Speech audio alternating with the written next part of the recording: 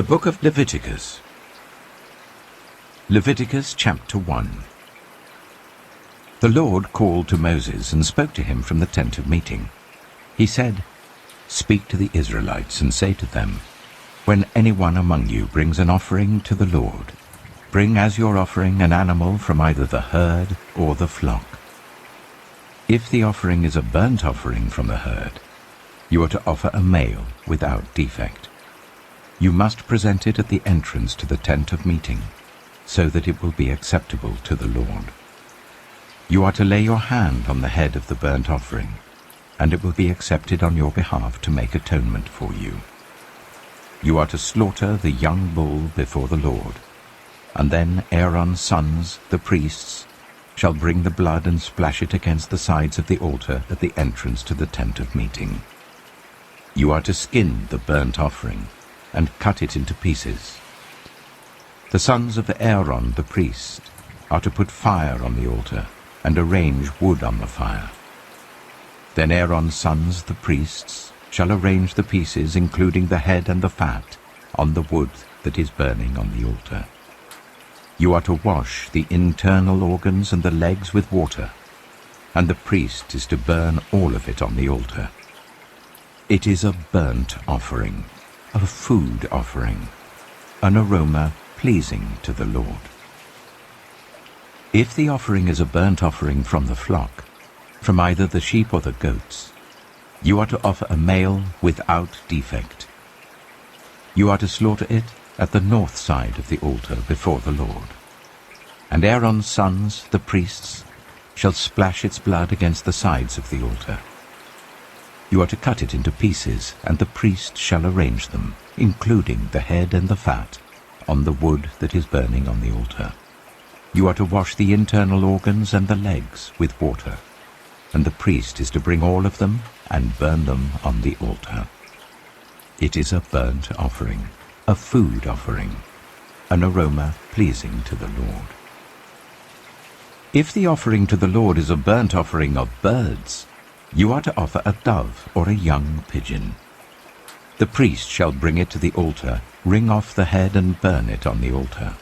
Its blood shall be drained out on the side of the altar.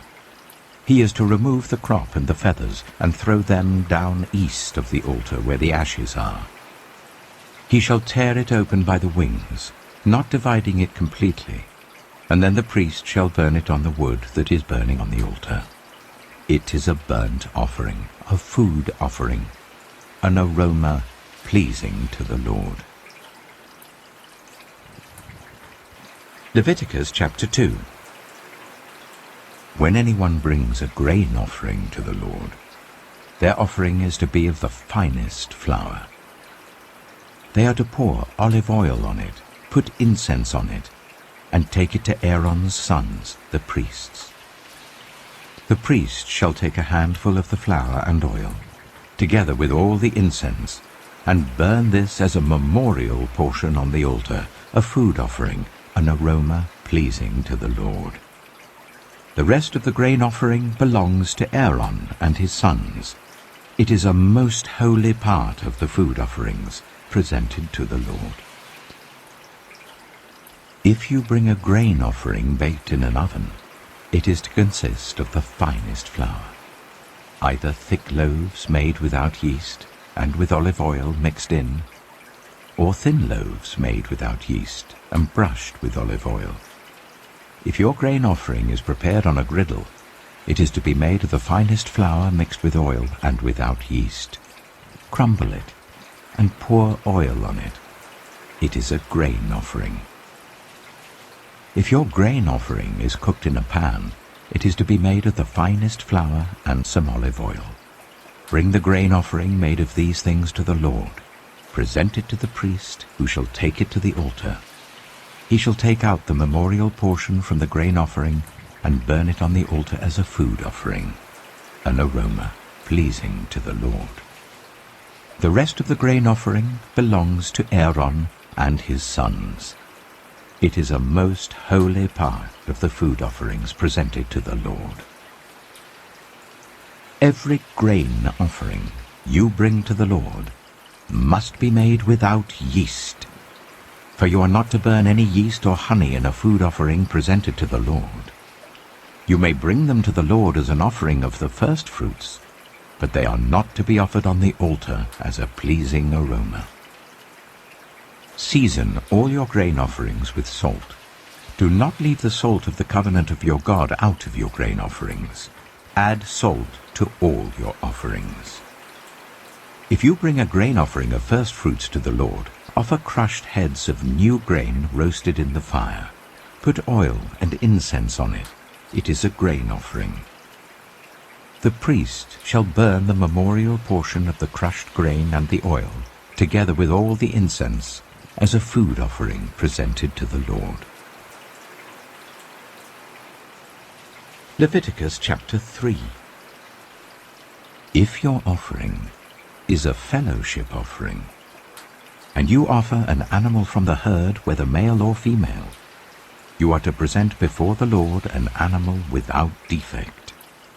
You are to lay your hand on the head of your offering and slaughter it at the entrance to the tent of meeting. Then Aaron's sons, the priests, shall splash the blood against the sides of the altar. From the fellowship offering, you are to bring a food offering to the Lord. The internal organs and all the fat that is connected to them, both kidneys with the fat on them near the loins, and the long lobe of the liver, which you will remove with the kidneys. Then Aaron's sons are to burn it on the altar, on top of the burnt offering that is lying on the burning wood. It is a food offering, an aroma pleasing to the Lord. If you offer an animal from the flock as a fellowship offering to the Lord, you are to offer a male or female without defect. If you offer a lamb, you are to present it before the Lord. Lay your hand on its head and slaughter it in front of the tent of meeting. Then Aaron's sons shall splash its blood against the sides of the altar. From the fellowship offering, you are to bring a food offering to the Lord. Its fat, the entire fat tail, cut off close to the backbone, the internal organs and all the fat that is connected to them, both kidneys with the fat on them near the loins, and the long lobe of the liver, which you will remove with the kidneys. The priest shall burn them on the altar as a food offering presented to the Lord. If your offering is a goat, you are to present it before the Lord. Lay your hand on its head and slaughter it in front of the tent of meeting. Then Aaron's sons shall splash its blood against the sides of the altar. From what you offer, you are to present this food offering to the Lord, the internal organs and all the fat that is connected to them, both kidneys with the fat on them near the loins, and the long lobe of the liver, which you will remove with the kidneys.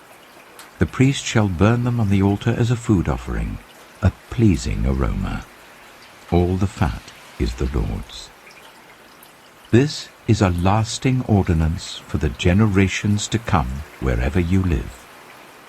You must not eat any fat or any blood. Leviticus chapter 4.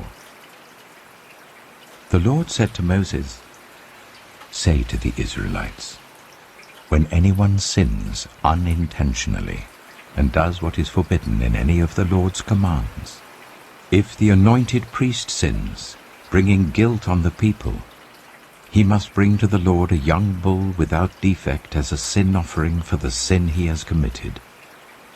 He is to present the bull at the entrance to the tent of meeting before the Lord. He is to lay his hand on its head and slaughter it there before the Lord. Then the anointed priest shall take some of the bull's blood and carry it to the tent of meeting. He is to dip his finger into the blood and sprinkle some of it 7 times before the Lord in front of the curtain of the sanctuary. The priest shall then put some of the blood on the horns of the altar of fragrant incense that is before the Lord in the tent of meeting. The rest of the bull's blood he shall pour out at the base of the altar of burnt offering at the entrance to the tent of meeting. He shall remove all the fat from the bull of the sin offering, all the fat that is connected to the internal organs, both kidneys with the fat on them near the loins, and the long lobe of the liver which he will remove with the kidneys, just as the fat is removed from the ox sacrificed as a fellowship offering. Then the priest shall burn them on the altar of burnt offering. But the hide of the bull, and all its flesh, as well as the head and legs, the internal organs, and the intestines, that is, all the rest of the bull, he must take outside the camp to a place ceremonially clean, where the ashes are thrown, and burn it there in a wood fire on the ash heap. If the whole Israelite community sins unintentionally, and does what is forbidden in any of the Lord's commands, even though the community is unaware of the matter, when they realize their guilt and the sin they committed becomes known, the assembly must bring a young bull as a sin offering and present it before the tent of meeting. The elders of the community are to lay their hands on the bull's head before the Lord, and the bull shall be slaughtered before the Lord. Then the anointed priest is to take some of the bull's blood into the tent of meeting. He shall dip his finger into the blood and sprinkle it before the Lord 7 times in front of the curtain. He is to put some of the blood on the horns of the altar that is before the Lord in the tent of meeting. The rest of the blood he shall pour out at the base of the altar of burnt offering at the entrance to the tent of meeting. He shall remove all the fat from it and burn it on the altar, and do with this bull just as he did with the bull for the sin offering. In this way the priest will make atonement for the community, and they will be forgiven. Then he shall take the bull outside the camp and burn it as he burned the first bull. This is the sin offering for the community. When a leader sins unintentionally and does what is forbidden in any of the commands of the Lord his God, when he realizes his guilt and the sin he has committed becomes known, he must bring as his offering a male goat without defect. He is to lay his hand on the goat's head and slaughter it at the place where the burnt offering is slaughtered before the Lord. It is a sin offering. Then the priest shall take some of the blood of the sin offering with his finger, and put it on the horns of the altar of burnt offering, and pour out the rest of the blood at the base of the altar. He shall burn all the fat on the altar as he burned the fat of the fellowship offering. In this way the priest will make atonement for the leader's sin, and he will be forgiven. If any member of the community sins unintentionally, and does what is forbidden in any of the Lord's commands, when they realize their guilt and the sin they have committed becomes known, they must bring as their offering for the sin they committed a female goat without defect. They are to lay their hand on the head of the sin offering and slaughter it at the place of the burnt offering. Then the priest is to take some of the blood with his finger and put it on the horns of the altar of burnt offering and pour out the rest of the blood at the base of the altar. They shall remove all the fat, just as the fat is removed from the fellowship offering, and the priest shall burn it on the altar as an aroma pleasing to the Lord. In this way the priest will make atonement for them, and they will be forgiven. If someone brings a lamb as their sin offering, they are to bring a female without defect. They are to lay their hand on its head and slaughter it for a sin offering at the place where the burnt offering is slaughtered. Then the priest shall take some of the blood of the sin offering with his finger and put it on the horns of the altar of burnt offering and pour out the rest of the blood at the base of the altar. They shall remove all the fat, just as the fat is removed from the lamb of the fellowship offering, and the priest shall burn it on the altar on top of the food offerings presented to the Lord. In this way the priest will make atonement for them for the sin they have committed, and they will be forgiven. Leviticus chapter 5. If anyone sins because they do not speak up when they hear a public charge, to testify regarding something they have seen or learned about, they will be held responsible. If anyone becomes aware that they are guilty, if they unwittingly touch anything ceremonially unclean, whether the carcass of an unclean animal, wild or domestic, or of any unclean creature that moves along the ground, and they are unaware that they have become unclean, but then they come to realize their guilt, or if they touch human uncleanness, anything that would make them unclean, even though they are unaware of it, but then they learn of it and realize their guilt. Or if anyone, thoughtlessly, takes an oath to do anything, whether good or evil, in any matter one might carelessly swear about, even though they are unaware of it, but then they learn of it and realize their guilt. When anyone becomes aware that they are guilty in any of these matters, they must confess in what way they have sinned. As a penalty for the sin they have committed, they must bring to the Lord a female lamb or goat from the flock as a sin offering, and the priest shall make atonement for them for their sin. Anyone who cannot afford a lamb is to bring 2 doves or 2 young pigeons to the Lord as a penalty for their sin, one for a sin offering and the other for a burnt offering. They are to bring them to the priest, who shall first offer the one for the sin offering. He is to wring its head from its neck, not dividing it completely, and is to splash some of the blood of the sin offering against the side of the altar. The rest of the blood must be drained out at the base of the altar. It is a sin offering. The priest shall then offer the other as a burnt offering in the prescribed way, and make atonement for them for the sin they have committed, and they will be forgiven. If, however, they cannot afford 2 doves or 2 young pigeons, they are to bring as an offering for their sin 1/10 of an ephah of the finest flour for a sin offering. They must not put olive oil or incense on it, because it is a sin offering. They are to bring it to the priest, who shall take a handful of it as a memorial portion and burn it on the altar on top of the food offerings presented to the Lord. It is a sin offering. In this way, the priest will make atonement for them for any of these sins they have committed, and they will be forgiven. The rest of the offering will belong to the priest, as in the case of the grain offering. The Lord said to Moses, "When anyone is unfaithful to the Lord by sinning unintentionally in regard to any of the Lord's holy things, they are to bring to the Lord as a penalty a ram from the flock, one without defect and of the proper value in silver according to the sanctuary shekel. It is a guilt offering. They must make restitution for what they have failed to do in regard to the holy things, pay an additional penalty of 1/5 of its value, and give it all to the priest. The priest will make atonement for them with the ram as a guilt offering, and they will be forgiven.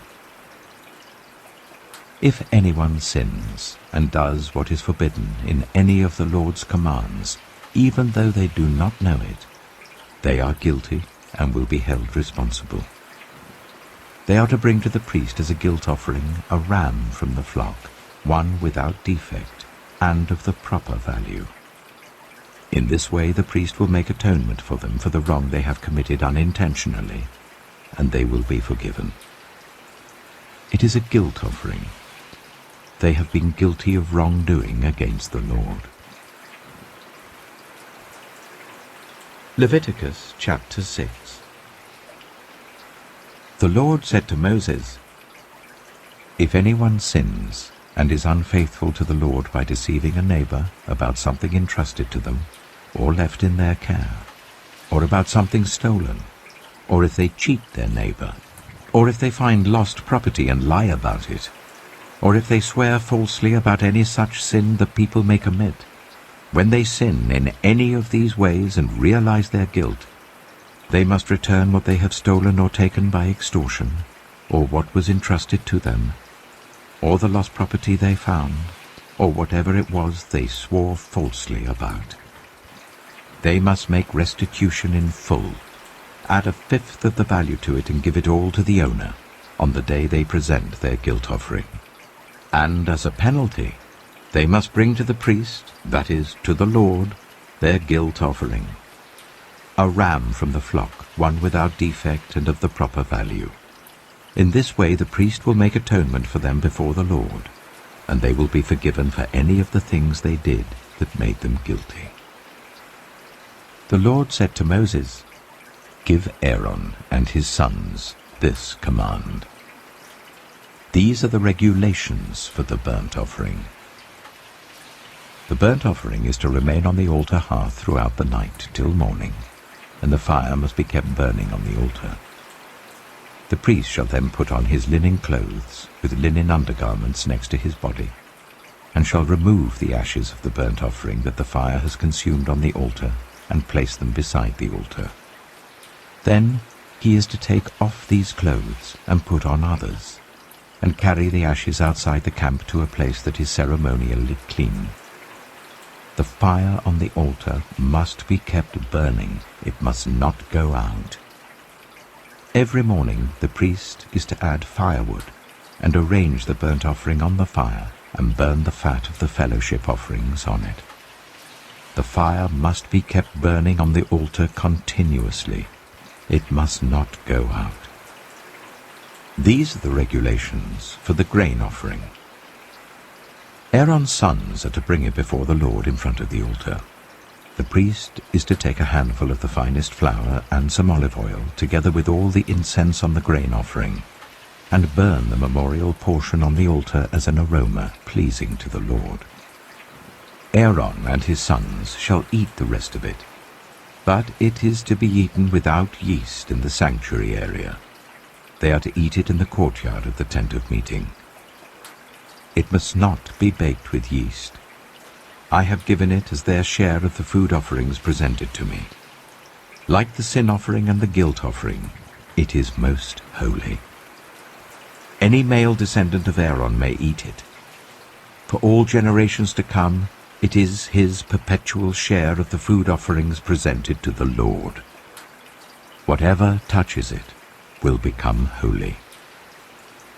The Lord also said to Moses, "This is the offering Aaron and his sons are to bring to the Lord on the day he is anointed: 1/10 of an ephah of the finest flour as a regular grain offering, half of it in the morning and half in the evening.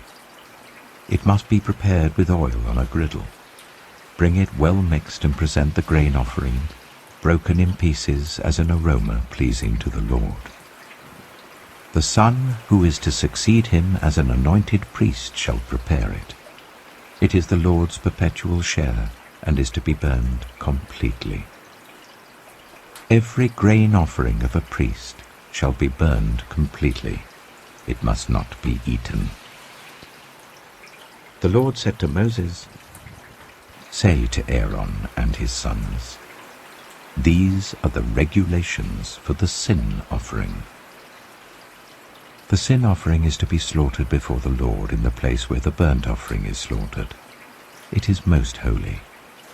The priest who offers it shall eat it. It is to be eaten in the sanctuary area, in the courtyard of the tent of meeting. Whatever touches any of the flesh will become holy, and if any of the blood is spattered on a garment, you must wash it in the sanctuary area.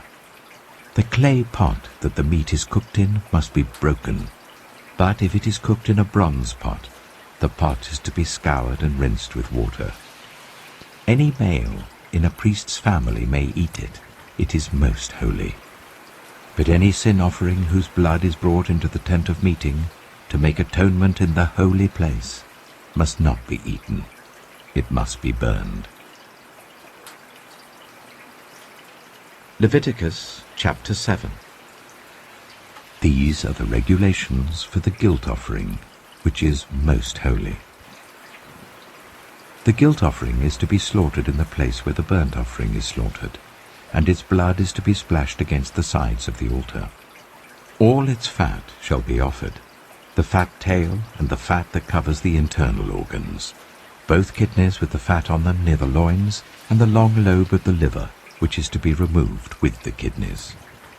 The priest shall burn them on the altar as a food offering presented to the Lord. It is a guilt offering. Any male in a priest's family may eat it, but it must be eaten in the sanctuary area. It is most holy. The same law applies to both the sin offering and the guilt offering. They belong to the priest, who makes atonement with them. The priest who offers a burnt offering for anyone may keep its hide for himself. Every grain offering baked in an oven or cooked in a pan or on a griddle belongs to the priest who offers it, and every grain offering, whether mixed with olive oil or dry, belongs equally to all the sons of Aaron. These are the regulations for the fellowship offering anyone may present to the Lord. If they offer it as an expression of thankfulness, then along with this thank offering, they are to offer thick loaves made without yeast and with olive oil mixed in, thin loaves made without yeast and brushed with oil, and thick loaves of the finest flour, well kneaded and with oil mixed in. Along with their fellowship offering of thanksgiving, they are to present an offering with thick loaves of bread made with yeast. They are to bring one of each kind as an offering, a contribution to the Lord. It belongs to the priest, who splashes the blood of the fellowship offering against the altar. The meat of their fellowship offering of thanksgiving must be eaten on the day it is offered. They must leave none of it till morning. If, however, their offering is the result of a vow, or is a free will offering, the sacrifice shall be eaten on the day they offer it, but anything left over may be eaten on the next day. Any meat of the sacrifice left over till the third day must be burned. If any meat of the fellowship offering is eaten on the third day, the one who offered it will not be accepted. It will not be reckoned to their credit, for it has become impure. The person who eats any of it will be held responsible. Meat that touches anything ceremonially unclean must not be eaten. It must be burned. As for other meat, anyone ceremonially clean may eat it. But if anyone who is unclean eats any meat of the fellowship offering belonging to the Lord, they must be cut off from their people. Anyone who touches something unclean, whether human uncleanness or an unclean animal or an unclean creature that moves along the ground, and then eats any of the meat of the fellowship offering belonging to the Lord, must be cut off from their people. The Lord said to Moses, "Say to the Israelites, do not eat any of the fat of cattle, sheep, or goats. The fat of an animal found dead or torn by wild animals may be used for any other purpose, but you must not eat it. Anyone who eats the fat of an animal from which a food offering may be presented to the Lord must be cut off from their people. And wherever you live, you must not eat the blood of any bird or animal. Anyone who eats blood must be cut off from their people." The Lord said to Moses, "Say to the Israelites, anyone who brings a fellowship offering to the Lord is to bring part of it as their sacrifice to the Lord. With their own hands they are to present the food offering to the Lord. They are to bring the fat together with the breast, and wave the breast before the Lord as a wave offering. The priest shall burn the fat on the altar, but the breast belongs to Aaron and his sons. You are to give the right thigh of your fellowship offerings to the priest as a contribution. The son of Aaron, who offers the blood and the fat of the fellowship offering, shall have the right thigh as his share. From the fellowship offerings of the Israelites, I have taken the breast that is waved and the thigh that is presented, and have given them to Aaron the priest and his sons as their perpetual share from the Israelites. This is the portion of the food offerings presented to the Lord that were allotted to Aaron and his sons on the day they were presented to serve the Lord as priests. On the day they were anointed, the Lord commanded that the Israelites give this to them as their perpetual share for the generations to come. These, then, are the regulations for the burnt offering, the grain offering, the sin offering, the guilt offering, the ordination offering, and the fellowship offering, which the Lord gave Moses at Mount Sinai, in the desert of Sinai, on the day he commanded the Israelites to bring their offerings to the Lord. Leviticus chapter 8. The Lord said to Moses, "Bring Aaron and his sons, their garments, the anointing oil, the bull for the sin offering, the 2 rams and the basket containing bread made without yeast, and gather the entire assembly at the entrance to the tent of meeting." Moses did as the Lord commanded him, and the assembly gathered at the entrance to the tent of meeting. Moses said to the assembly, "This is what the Lord has commanded to be done." Then Moses brought Aaron and his sons forward and washed them with water. He put the tunic on Aaron, tied the sash around him, clothed him with the robe, and put the ephod on him. He also fastened the ephod with a decorative waistband which he tied round him. He placed the breastpiece on him and put the Urim and Thummim in the breastpiece. Then he placed the turban on Aaron's head and set the gold plate, the sacred emblem, on the front of it, as the Lord commanded Moses. Then Moses took the anointing oil and anointed the tabernacle and everything in it, and so consecrated them. He sprinkled some of the oil on the altar 7 times, anointing the altar and all its utensils and the basin with its stand to consecrate them. He poured some of the anointing oil on Aaron's head and anointed him to consecrate him. Then he brought Aaron's sons forward, put tunics on them, tied sashes round them, and fastened caps on them, as the Lord commanded Moses. He then presented the bull for the sin offering, and Aaron and his sons laid their hands on its head. Moses slaughtered the bull and took some of the blood, and with his finger he put it on all the horns of the altar to purify the altar. He poured out the rest of the blood at the base of the altar, so he consecrated it to make atonement for it.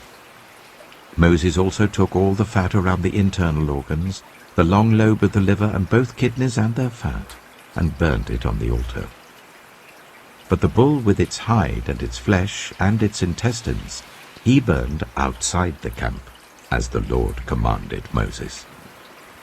He then presented the ram for the burnt offering, and Aaron and his sons laid their hands on its head. Then Moses slaughtered the ram and splashed the blood against the sides of the altar. He cut the ram into pieces and burned the head, the pieces and the fat. He washed the internal organs and the legs with water and burned the whole ram on the altar. It was a burnt offering, a pleasing aroma, a food offering presented to the Lord, as the Lord commanded Moses. He then presented the other ram, the ram for the ordination. And Aaron and his sons laid their hands on its head. Moses slaughtered the ram and took some of its blood, and put it on the lobe of Aaron's right ear, on the thumb of his right hand, and on the big toe of his right foot. Moses also brought Aaron's sons forward, and put some of the blood on the lobes of their right ears, on the thumbs of their right hands, and on the big toes of their right feet. Then he splashed blood against the sides of the altar.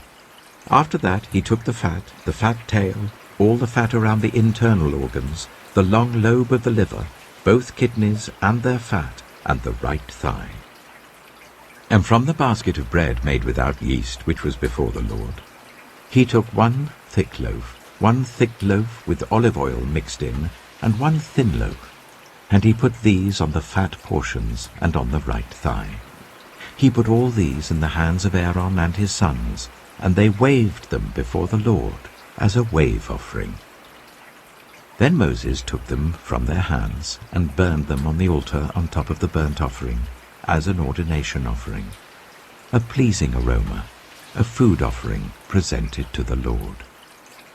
Moses also took the breast, which was his share of the ordination ram, and waved it before the Lord as a wave offering, as the Lord commanded Moses. Then Moses took some of the anointing oil, and some of the blood from the altar, and sprinkled them on Aaron and his garments, and on his sons and their garments. So he consecrated Aaron and his garments, and his sons and their garments. Moses then said to Aaron and his sons, "Cook the meat at the entrance to the tent of meeting, and eat it there with the bread from the basket of ordination offerings, as I was commanded. Aaron and his sons are to eat it. Then burn the rest of the meat and the bread. Do not leave the entrance to the tent of meeting for 7 days, until the days of your ordination are completed, for your ordination will last 7 days. What has been done today was commanded by the Lord to make atonement for you. You must stay at the entrance to the tent of meeting, day and night, for 7 days, and do what the Lord requires, so that you will not die. For that is what I have been commanded." So Aaron and his sons did everything the Lord commanded through Moses. Leviticus chapter 9. On the 8th day, Moses summoned Aaron and his sons and the elders of Israel. He said to Aaron, "Take a bull calf for your sin offering, and a ram for your burnt offering, both without defect, and present them before the Lord.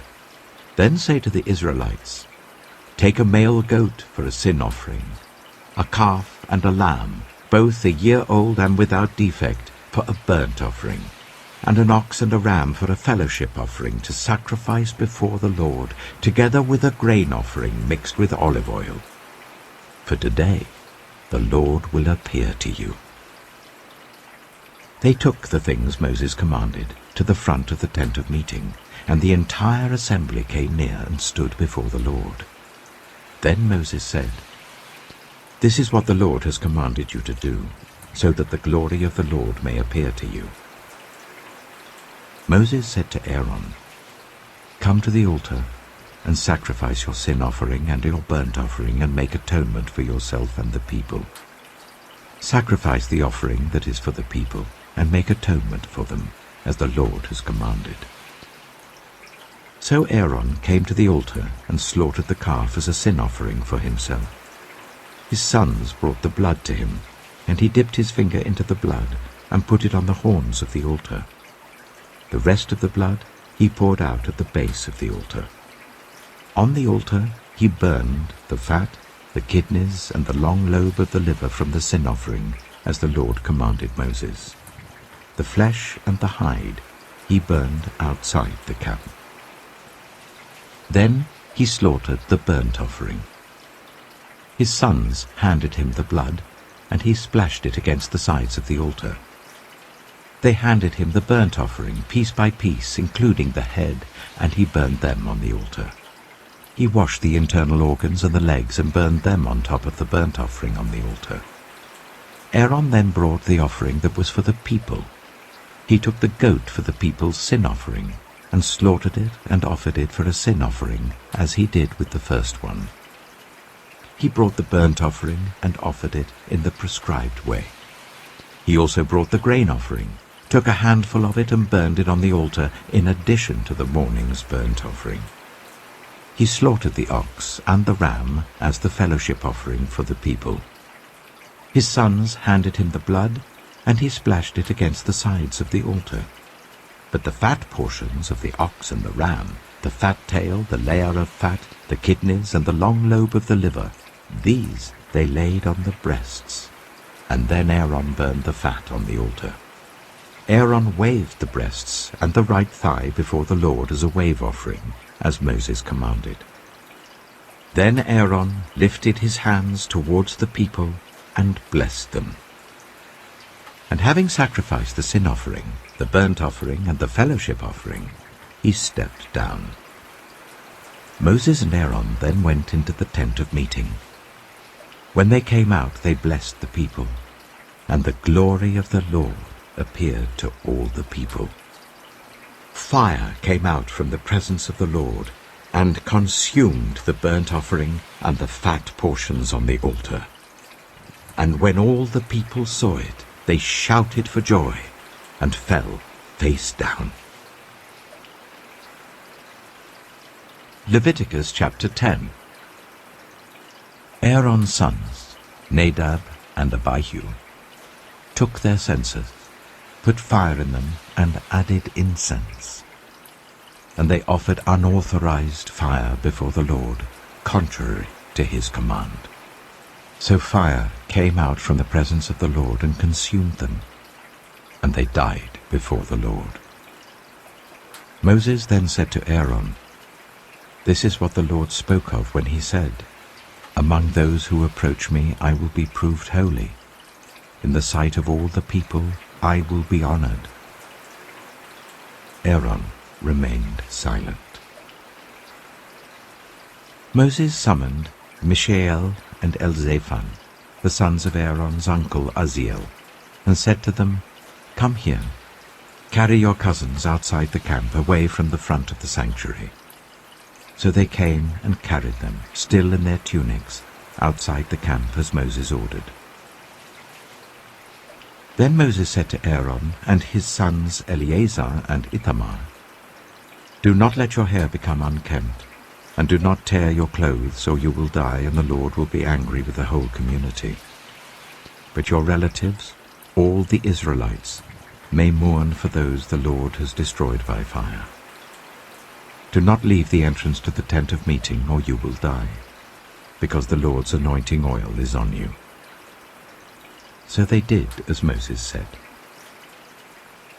Then the Lord said to Aaron, "You and your sons are not to drink wine or other fermented drink whenever you go into the tent of meeting, or you will die.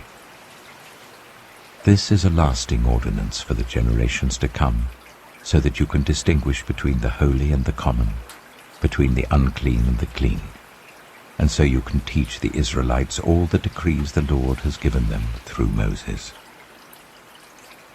Moses said to Aaron and his remaining sons, Eleazar and Ithamar, "Take the grain offering left over from the food offerings prepared without yeast, and present it to the Lord, and eat it beside the altar, for it is most holy. Eat it in the sanctuary area, because it is your share, and your son's share of the food offerings presented to the Lord, for so I have been commanded. But you and your sons and your daughters may eat the breast that was waved and the thigh that was presented. Eat them in a ceremonially clean place. They have been given to you and your children as your share of the Israelites' fellowship offerings. The thigh that was presented and the breast that was waved must be brought with the fat portions of the food offerings, to be waved before the Lord as a wave offering. This will be the perpetual share for you and your children, as the Lord commanded." When Moses inquired about the goat of the sin offering, and found that it had been burned, he was angry with Eleazar and Ithamar, Aaron's remaining sons, and asked, "Why didn't you eat the sin offering in the sanctuary area? It is most holy. It was given to you to take away the guilt of the community by making atonement for them before the Lord. Since its blood was not taken into the holy place, you should have eaten the goat in the sanctuary area, as I commanded." Aaron replied to Moses, "Today they sacrificed their sin offering and their burnt offering before the Lord. But such things as this have happened to me. Would the Lord have been pleased if I had eaten the sin offering today?" When Moses heard this, he was satisfied. Leviticus chapter 11. The Lord said to Moses and Aaron, "Say to the Israelites, of all the animals that live on land, these are the ones you may eat. You may eat any animal that has a divided hoof and that chews the cud. There are some that only chew the cud or only have a divided hoof, but you must not eat them. The camel, though it chews the cud, does not have a divided hoof. It is ceremonially unclean for you. The hyrax, though it chews the cud, does not have a divided hoof. It is unclean for you. The rabbit, though it chews the cud, does not have a divided hoof. It is unclean for you. And the pig, though it has a divided hoof, does not chew the cud. It is unclean for you. You must not eat their meat or touch their carcasses. They are unclean for you. Of all the creatures living in the water of the seas and the streams, you may eat any that have fins and scales. But all creatures in the seas or streams that do not have fins and scales, whether among all the swarming things or among all the other living creatures in the water, you are to regard as unclean. And since you are to regard them as unclean, you must not eat their meat. You must regard their carcasses as unclean. Anything living in the water that does not have fins and scales is to be regarded as unclean by you. These are the birds you are to regard as unclean, and not eat, because they are unclean: the eagle, the vulture, the black vulture, the red kite, any kind of black kite, any kind of raven, the horned owl, the screech owl, the gull, any kind of hawk, the little owl, the cormorant, the great owl, the white owl, the desert owl, the osprey, the stork, any kind of heron, the hoopoe, and the bat. All flying insects that walk on all fours are to be regarded as unclean by you. There are, however, some flying insects that walk on all fours that you may eat, those that have jointed legs for hopping on the ground. Of these you may eat any kind of locust, cricket, cicada, or grasshopper. But all other flying insects that have 4 legs you are to regard as unclean. You will make yourselves unclean by these. Whoever touches their carcass will be unclean till evening. Whoever picks up one of their carcasses must wash their clothes, and they will be unclean till evening. Every animal that does not have a divided hoof, or that does not chew the cud, is unclean for you. Whoever touches the carcass of any of them will be unclean. Of all the animals that walk on all fours, those that walk on their paws are unclean for you. Whoever touches their carcasses will be unclean till evening. Anyone who picks up their carcasses must wash their clothes, and they will be unclean till evening. These animals are unclean for you. Of the animals that move along the ground, these are unclean for you: the weasel, the rat, any kind of great lizard, the gecko, the monitor lizard, the wall lizard, the skink, and the chameleon. Of all those that move along the ground, these are unclean for you. Whoever touches them when they are dead will be unclean till evening. When one of them dies and falls on something, that article, whatever its use, will be unclean, whether it is made of wood, cloth, hide, or sackcloth. Put it in water. It will be unclean till evening, and then it will be clean. If one of them falls into a clay pot, everything in it will be unclean, and you must break the pot. Any food you are allowed to eat that has come into contact with water from any such pot is unclean, and any liquid that is drunk from such a pot is unclean. Anything that one of their carcasses falls on becomes unclean. An oven or cooking pot must be broken up. They are unclean, and you are to regard them as unclean. A spring, however, or a cistern for collecting water remains clean. But anyone who touches one of these carcasses is unclean. If a carcass falls on any seeds that are to be planted, they remain clean.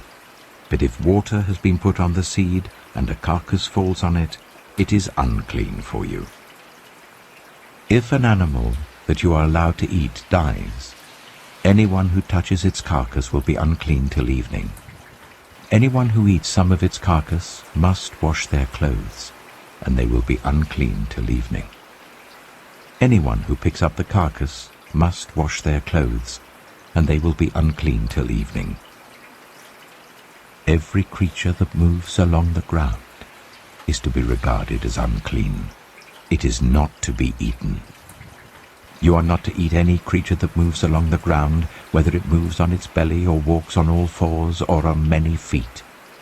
It is unclean. Do not defile yourselves by any of these creatures. Do not make yourselves unclean by means of them, or be made unclean by them. I am the Lord your God. Consecrate yourselves and be holy, because I am holy. Do not make yourselves unclean by any creature that moves along the ground. I am the Lord, who brought you up out of Egypt to be your God. Therefore be holy, because I am holy.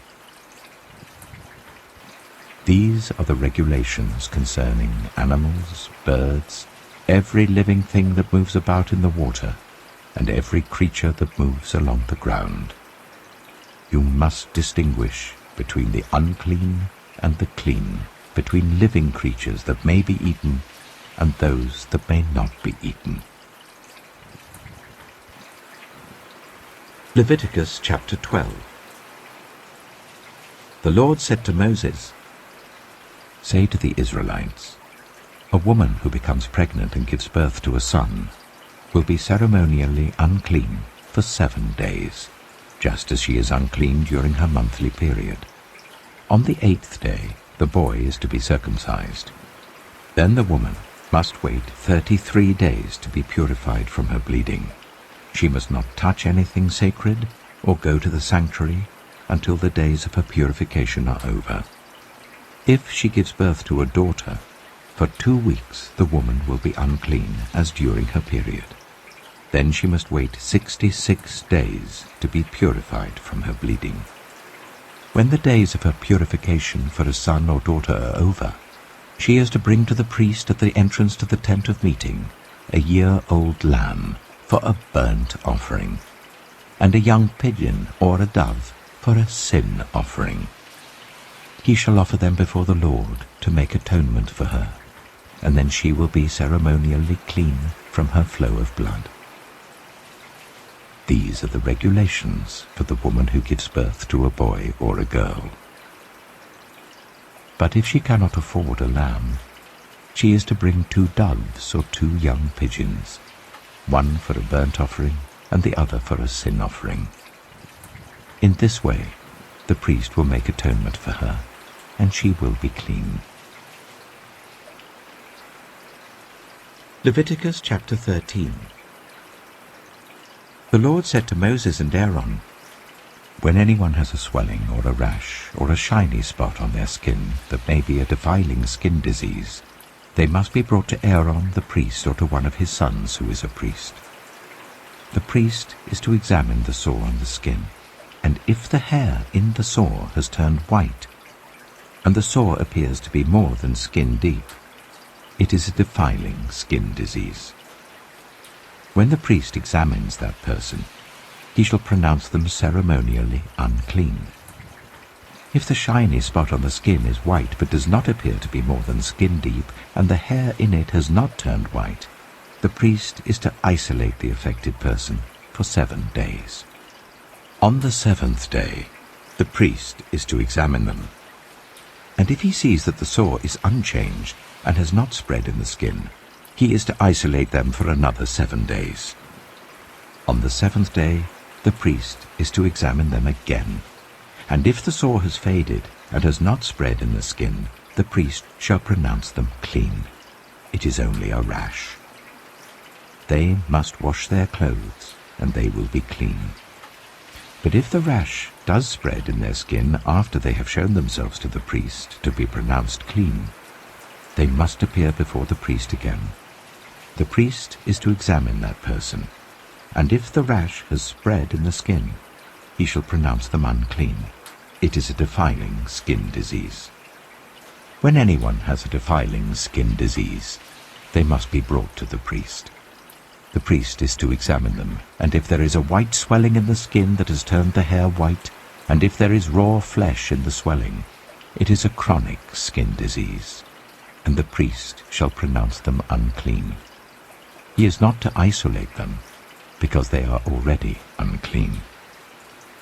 If the disease breaks out all over their skin, and so far as the priest can see, it covers all the skin of the affected person from head to foot, the priest is to examine them.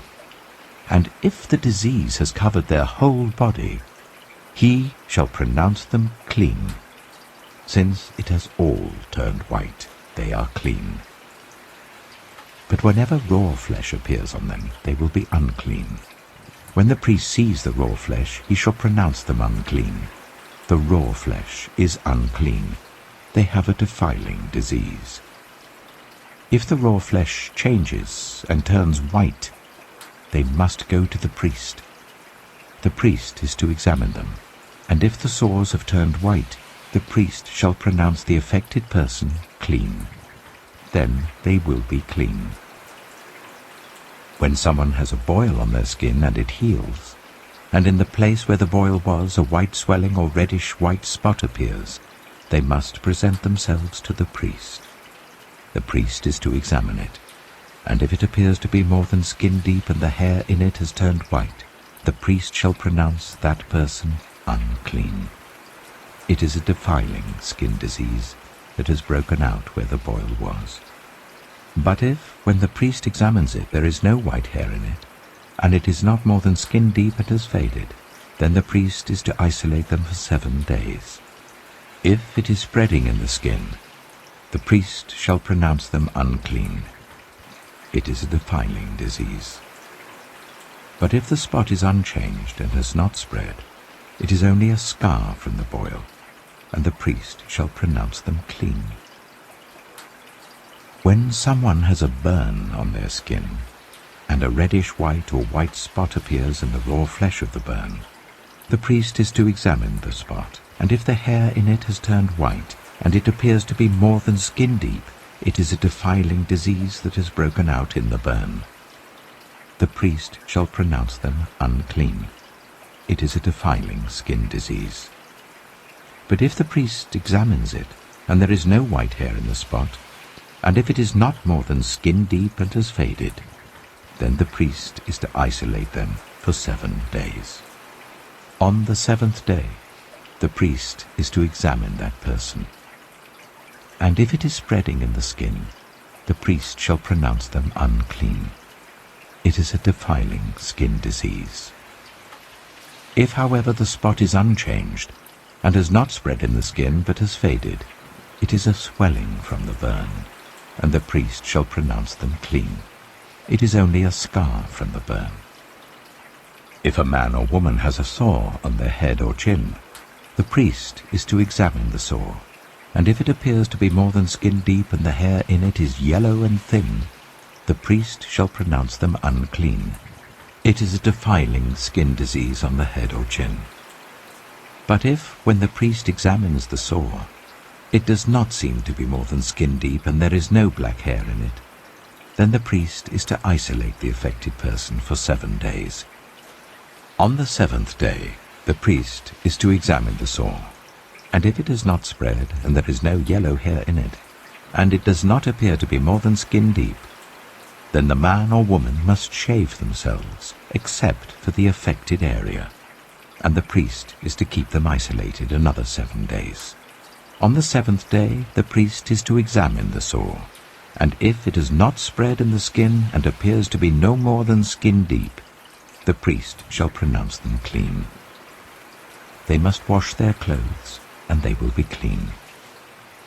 But if the sore does spread in the skin after they are pronounced clean, the priest is to examine them, and if he finds that the sore has spread in the skin, he does not need to look for yellow hair.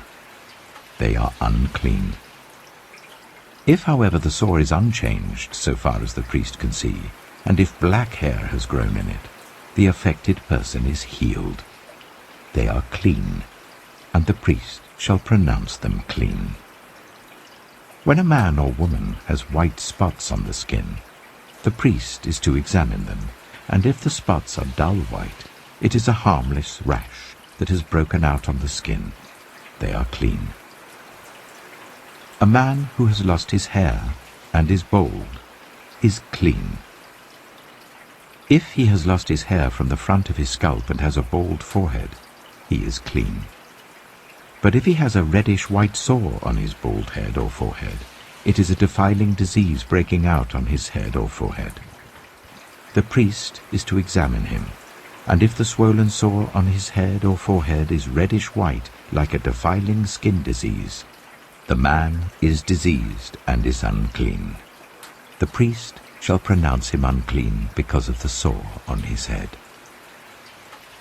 Anyone with such a defiling disease must wear torn clothes, let their hair be unkempt, cover the lower part of their face, and cry out, "Unclean, unclean." As long as they have the disease, they remain unclean. They must live alone. They must live outside the camp. As for any fabric that is spoiled with a defiling mold, any woolen or linen clothing, any woven or knitted material of linen or wool, any leather or anything made of leather, if the affected area in the fabric, the leather, the woven or knitted material, or any leather article is greenish or reddish, it is a defiling mold and must be shown to the priest. The priest is to examine the affected area and isolate the article for 7 days. On the 7th day he is to examine it, and if the mold has spread in the fabric, the woven or knitted material, or the leather, whatever its use, it is a persistent, defiling mold. The article is unclean. He must burn the fabric, the woven or knitted material of wool or linen, or any leather article that has been spoiled, because the defiling mold is persistent. The article must be burned. But if, when the priest examines it, the mold has not spread in the fabric, the woven or knitted material, or the leather article, he shall order that the spoiled article be washed. Then he is to isolate it for another 7 days. After the article has been washed, the priest is to examine it again, and if the mold has not changed its appearance, even though it has not spread, it is unclean. Burn it, no matter which side of the fabric has been spoiled. If, when the priest examines it, the mold has faded after the article has been washed, he is to tear the spoiled part out of the fabric, the leather, or the woven or knitted material. But if it reappears in the fabric, in the woven or knitted material, or in the leather article, it is a spreading mold.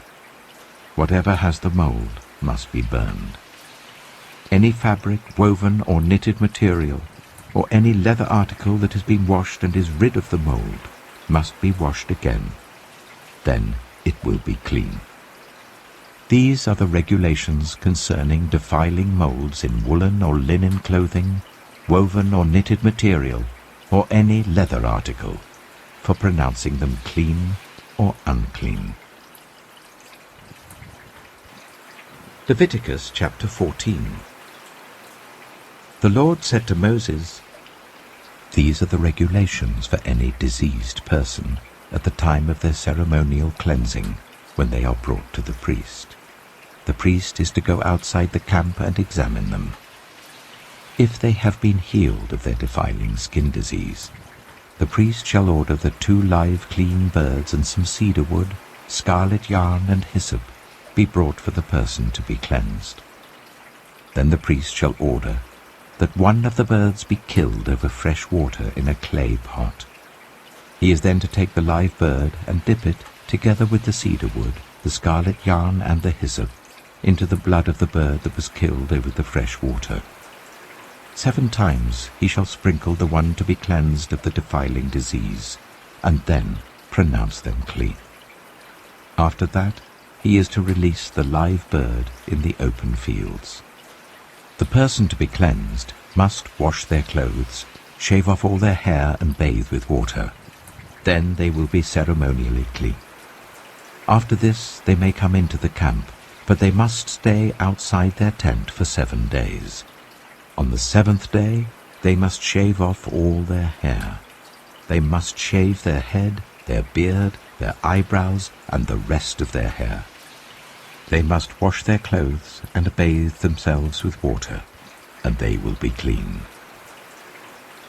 On the 8th day they must bring 2 male lambs and 1 ewe lamb, a year old, each without defect, along with 3/10 of an ephah of the finest flour mixed with olive oil for a grain offering, and 1 log of oil. The priest who pronounces them clean shall present both the one to be cleansed and their offerings before the Lord at the entrance to the tent of meeting. Then the priest is to take one of the male lambs and offer it as a guilt offering, along with the log of oil. He shall wave them before the Lord as a wave offering. He is to slaughter the lamb in the sanctuary area where the sin offering and the burnt offering are slaughtered. Like the sin offering, the guilt offering belongs to the priest. It is most holy. The priest is to take some of the blood of the guilt offering and put it on the lobe of the right ear of the one to be cleansed, on the thumb of their right hand, and on the big toe of their right foot. The priest shall then take some of the log of oil, pour it in the palm of his own left hand, dip his right forefinger into the oil in his palm, and with his finger sprinkle some of it before the Lord 7 times.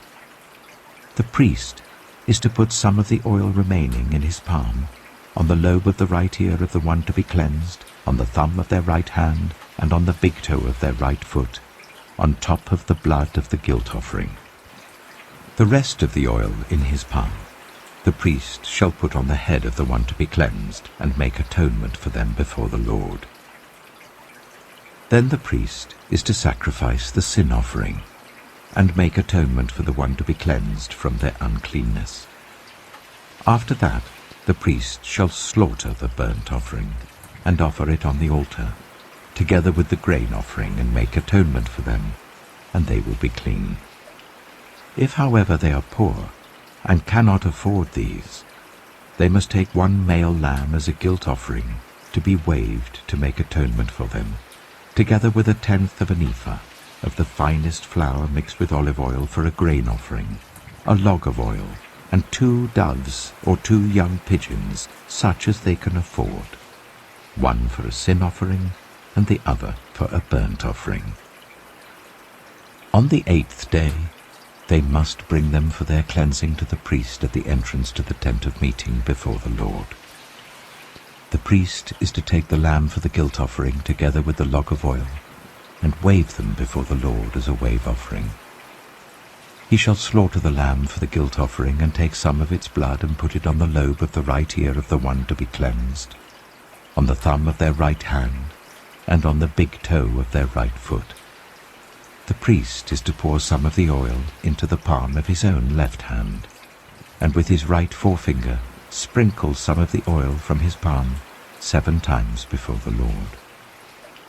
Some of the oil in his palm he is to put on the same places he put the blood of the guilt offering, on the lobe of the right ear of the one to be cleansed, on the thumb of their right hand, and on the big toe of their right foot. The rest of the oil in his palm the priest shall put on the head of the one to be cleansed, to make atonement for them before the Lord.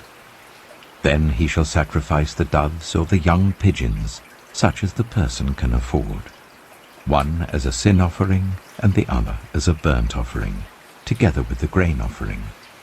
In this way the priest will make atonement before the Lord on behalf of the one to be cleansed. These are the regulations for anyone who has a defiling skin disease, and who cannot afford the usual offerings for their cleansing. The Lord said to Moses and Aaron, "When you enter the land of Canaan, which I am giving you as your possession, and I put a spreading mold in a house in that land, the owner of the house must go and tell the priest, 'I have seen something that looks like a defiling mold in my house.' The priest is to order the house to be emptied before he goes in to examine the mold, so that nothing in the house will be pronounced unclean. After this, the priest is to go in and inspect the house. He is to examine the mold on the walls, and if it has greenish or reddish depressions that appear to be deeper than the surface of the wall, the priest shall go out of the doorway of the house and close it up for 7 days. On the 7th day, the priest shall return to inspect the house. If the mold has spread on the walls, he is to order that the contaminated stones be torn out and thrown into an unclean place outside the town. He must have all the inside walls of the house scraped, and the material that is scraped off dumped into an unclean place outside the town. Then they are to take other stones to replace these, and to take new clay and plaster the house. If the defiling mold reappears in the house after the stones have been torn out and the house scraped and plastered, the priest is to go and examine it. And if the mold has spread in the house, it is a persistent defiling mold. The house is unclean. It must be torn down, its stones, timbers, and all the plaster, and taken out of the town to an unclean place. Anyone who goes into the house while it is closed up will be unclean till evening. Anyone who sleeps or eats in the house must wash their clothes. But if the priest comes to examine it and the mold has not spread after the house has been plastered, he shall pronounce the house clean because the defiling mold is gone. To purify the house, he is to take 2 birds and some cedar wood, scarlet yarn, and hyssop. He shall kill one of the birds over fresh water in a clay pot. Then he is to take the cedar wood, the hyssop, the scarlet yarn, and the live bird, dip them into the blood of the dead bird and the fresh water, and sprinkle the house 7 times. He shall purify the house with the bird's blood, the fresh water, the live bird, the cedar wood, the hyssop, and the scarlet yarn. Then he is to release the live bird in the open fields outside the town.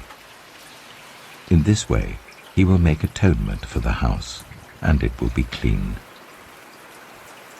These are the regulations for any defiling skin disease, for a sore, for defiling molds in fabric or in a house, and for a swelling, a rash, or a shiny spot, to determine when something is clean or unclean. These are the regulations for defiling skin diseases and defiling molds. Leviticus chapter 15. The Lord said to Moses and Aaron, "Speak to the Israelites and say to them, when any man has an unusual bodily discharge, such a discharge is unclean. Whether it continues flowing from his body or is blocked, it will make him unclean. This is how his discharge will bring about uncleanness. Any bed the man with a discharge lies on will be unclean, and anything he sits on will be unclean. Anyone who touches his bed must wash their clothes and bathe with water, and they will be unclean till evening. Whoever sits on anything that the man with the discharge sat on must wash their clothes and bathe with water, and they will be unclean till evening. Whoever touches the man who has a discharge must wash their clothes and bathe with water, and they will be unclean till evening. If the man with the discharge spits on anyone who is clean, they must wash their clothes and bathe with water, and they will be unclean till evening. Everything the man sits on when riding will be unclean, and whoever touches any of the things that were under him will be unclean till evening. Whoever picks up those things must wash their clothes and bathe with water, and they will be unclean till evening. Anyone the man with a discharge touches without rinsing his hands with water must wash their clothes and bathe with water, and they will be unclean till evening. A clay pot that the man touches must be broken, and any wooden article is to be rinsed with water. When a man is cleansed from his discharge, he is to count 7 days for his ceremonial cleansing. He must wash his clothes and bathe himself with fresh water, and he will be clean. On the 8th day he must take 2 doves or 2 young pigeons, and come before the Lord to the entrance to the tent of meeting and give them to the priest. The priest is to sacrifice them, the one for a sin offering and the other for a burnt offering. In this way he will make atonement before the Lord for the man because of his discharge. When a man has an emission of semen, he must bathe his whole body with water, and he will be unclean till evening. Any clothing or leather that has semen on it must be washed with water, and it will be unclean till evening. When a man has sexual relations with a woman, and there is an emission of semen, both of them must bathe with water, and they will be unclean till evening. When a woman has her regular flow of blood, the impurity of her monthly period will last 7 days, and anyone who touches her will be unclean till evening. Anything she lies on during her period will be unclean, and anything she sits on will be unclean. Anyone who touches her bed will be unclean. They must wash their clothes and bathe with water, and they will be unclean till evening. Anyone who touches anything she sits on will be unclean. They must wash their clothes and bathe with water, and they will be unclean till evening. Whether it is the bed or anything she was sitting on, when anyone touches it, they will be unclean till evening. If a man has sexual relations with her, and her monthly flow touches him, he will be unclean for 7 days. Any bed he lies on will be unclean. When a woman has a discharge of blood for many days at a time other than her monthly period, or has a discharge that continues beyond her period, she will be unclean as long as she has the discharge, just as in the days of her period. Any bed she lies on while her discharge continues will be unclean, as is her bed during her monthly period, and anything she sits on will be unclean, as during her period. Anyone who touches them will be unclean. They must wash their clothes and bathe with water, and they will be unclean till evening. When she is cleansed from her discharge, she must count 7 days, and after that she will be ceremonially clean. On the 8th day she must take 2 doves or 2 young pigeons and bring them to the priest at the entrance to the tent of meeting. The priest is to sacrifice one for a sin offering and the other for a burnt offering. In this way he will make atonement for her before the Lord for the uncleanness of her discharge. You must keep the Israelites separate from things that make them unclean, so they will not die in their uncleanness for defiling my dwelling place which is among them. These are the regulations for a man with a discharge, for anyone made unclean by an emission of semen, for a woman in her monthly period, for a man or woman with a discharge, and for a man who has sexual relations with a woman who is ceremonially unclean. Leviticus chapter 16. The Lord spoke to Moses after the death of the 2 sons of Aaron, who died when they approached the Lord. The Lord said to Moses, "Tell your brother Aaron that he is not to come whenever he chooses into the most holy place behind the curtain in front of the atonement cover on the ark, or else he will die. For I will appear in the cloud over the atonement cover." This is how Aaron is to enter the most holy place. He must first bring a young bull for a sin offering and a ram for a burnt offering. He is to put on the sacred linen tunic with linen undergarments next to his body. He is to tie the linen sash round him and put on the linen turban. These are sacred garments, so he must bathe himself with water before he puts them on. From the Israelite community, he is to take 2 male goats for a sin offering and a ram for a burnt offering. Aaron is to offer the bull for his own sin offering, to make atonement for himself and his household. Then he is to take the 2 goats and present them before the Lord at the entrance to the tent of meeting. He is to cast lots for the 2 goats, 1 lot for the Lord, the other for the scapegoat. Aaron shall bring the goat whose lot falls to the Lord and sacrifice it for a sin offering. But the goat chosen by lot as the scapegoat shall be presented alive before the Lord, to be used for making atonement by sending it into the wilderness as a scapegoat.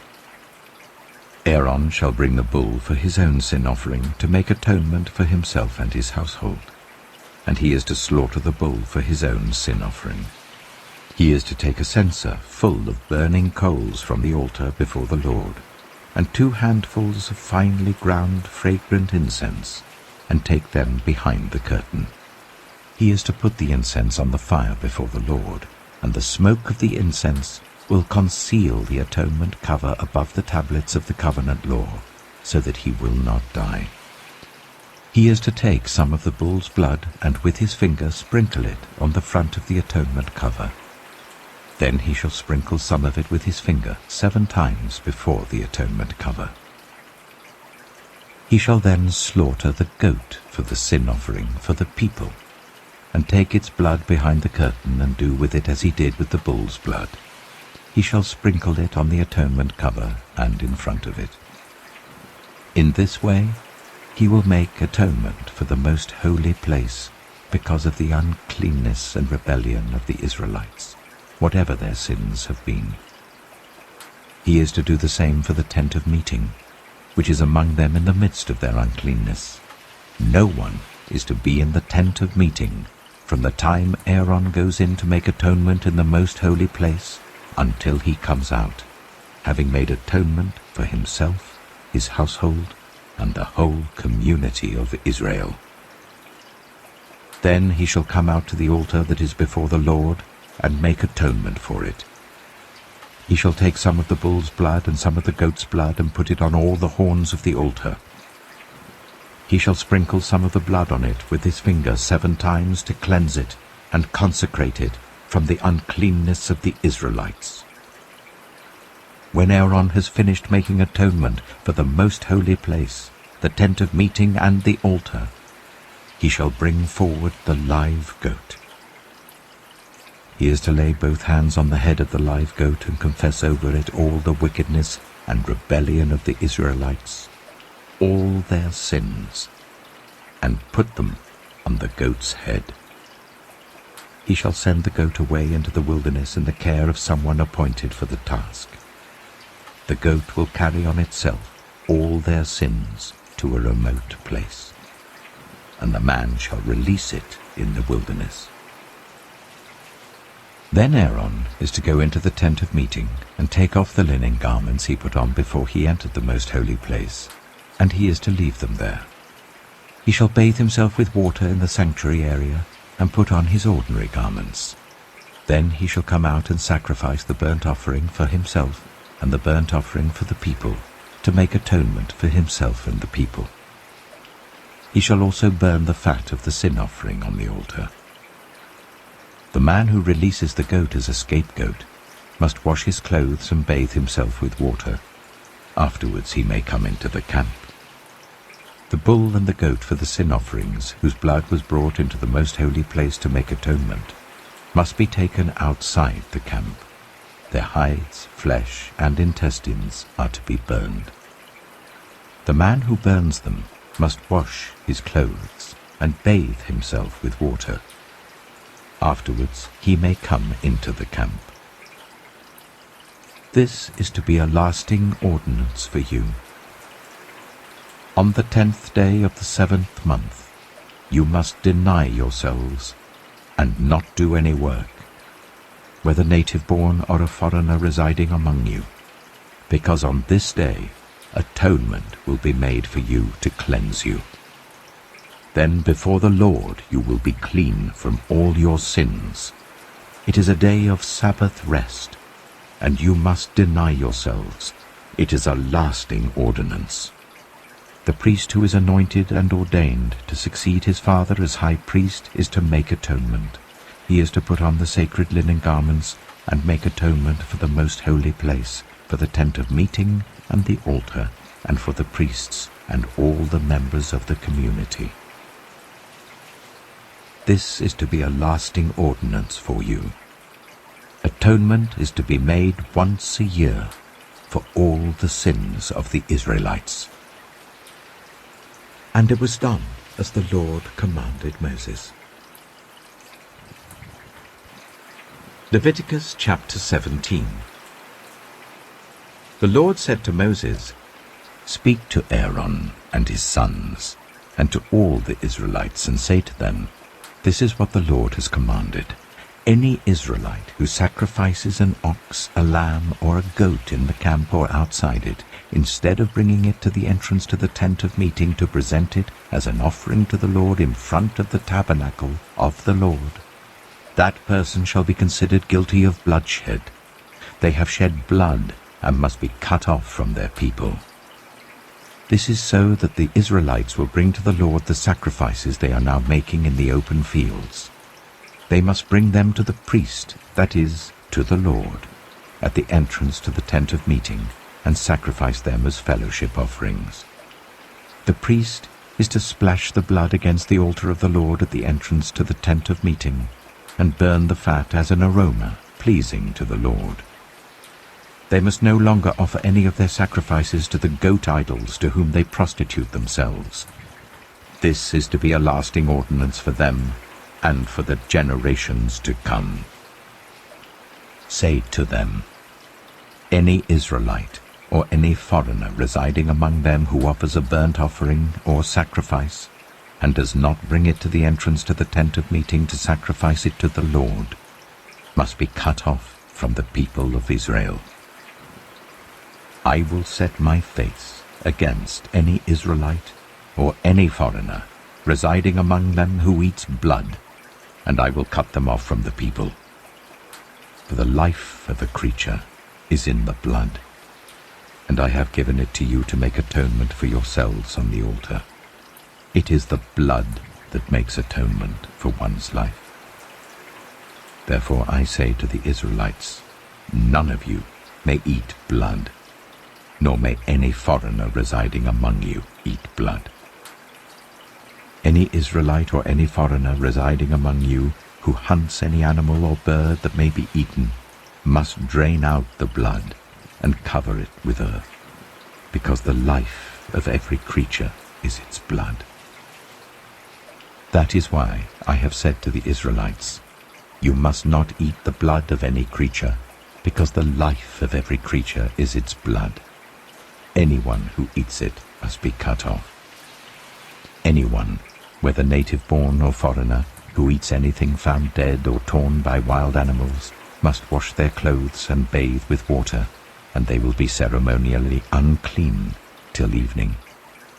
Then they will be clean.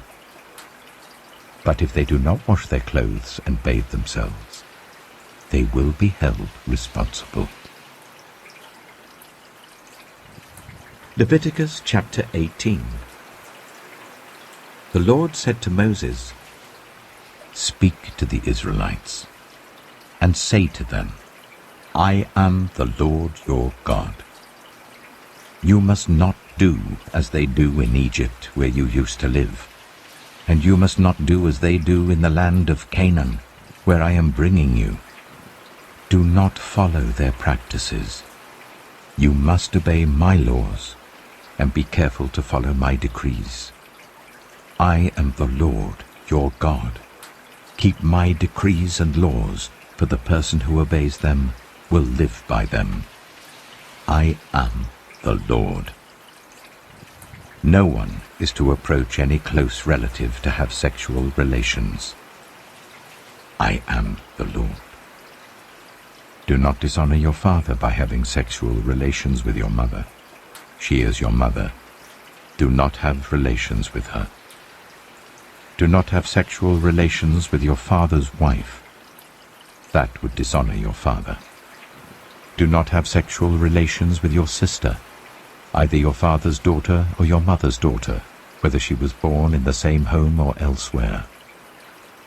Do not have sexual relations with your son's daughter or your daughter's daughter. That would dishonor you. Do not have sexual relations with the daughter of your father's wife born to your father. She is your sister. Do not have sexual relations with your father's sister. She is your father's close relative. Do not have sexual relations with your mother's sister, because she is your mother's close relative. Do not dishonor your father's brother by approaching his wife to have sexual relations. She is your aunt. Do not have sexual relations with your daughter-in-law. She is your son's wife. Do not have relations with her. Do not have sexual relations with your brother's wife. That would dishonor your brother. Do not have sexual relations with both a woman and her daughter. Do not have sexual relations with either her son's daughter or her daughter's daughter. They are her close relatives. That is wickedness.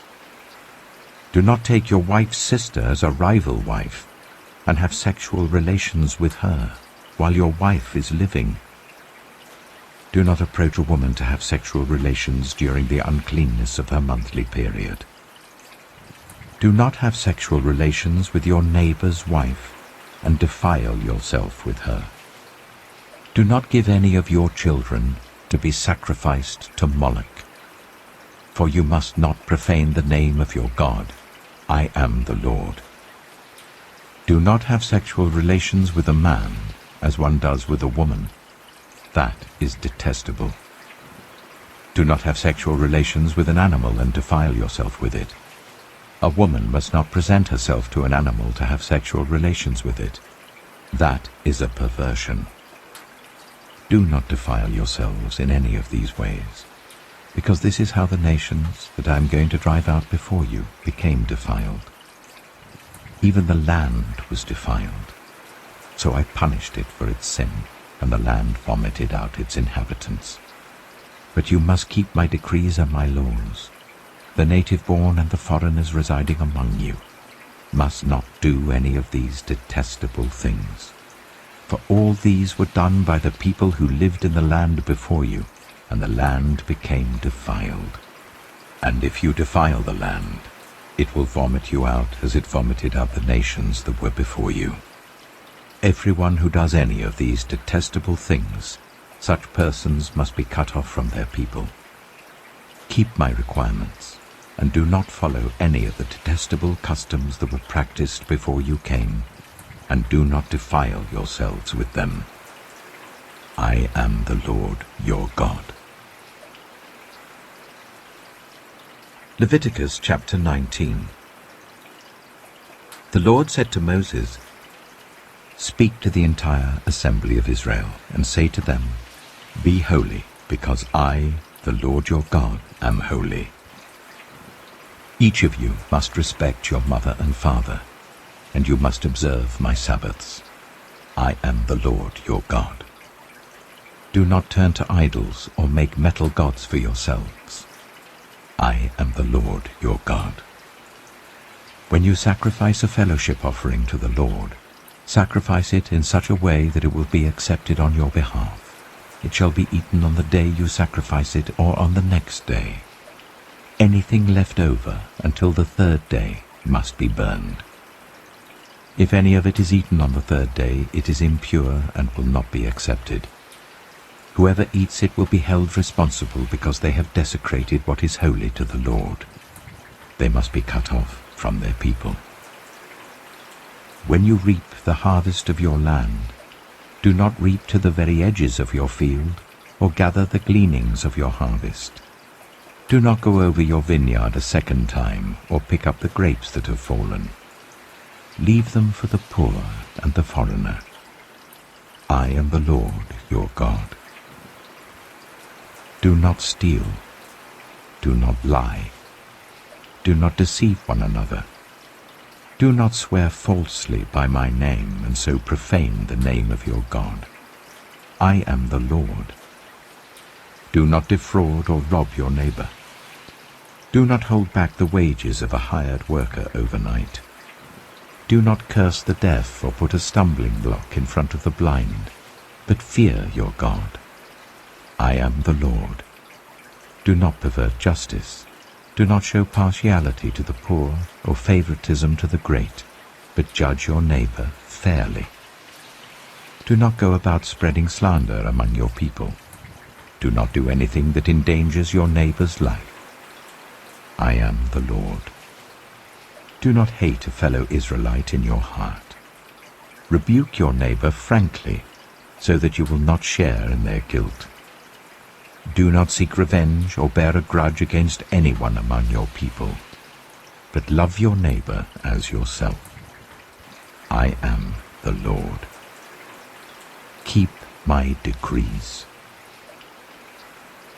Do not mate different kinds of animals. Do not plant your field with two kinds of seed. Do not wear clothing woven of two kinds of material.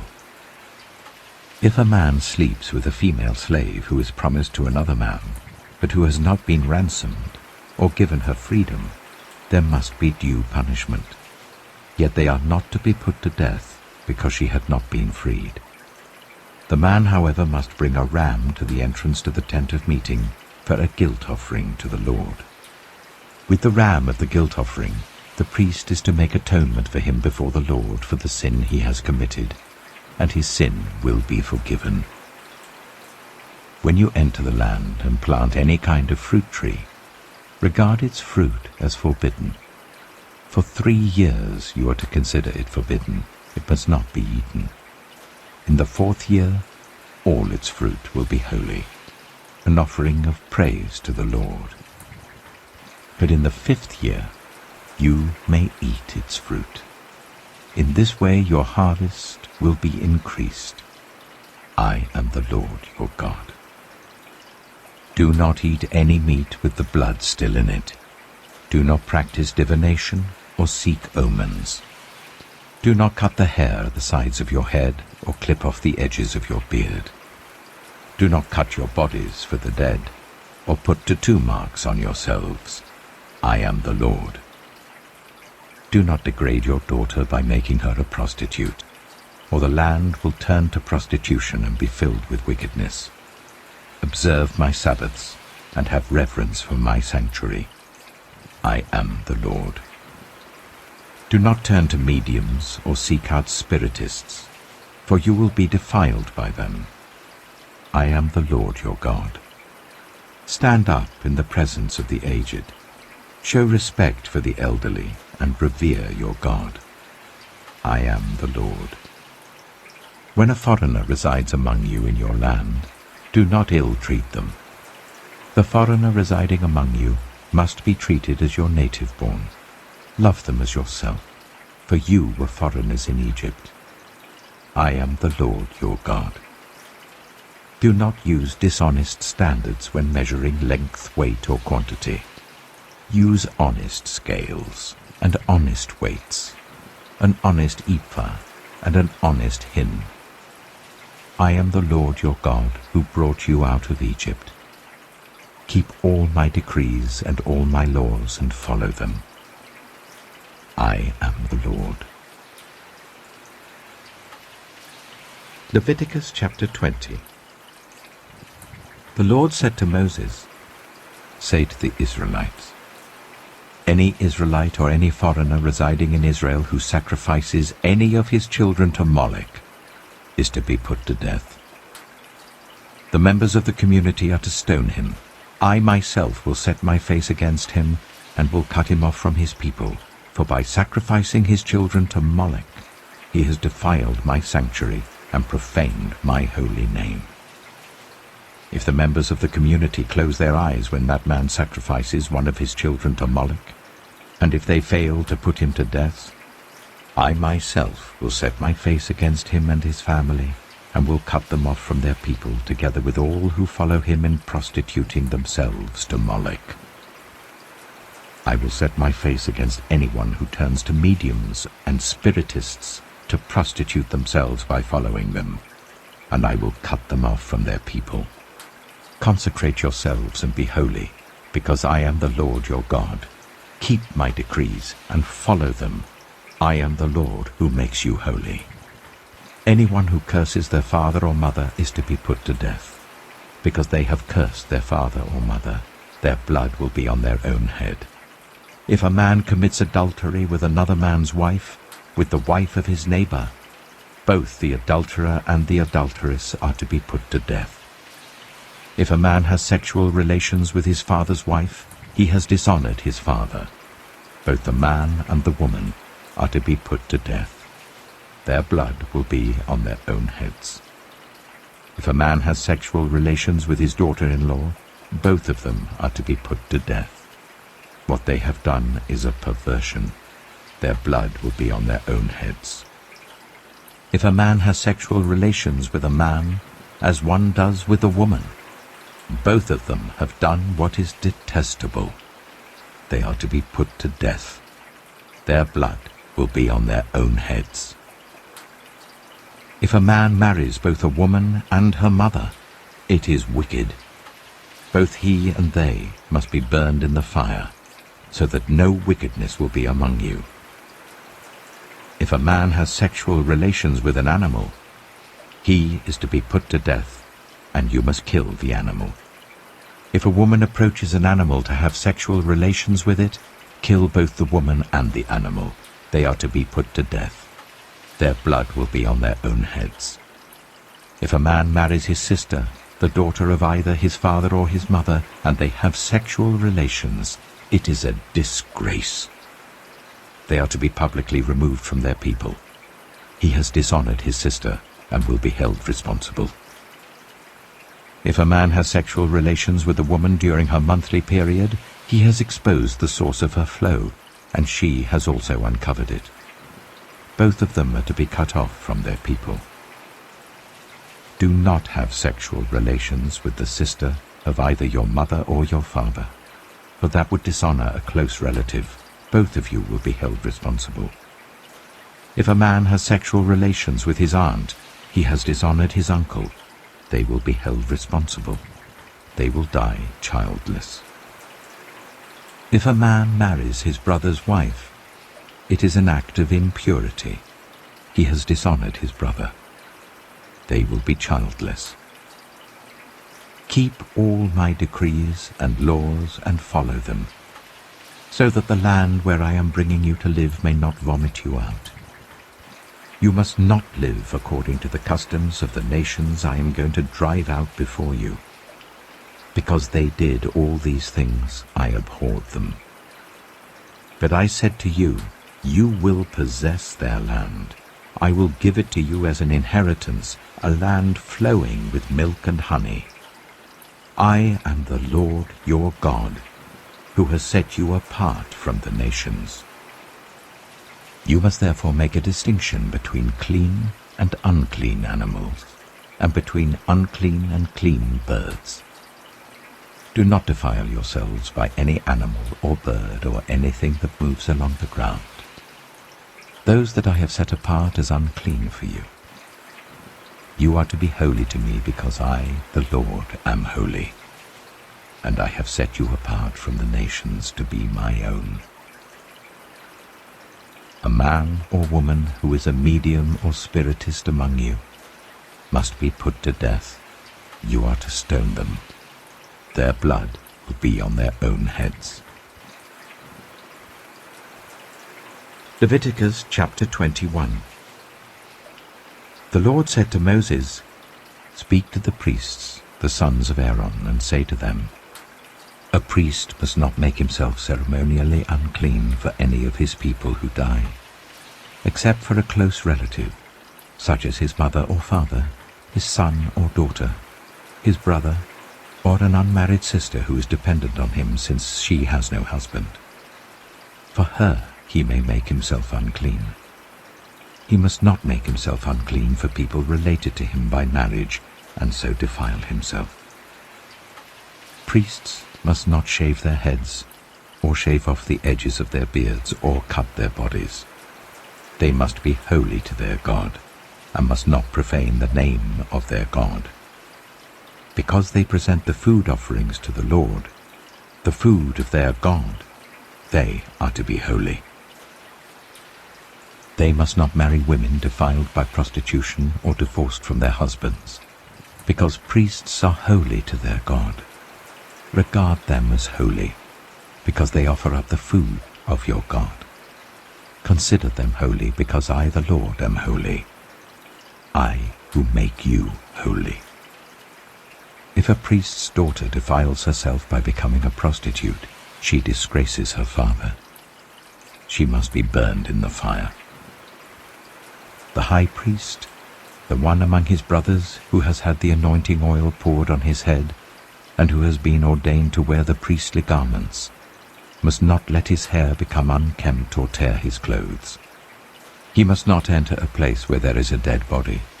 He must not make himself unclean even for his father or mother, nor leave the sanctuary of his God or desecrate it, because he has been dedicated by the anointing oil of his God. I am the Lord. The woman he marries must be a virgin. He must not marry a widow, a divorced woman, or a woman defiled by prostitution, but only a virgin from his own people, so that he will not defile his offspring among his people. I am the Lord who makes him holy. The Lord said to Moses, "Say to Aaron, for the generations to come none of your descendants who has a defect may come near to offer the food of his God. No man who has any defect may come near, no man who is blind or lame, disfigured or deformed, no man with a crippled foot or hand, or who is a hunchback or a dwarf, or who has any eye defect, or who has festering or running sores or damaged testicles. No descendant of Aaron the priest who has any defect is to come near to present the food offerings to the Lord. He has a defect. He must not come near to offer the food of his God. He may eat the most holy food of his God, as well as the holy food. Yet because of his defect, he must not go near the curtain or approach the altar, and so desecrate my sanctuary. I am the Lord who makes them holy." So Moses told this to Aaron and his sons and to all the Israelites. Leviticus chapter 22. The Lord said to Moses, "Tell Aaron and his sons to treat with respect the sacred offerings the Israelites consecrate to me, so that they will not profane my holy name. I am the Lord. Say to them, for the generations to come, if any of your descendants is ceremonially unclean and yet comes near the sacred offerings that the Israelites consecrate to the Lord, that person must be cut off from my presence. I am the Lord. If a descendant of Aaron has a defiling skin disease or a bodily discharge, he may not eat the sacred offerings until he is cleansed. He will also be unclean if he touches something defiled by a corpse or by anyone who has an emission of semen, or if he touches any crawling thing that makes him unclean, or any person who makes him unclean, whatever the uncleanness may be. The one who touches any such thing will be unclean till evening. He must not eat any of the sacred offerings unless he has bathed himself with water. When the sun goes down, he will be clean, and after that he may eat the sacred offerings, for they are his food. He must not eat anything found dead or torn by wild animals, and so become unclean through it. I am the Lord. The priests are to perform my service in such a way that they do not become guilty and die for treating it with contempt. I am the Lord who makes them holy. No one outside a priest's family may eat the sacred offering, nor may the guest of a priest or his hired worker eat it. But if a priest buys a slave with money, or if slaves are born in his household, they may eat his food. If a priest's daughter marries anyone other than a priest, she may not eat any of the sacred contributions. But if a priest's daughter becomes a widow or is divorced, yet has no children, and she returns to live in her father's household as in her youth, she may eat her father's food. No unauthorized person, however, may eat it. Anyone who eats a sacred offering by mistake must make restitution to the priest for the offering and add 1/5 of the value to it. The priests must not desecrate the sacred offerings the Israelites present to the Lord by allowing them to eat the sacred offerings and so bring upon them guilt requiring payment. I am the Lord who makes them holy. The Lord said to Moses, "Speak to Aaron and his sons and to all the Israelites and say to them, if any of you, whether an Israelite or a foreigner residing in Israel, presents a gift for a burnt offering to the Lord, either to fulfill a vow or as a free will offering, you must present a male without defect from the cattle, sheep, or goats, in order that it may be accepted on your behalf. Do not bring anything with a defect, because it will not be accepted on your behalf. When anyone brings from the herd or flock a fellowship offering to the Lord, to fulfill a special vow, or as a free will offering, it must be without defect or blemish to be acceptable. Do not offer to the Lord the blind, the injured, or the maimed, or anything with warts or festering or running sores. Do not place any of these on the altar as a food offering presented to the Lord.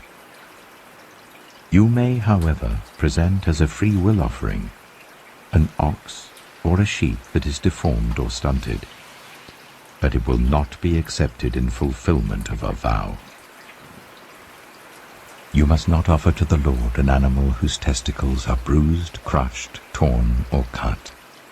You must not do this in your own land, and you must not accept such animals from the hand of a foreigner and offer them as the food of your God. They will not be accepted on your behalf, because they are deformed and have defects. The Lord said to Moses, "When a calf, a lamb, or a goat is born, it is to remain with its mother for 7 days. From the 8th day on, it will be acceptable as a food offering presented to the Lord. Do not slaughter a cow or a sheep and its young on the same day." When you sacrifice a thank offering to the Lord, sacrifice it in such a way that it will be accepted on your behalf. It must be eaten that same day. Leave none of it till morning. I am the Lord. Keep my commands and follow them. I am the Lord. Do not profane my holy name, for I must be acknowledged as holy by the Israelites. I am the Lord, who made you holy, and who brought you out of Egypt to be your God. I am the Lord. Leviticus chapter 23. The Lord said to Moses, "Speak to the Israelites and say to them, These are my appointed festivals, the appointed festivals of the Lord, which you are to proclaim as sacred assemblies. There are 6 days when you may work, but the 7th day is a day of Sabbath rest, a day of sacred assembly. You are not to do any work. Wherever you live, it is a Sabbath to the Lord. These are the Lord's appointed festivals, the sacred assemblies you are to proclaim at their appointed times. The Lord's Passover begins at twilight on the 14th day of the first month. On the 15th day of that month, the Lord's festival of unleavened bread begins. For 7 days you must eat bread made without yeast.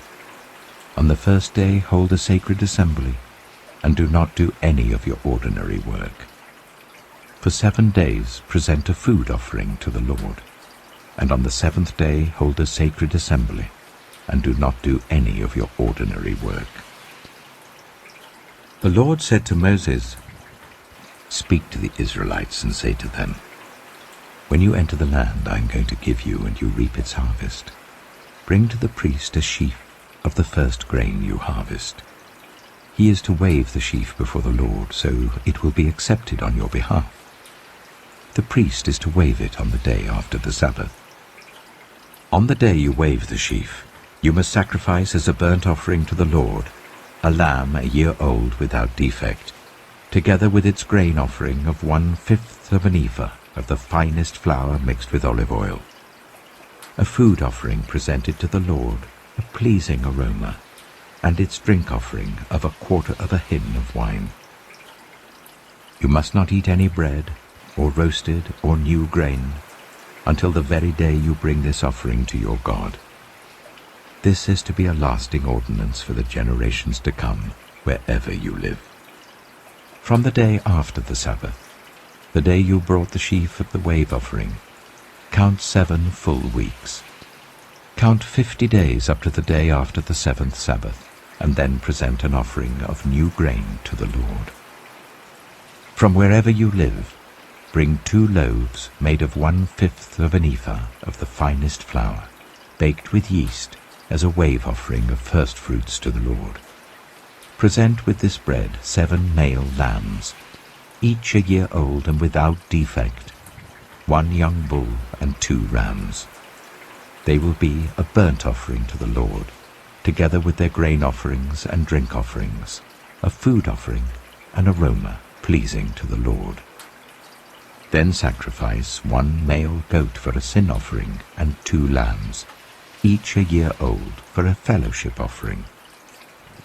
The priest is to wave the 2 lambs before the Lord as a wave offering, together with the bread of the first fruits. They are a sacred offering to the Lord for the priest. On that same day, you are to proclaim a sacred assembly and not do any ordinary work.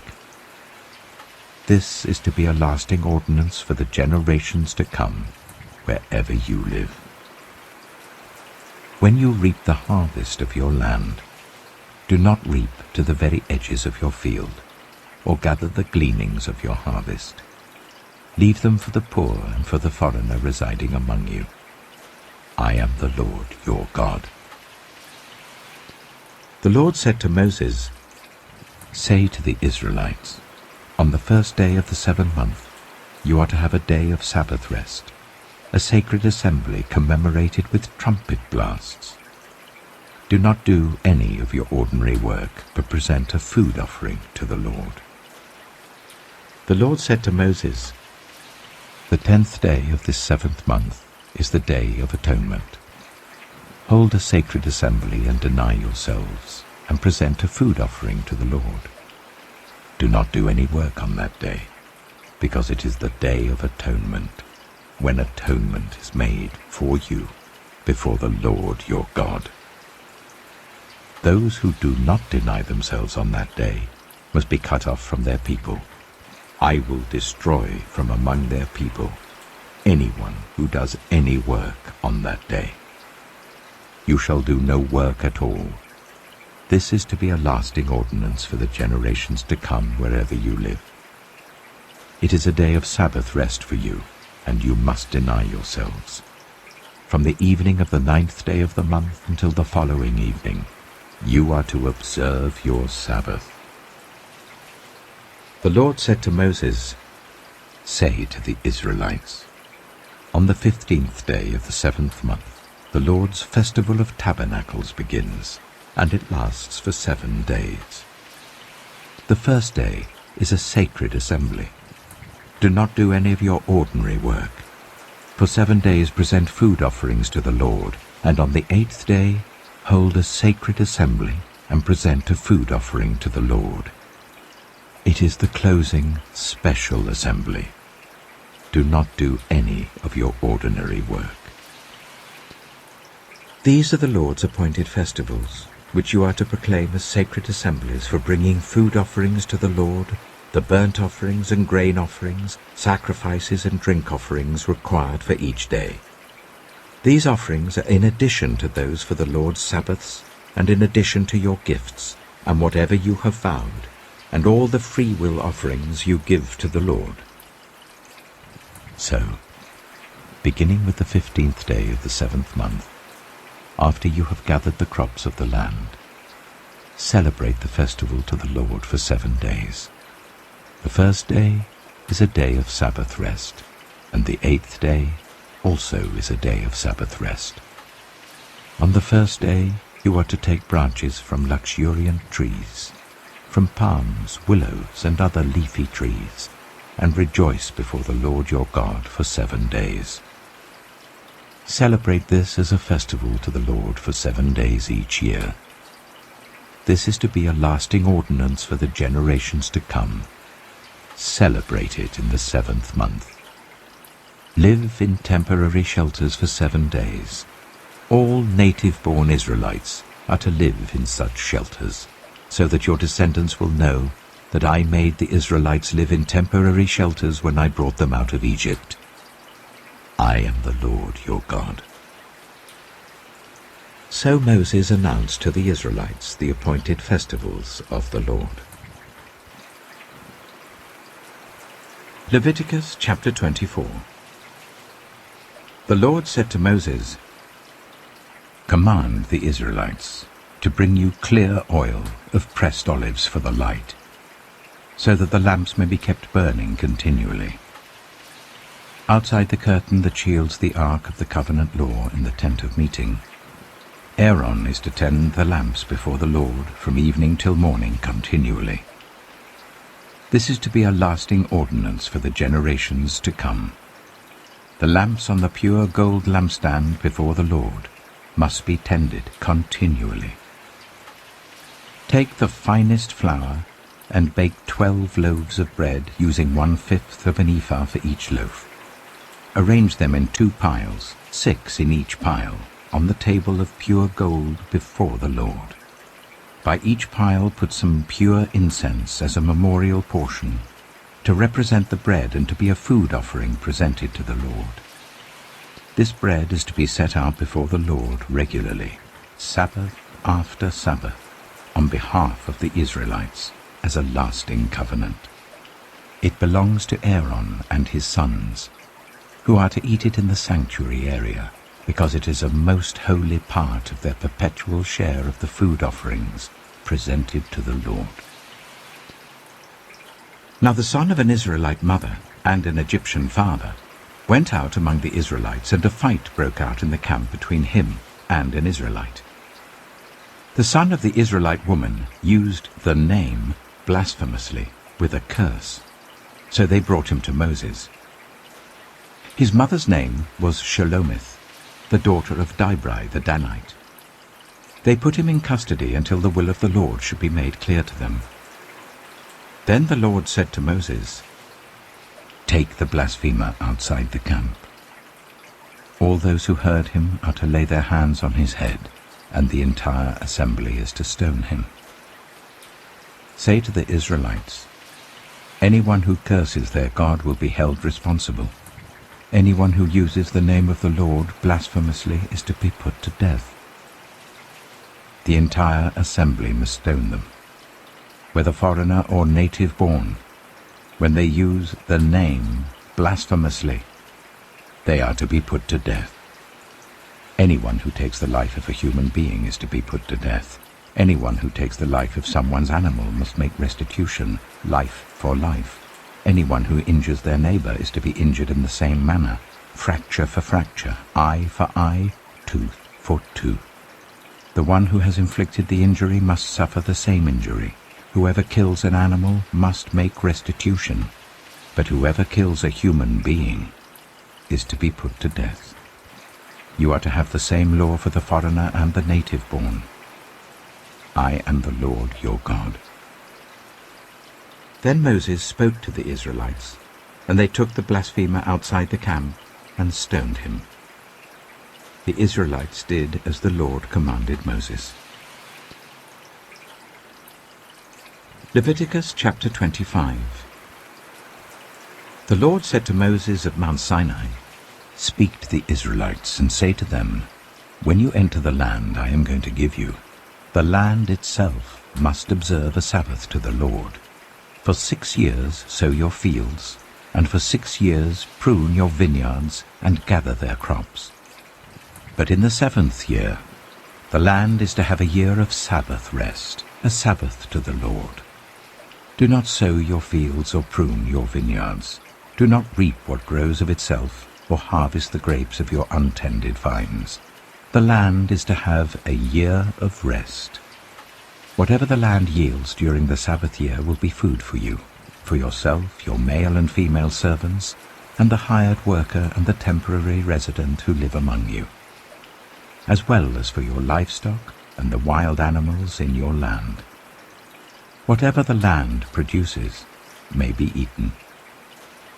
Count 7 Sabbath years, 7 times 7 years, so that the 7 Sabbath years amount to a period of 49 years. Then sound the trumpet everywhere on the 10th day of the 7th month. On the Day of Atonement sound the trumpet throughout your land. Consecrate the 50th year and proclaim liberty throughout the land to all its inhabitants. It shall be a jubilee for you. Each of you is to return to your family property and to your own clan.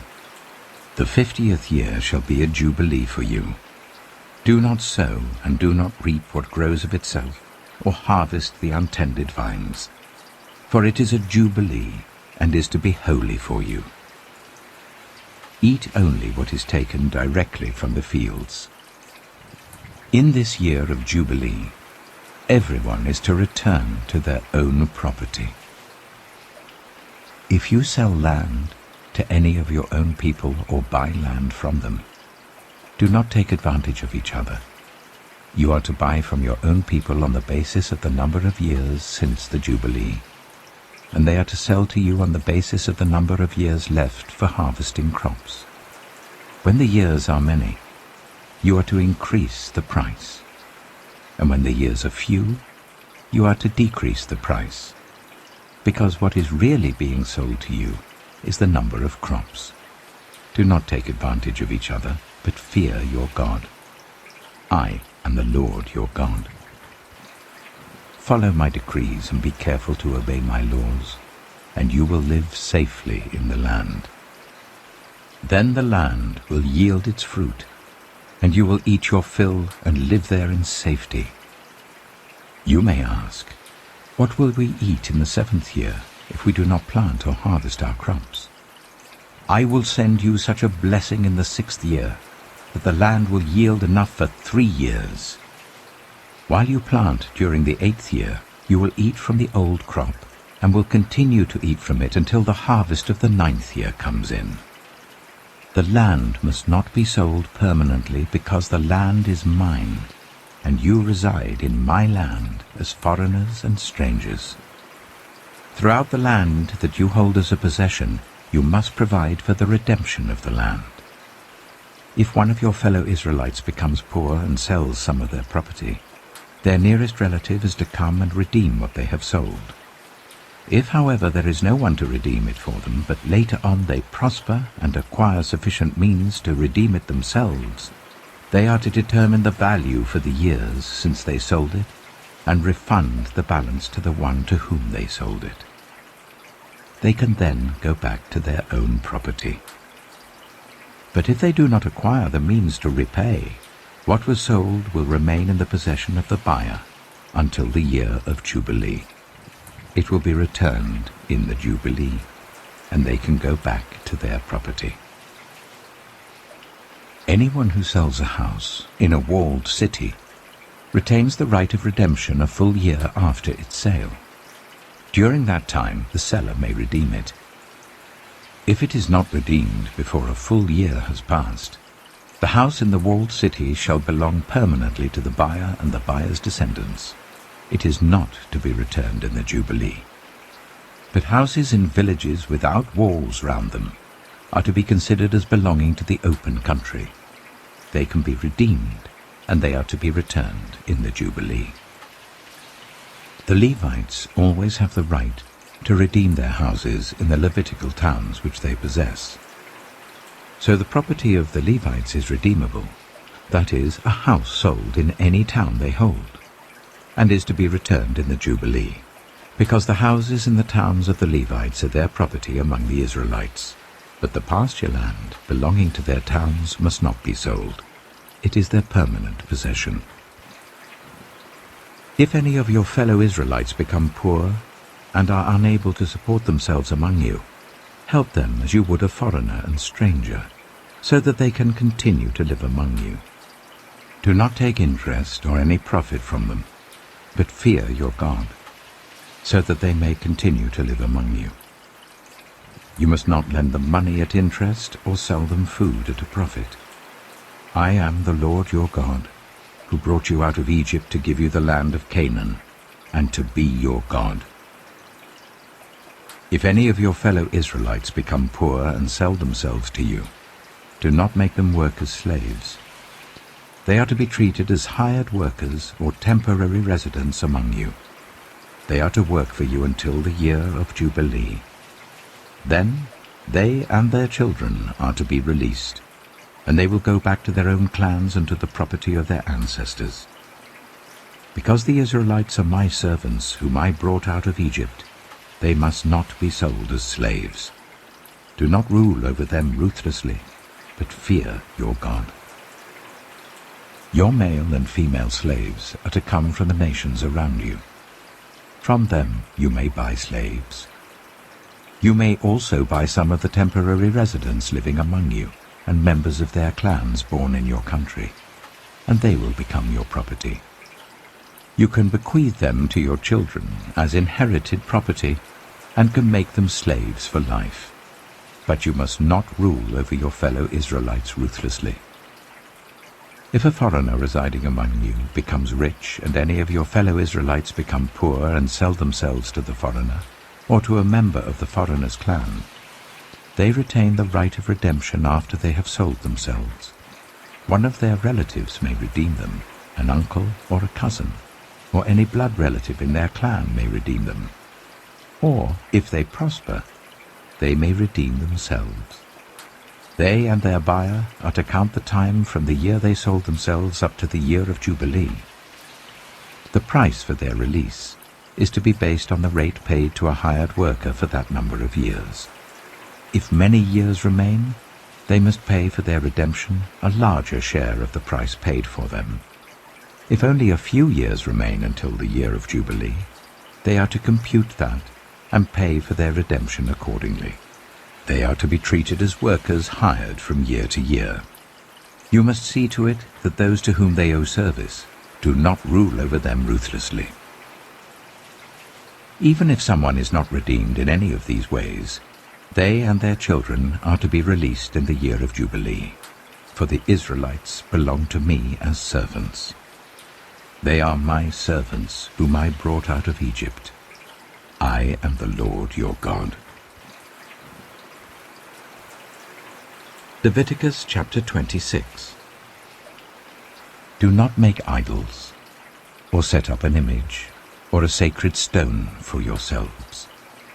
And do not place a carved stone in your land to bow down before it. I am the Lord your God. Observe my Sabbaths and have reverence for my sanctuary. I am the Lord. If you follow my decrees and are careful to obey my commands, I will send you rain in its season, and the ground will yield its crops and the trees their fruit. Your threshing will continue until grape harvest, and the grape harvest will continue until planting, and you will eat all the food you want and live in safety in your land. I will grant peace in the land, and you will lie down, and no one will make you afraid. I will remove wild beasts from the land, and the sword will not pass through your country. You will pursue your enemies, and they will fall by the sword before you. 5 of you will chase 100, and 100 of you will chase 10,000, and your enemies will fall by the sword before you. I will look on you with favor and make you fruitful and increase your numbers, and I will keep my covenant with you. You will still be eating last year's harvest when you will have to move it out to make room for the new. I will put my dwelling place among you, and I will not abhor you. I will walk among you and be your God, and you will be my people. I am the Lord your God, who brought you out of Egypt, so that you would no longer be slaves to the Egyptians. I broke the bars of your yoke, and enabled you to walk with heads held high. But if you will not listen to me, and carry out all these commands, and if you reject my decrees and abhor my laws and fail to carry out all my commands and so violate my covenant, then I will do this to you. I will bring on you sudden terror, wasting diseases, and fever that will destroy your sight and sap your strength. You will plant seed in vain, because your enemies will eat it. I will set my face against you, so that you will be defeated by your enemies. Those who hate you will rule over you, and you will flee even when no one is pursuing you. If, after all this, you will not listen to me, I will punish you for your sins 7 times over. I will break down your stubborn pride, and make the sky above you like iron, and the ground beneath you like bronze. Your strength will be spent in vain, because your soil will not yield its crops, nor will the trees of your land yield their fruit. If you remain hostile towards me and refuse to listen to me, I will multiply your afflictions 7 times over as your sins deserve. I will send wild animals against you, and they will rob you of your children, destroy your cattle, and make you so few in number that your roads will be deserted. If, in spite of these things, you do not accept my correction but continue to be hostile towards me, I myself will be hostile towards you, and will afflict you for your sins 7 times over. And I will bring the sword on you to avenge the breaking of the covenant. When you withdraw into your cities, I will send a plague among you, and you will be given into enemy hands. When I cut off your supply of bread, 10 women will be able to bake your bread in 1 oven, and they will dole out the bread by weight. You will eat, but you will not be satisfied.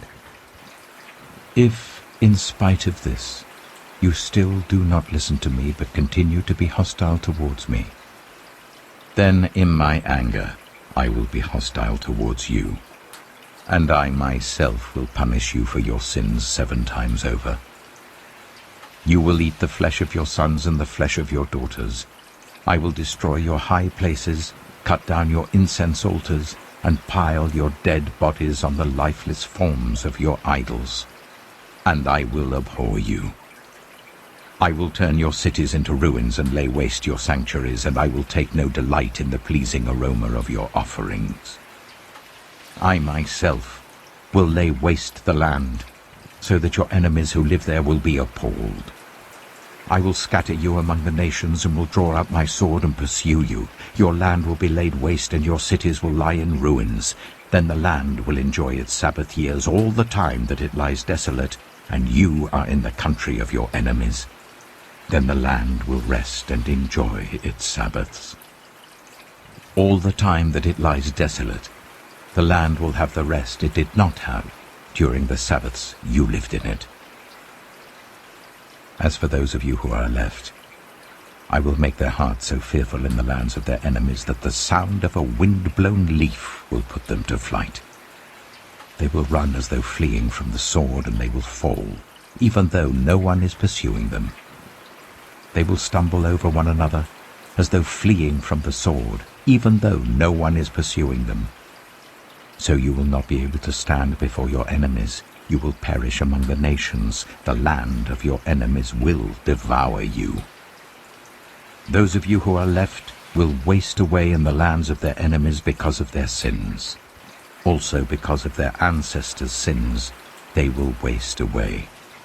But if they will confess their sins and the sins of their ancestors, their unfaithfulness and their hostility towards me, which made me hostile towards them, so that I sent them into the land of their enemies, then, when their uncircumcised hearts are humbled and they pay for their sin, I will remember my covenant with Jacob and my covenant with Isaac and my covenant with Abraham, and I will remember the land. For the land will be deserted by them, and will enjoy its Sabbaths while it lies desolate without them. They will pay for their sins because they rejected my laws and abhorred my decrees. Yet, in spite of this, when they are in the land of their enemies, I will not reject them or abhor them, so as to destroy them completely, breaking my covenant with them. I am the Lord their God. But for their sake I will remember the covenant with their ancestors, whom I brought out of Egypt in the sight of the nations to be their God. I am the Lord. These are the decrees, the laws, and the regulations that the Lord established at Mount Sinai between himself and the Israelites through Moses. Leviticus chapter 27. The Lord said to Moses, "Speak to the Israelites and say to them, if anyone makes a special vow to dedicate a person to the Lord by giving the equivalent value, set the value of a male between the ages of 20 and 60 at 50 shekels of silver, according to the sanctuary shekel. For a female, set her value at 30 shekels. For a person between the ages of 5 and 20, set the value of a male at 20 shekels and of a female at 10 shekels. For a person between 1 month and 5 years, set the value of a male at 5 shekels of silver, and that of a female at 3 shekels of silver. For a person 60 years old or more, set the value of a male at 15 shekels, and of a female at 10 shekels. If anyone making the vow is too poor to pay the specified amount, the person being dedicated is to be presented to the priest, who will set the value according to what the one making the vow can afford. If what they vowed is an animal that is acceptable as an offering to the Lord, such an animal given to the Lord becomes holy. They must not exchange it or substitute a good one for a bad one, or a bad one for a good one. If they should substitute one animal for another, both it and the substitute become holy. If what they vowed is a ceremonially unclean animal, one that is not acceptable as an offering to the Lord, the animal must be presented to the priest, who will judge its quality as good or bad. Whatever value the priest then sets, that is what it will be. If the owner wishes to redeem the animal, a fifth must be added to its value. If anyone dedicates their house as something holy to the Lord, the priest will judge its quality as good or bad. Whatever value the priest then sets, so it will remain. If the one who dedicates their house wishes to redeem it, they must add a fifth to its value, and the house will again become theirs. If anyone dedicates to the Lord part of their family land, its value is to be set according to the amount of seed required for it, 50 shekels of silver to a homer of barley seed. If they dedicate a field during the year of Jubilee, the value that has been set remains.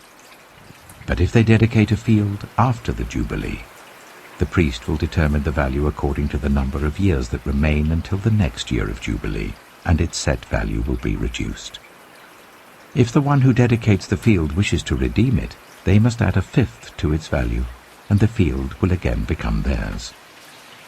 If, however, they do not redeem the field, or if they have sold it to someone else, it can never be redeemed.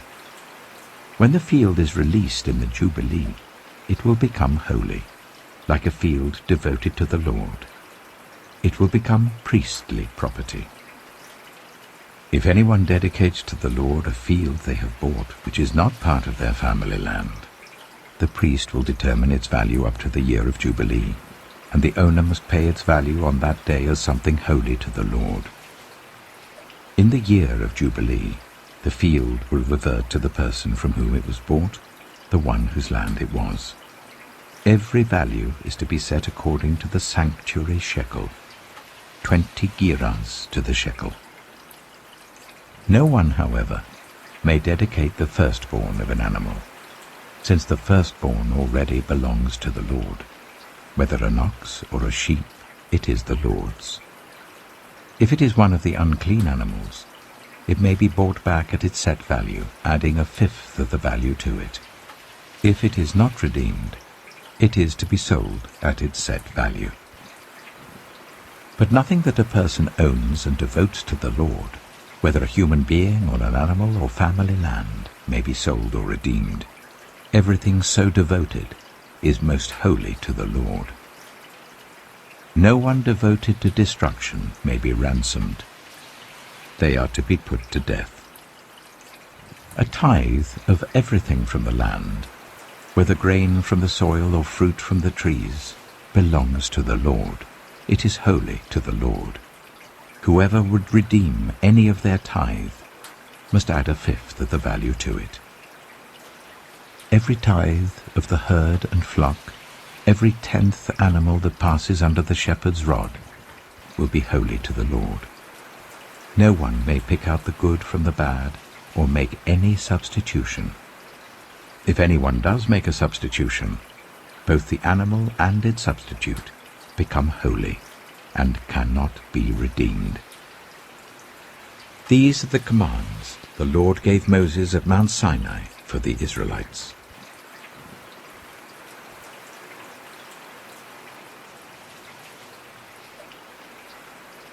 The Book of Numbers. Numbers chapter 1.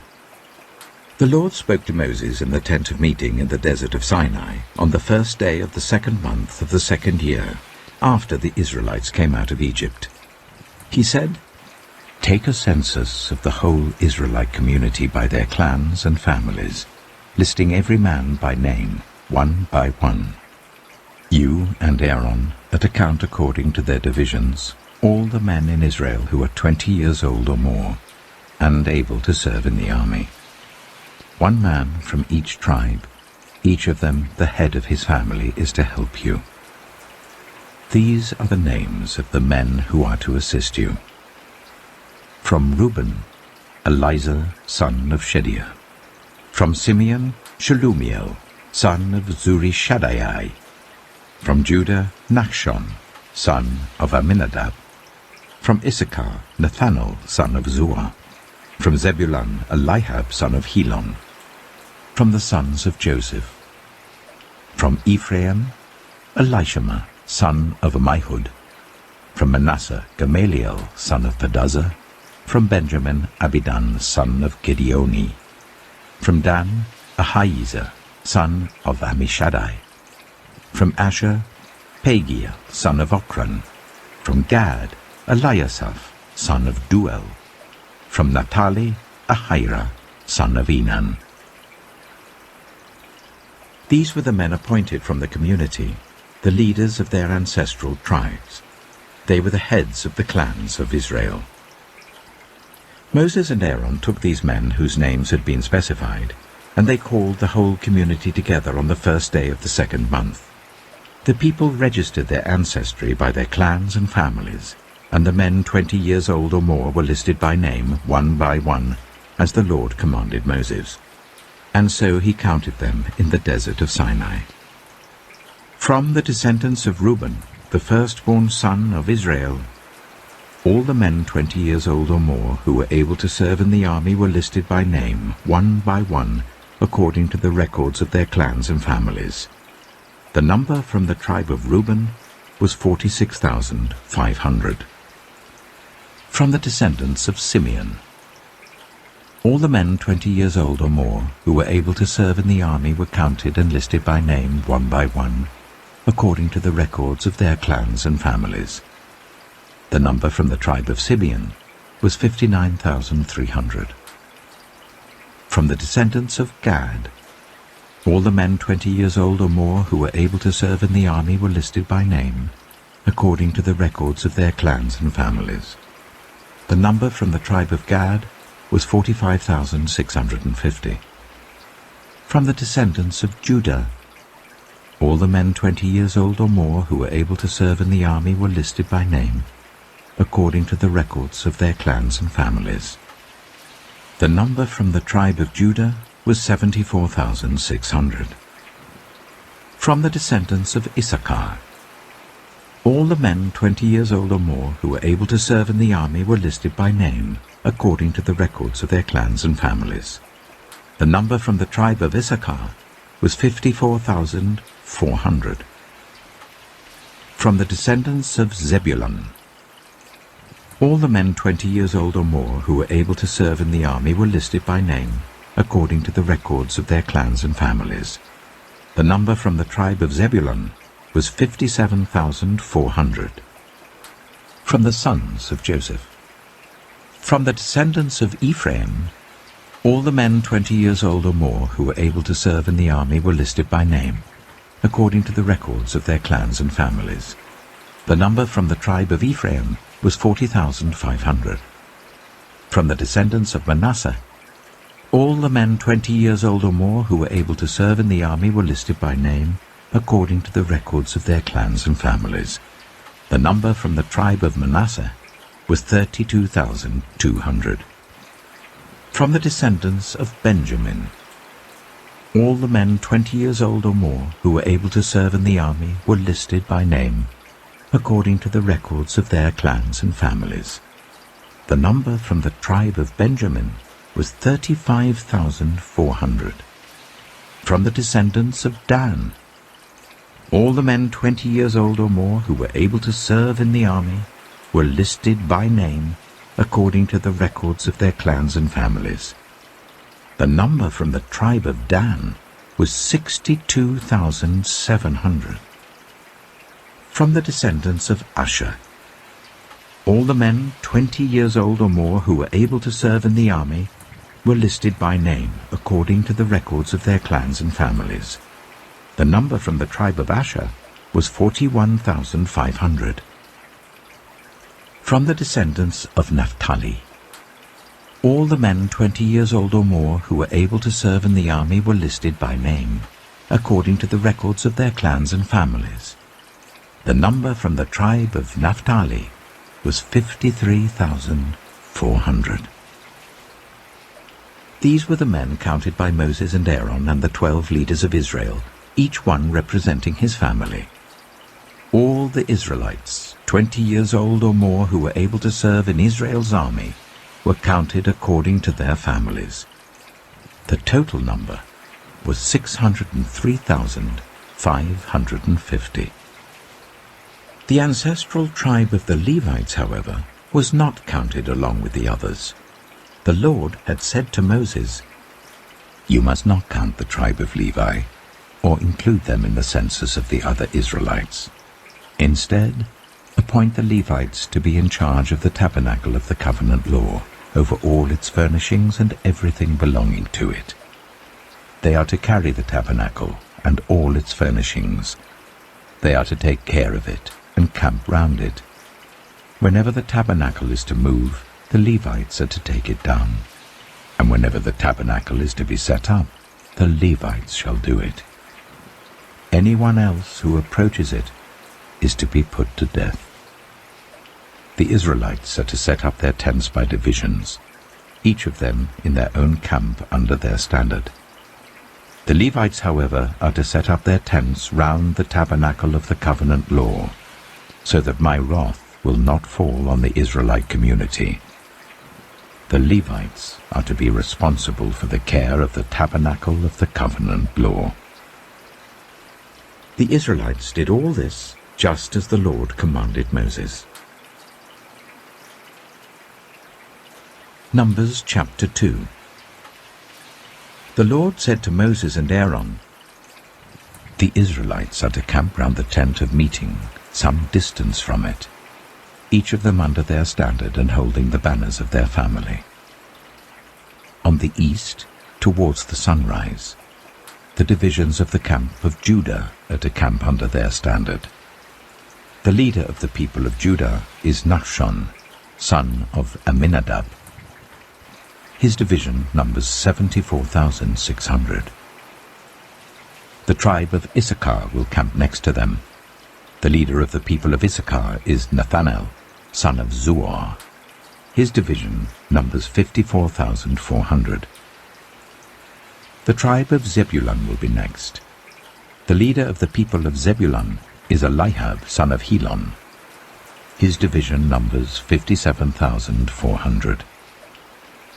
All the men assigned to the camp of Judah according to their divisions number 186,400. They will set out first. On the south will be the divisions of the camp of Reuben under their standard. The leader of the people of Reuben is Elizur, son of Shedeur. His division numbers 46,500. The tribe of Simeon will camp next to them. The leader of the people of Simeon is Shelumiel, son of Zurishaddai. His division numbers 59,300. The tribe of Gad will be next. The leader of the people of Gad is Eliasaph, son of Duel. His division numbers 45,650. All the men assigned to the camp of Reuben according to their divisions number 151,450. They will set out second. Then the tent of meeting and the camp of the Levites will set out in the middle of the camps. They will set out in the same order as they set up camp, each in their own place, under their standard. On the west will be the divisions of the camp of Ephraim, under their standard. The leader of the people of Ephraim is Elishama, son of Ammihud. His division numbers 40,500. The tribe of Manasseh will be next to them. The leader of the people of Manasseh is Gamaliel, son of Pedazeh. His division numbers 32,200. The tribe of Benjamin will be next. The leader of the people of Benjamin is Abidan, son of Gideoni. His division numbers 35,400. All the men assigned to the camp of Ephraim, according to their divisions, number 108,100. They will set out third. On the north will be the divisions of the camp of Dan under their standard. The leader of the people of Dan is Ahijah, son of Ammishaddai. His division numbers 62,700. The tribe of Asher will camp next to them. The leader of the people of Asher is Pagiel, son of Ochran. His division numbers 41,500. The tribe of Naphtali will be next. The leader of the people of Naphtali is Ahira, son of Enan. His division numbers 53,400. All the men assigned to the camp of Dan number 157,600. They will set out last under their standards. These are the Israelites, counted according to their families. All the men in the camps by their divisions number 603,550. The Levites, however, were not counted along with the other Israelites, as the Lord commanded Moses. So the Israelites did everything the Lord commanded Moses. That is the way they camped under their standards, and that is the way they set out, each of them with their clan and family. Numbers chapter 3. This is the account of the family of Aaron and Moses at the time the Lord spoke to Moses at Mount Sinai. The names of the sons of Aaron were Nadab the firstborn, and Abihu, Eleazar, and Ithamar. Those were the names of Aaron's sons, the anointed priests, who were ordained to serve as priests. Nadab and Abihu, however, died before the Lord when they made an offering with unauthorized fire before him in the desert of Sinai. They had no sons, so Eleazar and Ithamar served as priests during the lifetime of their father Aaron. The Lord said to Moses, "Bring the tribe of Levi and present them to Aaron the priest to assist him. They are to perform duties for him and for the whole community at the tent of meeting by doing the work of the tabernacle. They are to take care of all the furnishings of the tent of meeting, fulfilling the obligations of the Israelites by doing the work of the tabernacle. Give the Levites to Aaron and his sons. They are the Israelites who are to be given wholly to him. Appoint Aaron and his sons to serve as priests. Anyone else who approaches the sanctuary is to be put to death." The Lord also said to Moses, "I have taken the Levites from among the Israelites in place of the first male offspring of every Israelite woman. The Levites are mine, for all the firstborn are mine. When I struck down all the firstborn in Egypt, I set apart for myself every firstborn in Israel, whether human or animal. They are to be mine. I am the Lord." The Lord said to Moses in the desert of Sinai, "Count the Levites by their families and clans. Count every male a month old or more." So Moses counted them as he was commanded by the word of the Lord. These were the names of the sons of Levi: Gershon, Kohath, and Merari. These were the names of the Gershonite clans: Libni and Shimei. The Kohathite clans: Amram, Itzah, Hebron, and Uzziel. the Merarite clans, Mahli and Mushi. These were the Levite clans according to their families. To Gershon belonged the clans of the Libnites and Shimeites. These were the Gershonite clans. The number of all the males a month old or more who were counted was 7,500. The Gershonite clans were to camp on the west behind the tabernacle.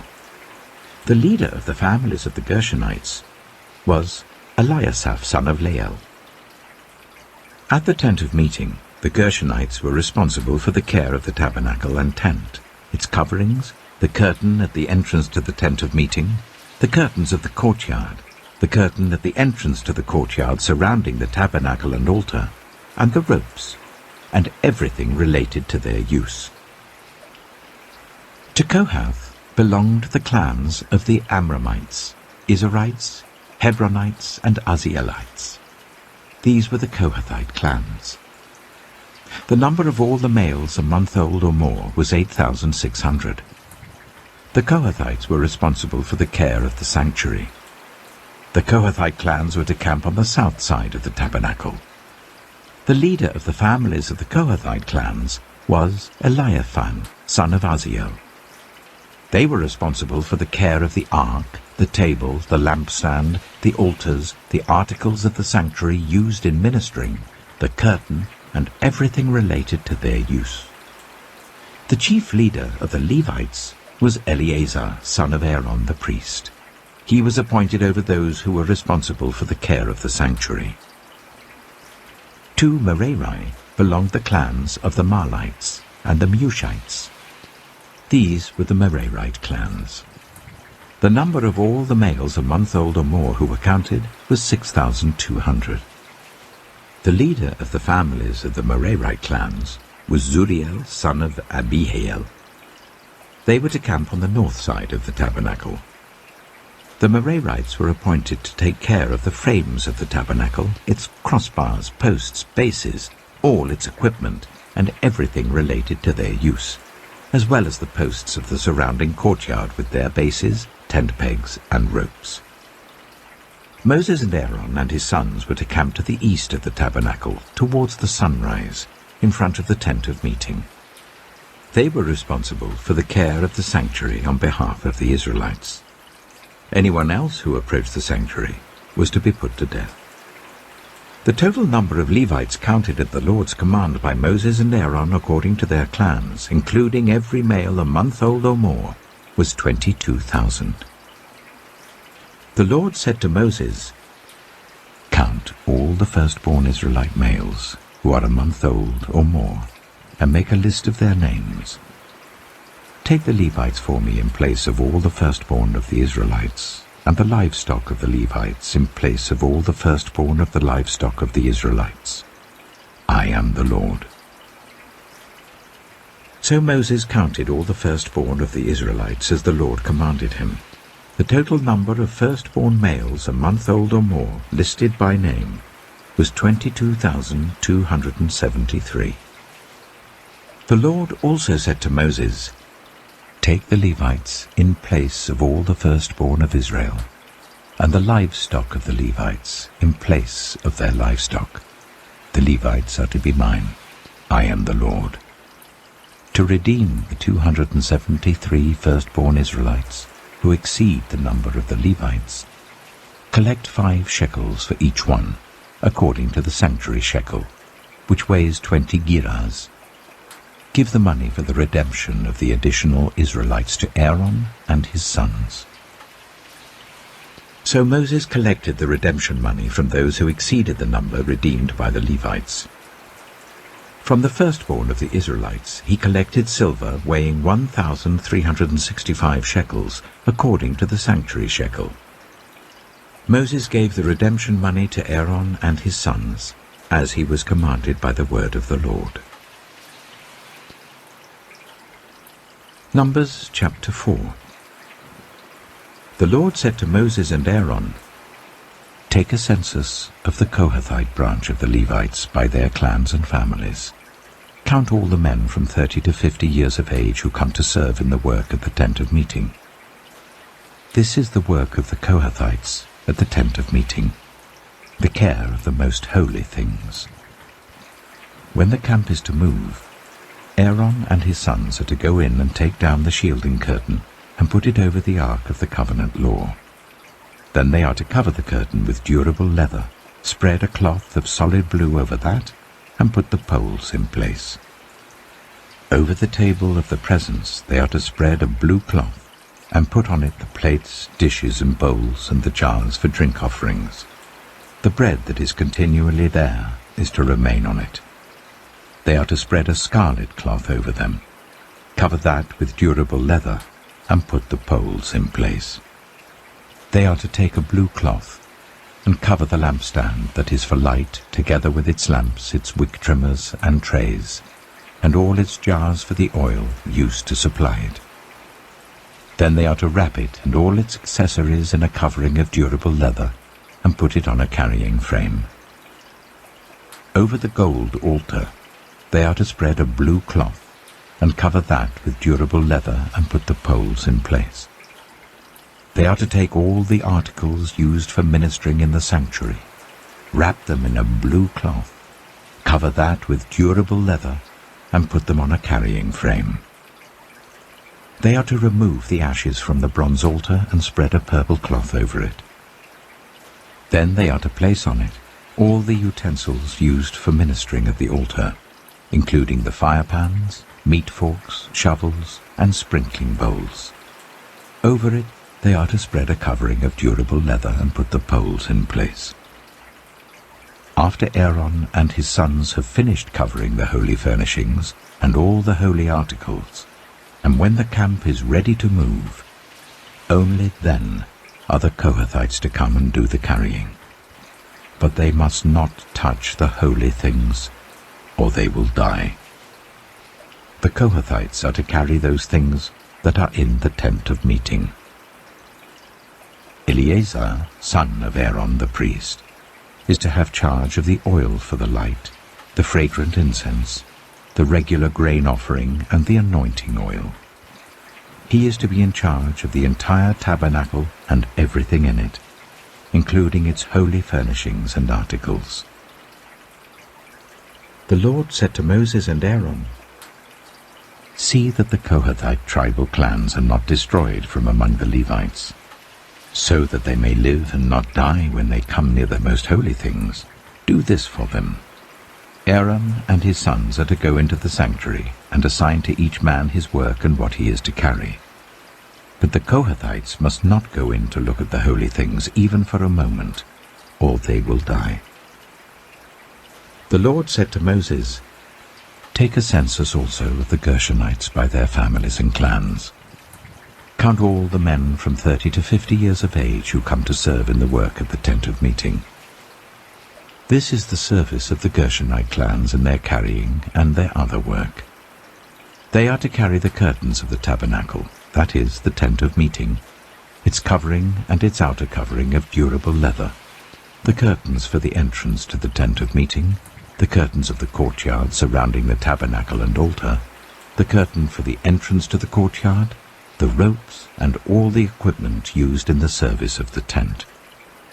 The Gershonites are to do all that needs to be done with these things. All their service, whether carrying or doing other work, is to be done under the direction of Aaron and his sons. You shall assign to them as their responsibility all they are to carry. This is the service of the Gershonite clans at the tent of meeting. Their duties are to be under the direction of Ithamar, son of Aaron, the priest. Count the Merarites by their clans and families. Count all the men from 30 to 50 years of age who come to serve in the work at the tent of meeting.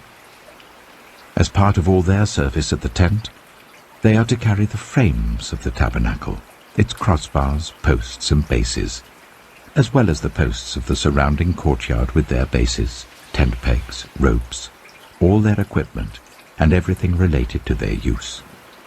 Assign to each man the specific things he is to carry. This is the service of the Merarite clans as they work at the tent of meeting, under the direction of Ithamar, son of Aaron, the priest. Moses, Aaron, and the leaders of the community counted the Kohathites by their clans and families. All the men from 30 to 50 years of age who came to serve in the work at the tent of meeting, counted by clans, were 2,750. This was the total of all those in the Kohathite clans who served at the tent of meeting. Moses and Aaron counted them according to the Lord's command through Moses. The Gershonites were counted by their clans and families. All the men from 30 to 50 years of age who came to serve in the work at the tent of meeting, counted by their clans and families, were 2,630. This was the total of those in the Gershonite clans who served at the tent of meeting. Moses and Aaron counted them according to the Lord's command. The Merarites were counted by their clans and families. All the men from 30 to 50 years of age who came to serve in the work at the tent of meeting, counted by their clans, were 3,200. This was the total of those in the Merarite clans. Moses and Aaron counted them according to the Lord's command through Moses. So Moses, Aaron, and the leaders of Israel counted all the Levites by their clans and families. All the men from 30 to 50 years of age who came to do the work of serving and carrying the tent of meeting numbered 8,580. At the Lord's command through Moses, each was assigned his work and told what to carry. Thus they were counted as the Lord commanded Moses. Numbers chapter 5. The Lord said to Moses, "Command the Israelites to send away from the camp anyone who has a defiling skin disease or a discharge of any kind, or who is ceremonially unclean because of a dead body. Send away male and female alike. Send them outside the camp, so that they will not defile their camp where I dwell among them." The Israelites did so. They sent them outside the camp. They did just as the Lord had instructed Moses. The Lord said to Moses, "Say to the Israelites, any man or woman who wrongs another in any way, and so is unfaithful to the Lord, is guilty and must confess the sin they have committed. They must make full restitution for the wrong they have done, add a fifth of the value to it and give it all to the person they have wronged. But if that person has no close relative to whom restitution could be made for the wrong, the restitution belongs to the Lord and must be given to the priest, along with the ram with which atonement is made for the wrongdoer. All the sacred contributions the Israelites bring to a priest will belong to him. Sacred things belong to their owners, but what they give to the priest will belong to the priest."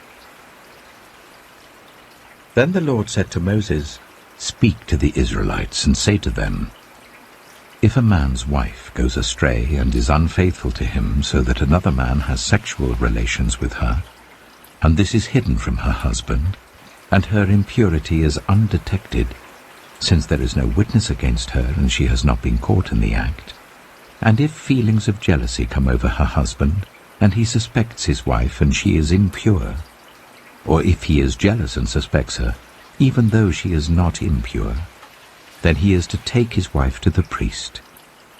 He must also take an offering of 1/10 of an ephah of barley flour on her behalf.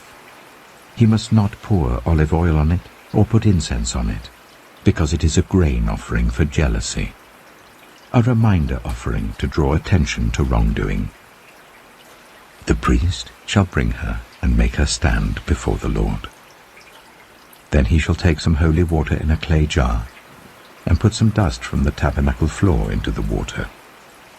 After the priest has made the woman stand before the Lord, he shall loosen her hair and place in her hands the reminder offering, the grain offering for jealousy, while he himself holds the bitter water that brings a curse.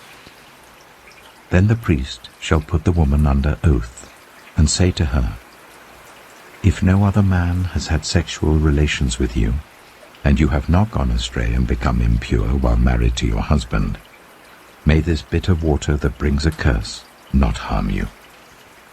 But if you have gone astray while married to your husband, and you have made yourself impure by having sexual relations with a man other than your husband, here the priest is to put the woman under this curse.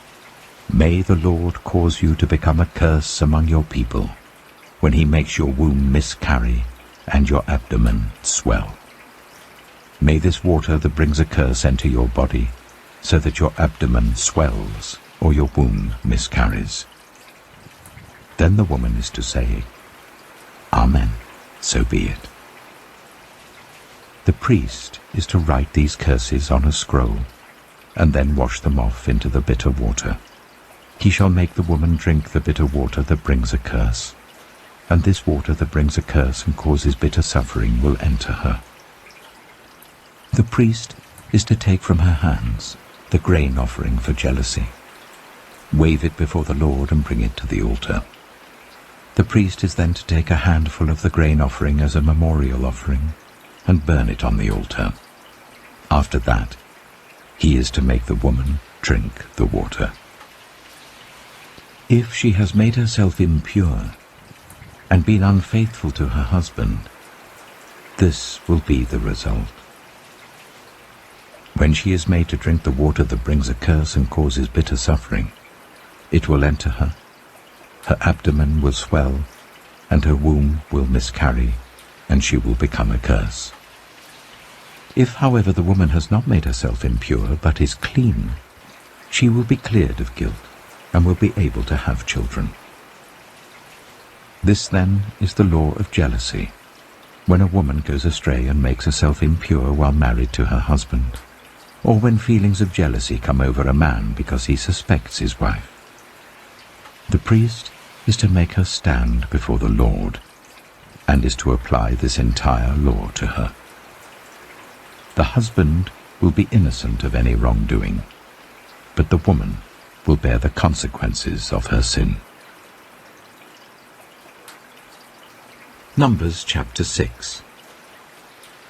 The Lord said to Moses, Speak to the Israelites and say to them, If a man or woman wants to make a special vow, a vow of dedication to the Lord as a Nazirite, they must abstain from wine and other fermented drink, and must not drink vinegar made from wine or other fermented drink. They must not drink grape juice or eat grapes or raisins. As long as they remain under their Nazirite vow, they must not eat anything that comes from the grapevine, not even the seeds or skins. During the entire period of their Nazirite vow, no razor may be used on their head. They must be holy until the period of their dedication to the Lord is over. They must let their hair grow long. Throughout the period of their dedication to the Lord, the Nazirite must not go near a dead body. Even if their own father or mother or brother or sister dies, they must not make themselves ceremonially unclean on account of them, because the symbol of their dedication to God is on their head. Throughout the period of their dedication, they are consecrated to the Lord. If someone dies suddenly in the Nazirite's presence, thus defiling the hair that symbolizes their dedication, they must shave their head on the 7th day, the day of their cleansing. Then on the 8th day, they must bring 2 doves or 2 young pigeons to the priest at the entrance to the tent of meeting. The priest is to offer one as a sin offering, and the other as a burnt offering to make atonement for the Nazirite, because they sinned by being in the presence of the dead body. That same day they are to consecrate their head again. They must rededicate themselves to the Lord for the same period of dedication, and must bring a year-old male lamb as a guilt offering. The previous days do not count, because they became defiled during their period of dedication. Now this is the law of the Nazirite when the period of their dedication is over. They are to be brought to the entrance to the tent of meeting. There they are to present their offerings to the Lord: a year-old male lamb without defect for a burnt offering, a year-old ewe lamb without defect for a sin offering, a ram without defect for a fellowship offering, together with their grain offerings and drink offerings, and a basket of bread made with the finest flour and without yeast, thick loaves with olive oil mixed in, and thin loaves brushed with olive oil. The priest is to present all these before the Lord, and make the sin offering and the burnt offering. He is to present the basket of unleavened bread, and is to sacrifice the ram as a fellowship offering to the Lord, together with its grain offering and drink offering.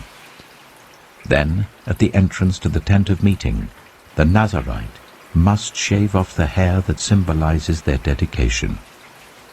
They are to take the hair and put it in the fire that is under the sacrifice of the fellowship offering. After the Nazirite has shaved off the hair that symbolizes their dedication, the priest is to place in their hands a boiled shoulder of the ram, and one thick loaf and one thin loaf from the basket, both made without yeast. The priest shall then wave these before the Lord as a wave offering. They are holy, and belong to the priest, together with the breast that was waved and the thigh that was presented. After that, the Nazirite may drink wine. This is the law of the Nazirite who vows offerings to the Lord in accordance with their dedication, in addition to whatever else they can afford. They must fulfill the vows they have made, according to the law of the Nazirite. The Lord said to Moses, "Tell Aaron and his sons, this is how you are to bless the Israelites. Say to them, the Lord bless you and keep you. The Lord make his face shine on you, and be gracious to you.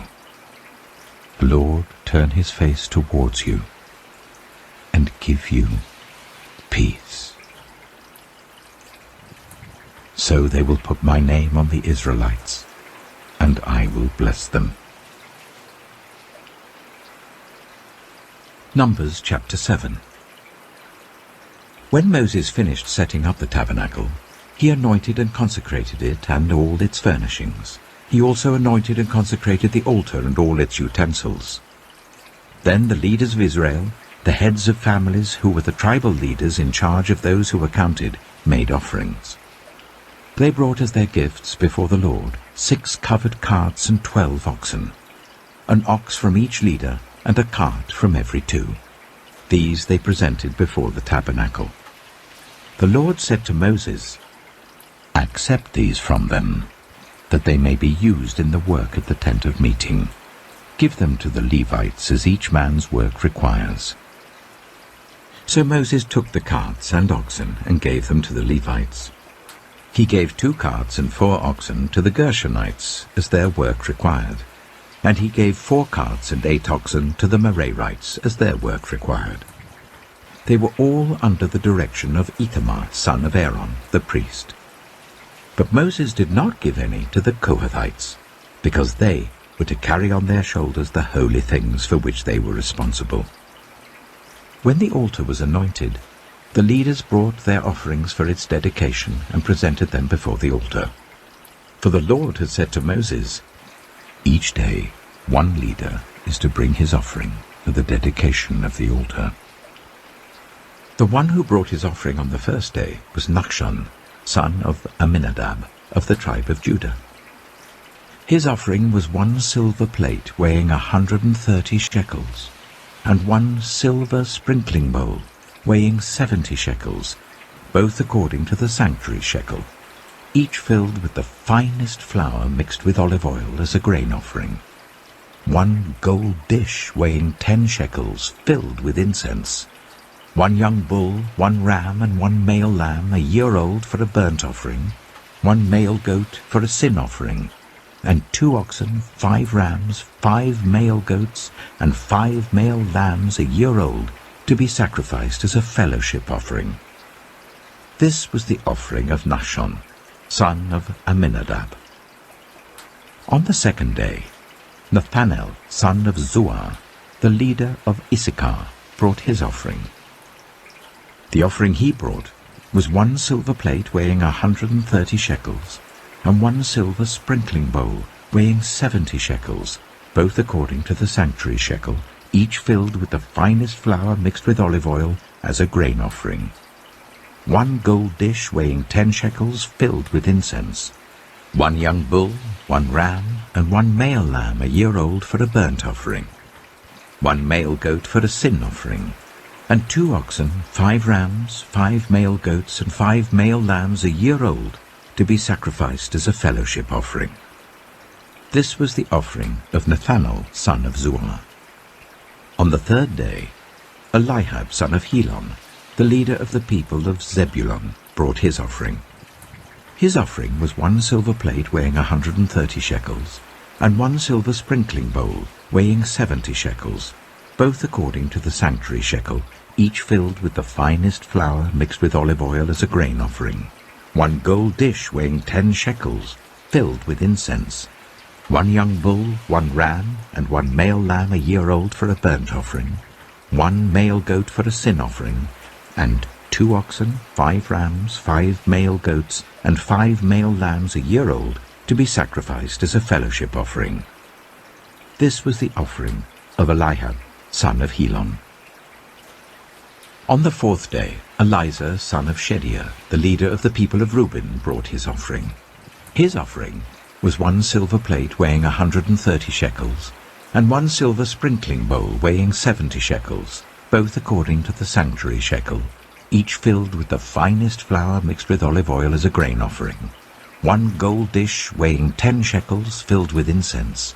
1 young bull, 1 ram, and 1 male lamb a year old for a burnt offering. 1 male goat for a sin offering. And 2 oxen, 5 rams, 5 male goats, and 5 male lambs a year old to be sacrificed as a fellowship offering. This was the offering of Elizur, son of Shedeur. On the 5th day, Shelumiel, son of Zurishaddai, the leader of the people of Simeon, brought his offering. His offering was 1 silver plate weighing 130 shekels, and 1 silver sprinkling bowl weighing 70 shekels, both according to the sanctuary shekel, each filled with the finest flour mixed with olive oil as a grain offering. 1 gold dish weighing 10 shekels filled with incense. 1 young bull, 1 ram, and 1 male lamb a year old for a burnt offering. 1 male goat for a sin offering. And 2 oxen, 5 rams, 5 male goats, and 5 male lambs a year old to be sacrificed as a fellowship offering. This was the offering of Shelumiel, son of Zurishaddai. On the 6th day, Eliasaph, son of Duel, the leader of the people of Gad, brought his offering. His offering was 1 silver plate weighing 130 shekels, and 1 silver sprinkling bowl weighing 70 shekels, both according to the sanctuary shekel, each filled with the finest flour mixed with olive oil as a grain offering. 1 gold dish weighing 10 shekels, filled with incense. 1 young bull, 1 ram, and 1 male lamb a year old for a burnt offering. 1 male goat for a sin offering. And 2 oxen, 5 rams, 5 male goats, and 5 male lambs a year old to be sacrificed as a fellowship offering. This was the offering of Eliasaph, son of Duel. On the 7th day, Elishama, son of Ammihud, the leader of the people of Ephraim, brought his offering. His offering was 1 silver plate weighing 130 shekels, and 1 silver sprinkling bowl weighing 70 shekels, both according to the sanctuary shekel, each filled with the finest flour mixed with olive oil as a grain offering. 1 gold dish weighing 10 shekels, filled with incense. 1 young bull, 1 ram, and 1 male lamb a year old for a burnt offering. 1 male goat for a sin offering. And 2 oxen, 5 rams, 5 male goats, and 5 male lambs a year old to be sacrificed as a fellowship offering. This was the offering of Elishama, son of Ammihud. On the 8th day, Gamaliel, son of Pedazur, the leader of the people of Manasseh, brought his offering. His offering was 1 silver plate weighing 130 shekels, and 1 silver sprinkling bowl weighing 70 shekels, both according to the sanctuary shekel, each filled with the finest flour mixed with olive oil as a grain offering. 1 gold dish weighing 10 shekels, filled with incense. 1 young bull, 1 ram, and 1 male lamb a year old for a burnt offering, 1 male goat for a sin offering, and 2 oxen, 5 rams, 5 male goats, and 5 male lambs a year old, to be sacrificed as a fellowship offering. This was the offering of Gamaliel, son of Pedazur. On the 9th day, Abidan, son of Gideoni, the leader of the people of Benjamin, brought his offering. His offering was 1 silver plate weighing 130 shekels, and 1 silver sprinkling bowl weighing 70 shekels, both according to the sanctuary shekel, each filled with the finest flour mixed with olive oil as a grain offering. 1 gold dish weighing 10 shekels, filled with incense, 1 young bull, 1 ram, and 1 male lamb a year old for a burnt offering, 1 male goat for a sin offering, and 2 oxen, 5 rams, 5 male goats, and 5 male lambs a year old, to be sacrificed as a fellowship offering.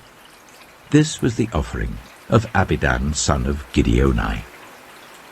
On the 10th day, Ahiezer, son of Ammishaddai, the leader of the people of Dan, brought his offering. His offering was 1 silver plate weighing 130 shekels, and 1 silver sprinkling bowl weighing 70 shekels, both according to the sanctuary shekel, each filled with the finest flour mixed with olive oil as a grain offering. 1 gold dish weighing 10 shekels, filled with incense. 1 young bull, 1 ram, and 1 male lamb a year old for a burnt offering. 1 male goat for a sin offering, and 2 oxen, 5 rams, 5 male goats, and 5 male lambs a year old, to be sacrificed as a fellowship offering. This was the offering of Ahiezer, son of Ammishaddai. On the 11th day, Pagiel, son of Ochran, the leader of the people of Asher, brought his offering. His offering was 1 silver plate weighing 130 shekels, and 1 silver sprinkling bowl weighing 70 shekels, both according to the sanctuary shekel, each filled with the finest flour, mixed with olive oil as a grain offering. 1 gold dish weighing 10 shekels, filled with incense. 1 young bull, 1 ram, and 1 male lamb a year old for a burnt offering. 1 male goat for a sin offering. And 2 oxen, 5 rams, 5 male goats, and 5 male lambs a year old, to be sacrificed as a fellowship offering. This was the offering of Pagiel, son of Ochran. On the 12th day, Ahira, son of Enan, the leader of the people of Naphtali, brought his offering. His offering was 1 silver plate weighing 130 shekels, and 1 silver sprinkling bowl weighing 70 shekels, both according to the sanctuary shekel, each filled with the finest flour mixed with olive oil as a grain offering. 1 gold dish weighing 10 shekels, filled with incense. 1 young bull, 1 ram, and 1 male lamb a year old for a burnt offering. 1 male goat for a sin offering, and 2 oxen, 5 rams, 5 male goats, and 5 male lambs a year old, to be sacrificed as a fellowship offering. This was the offering of Ahira, son of Enan. These were the offerings of the Israelite leaders for the dedication of the altar when it was anointed: 12 silver plates, 12 silver sprinkling bowls, and 12 gold dishes. Each silver plate weighed 130 shekels, and each sprinkling bowl 70 shekels. Altogether, the silver dishes weighed 2,400 shekels according to the sanctuary shekel. The 12 gold dishes, filled with incense, weighed 10 shekels each, according to the sanctuary shekel. Altogether, the gold dishes weighed 120 shekels. The total number of animals for the burnt offering came to 12 young bulls, 12 rams, and 12 male lambs a year old, together with their grain offering. 12 male goats were used for the sin offering. The total number of animals for the sacrifice of the fellowship offering came to 24 oxen, 60 rams, 60 male goats, and 60 male lambs a year old. These were the offerings for the dedication of the altar after it was anointed. When Moses entered the tent of meeting to speak with the Lord, he heard the voice speaking to him from between the 2 cherubim above the atonement cover on the ark of the covenant law. In this way the Lord spoke to him. Numbers chapter 8. The Lord said to Moses, "Speak to Aaron and say to him, when you set up the lamps, see that all 7 light up the area in front of the lampstand." Aaron did so. He set up the lamps so that they faced forwards on the lampstand, just as the Lord commanded Moses. This is how the lampstand was made. It was made of hammered gold, from its base to its blossoms. The lampstand was made exactly like the pattern the Lord had shown Moses.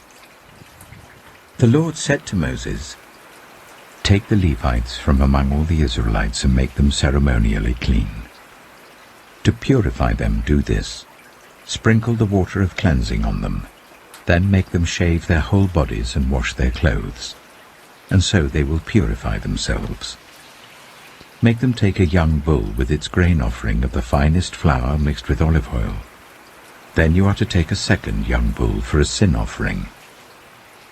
Bring the Levites to the front of the tent of meeting and assemble the whole Israelite community. You are to bring the Levites before the Lord, and the Israelites are to lay their hands on them. Aaron is to present the Levites before the Lord as a wave offering from the Israelites, so that they may be ready to do the work of the Lord. Then the Levites are to lay their hands on the heads of the bulls, using one for a sin offering to the Lord and the other for a burnt offering, to make atonement for the Levites.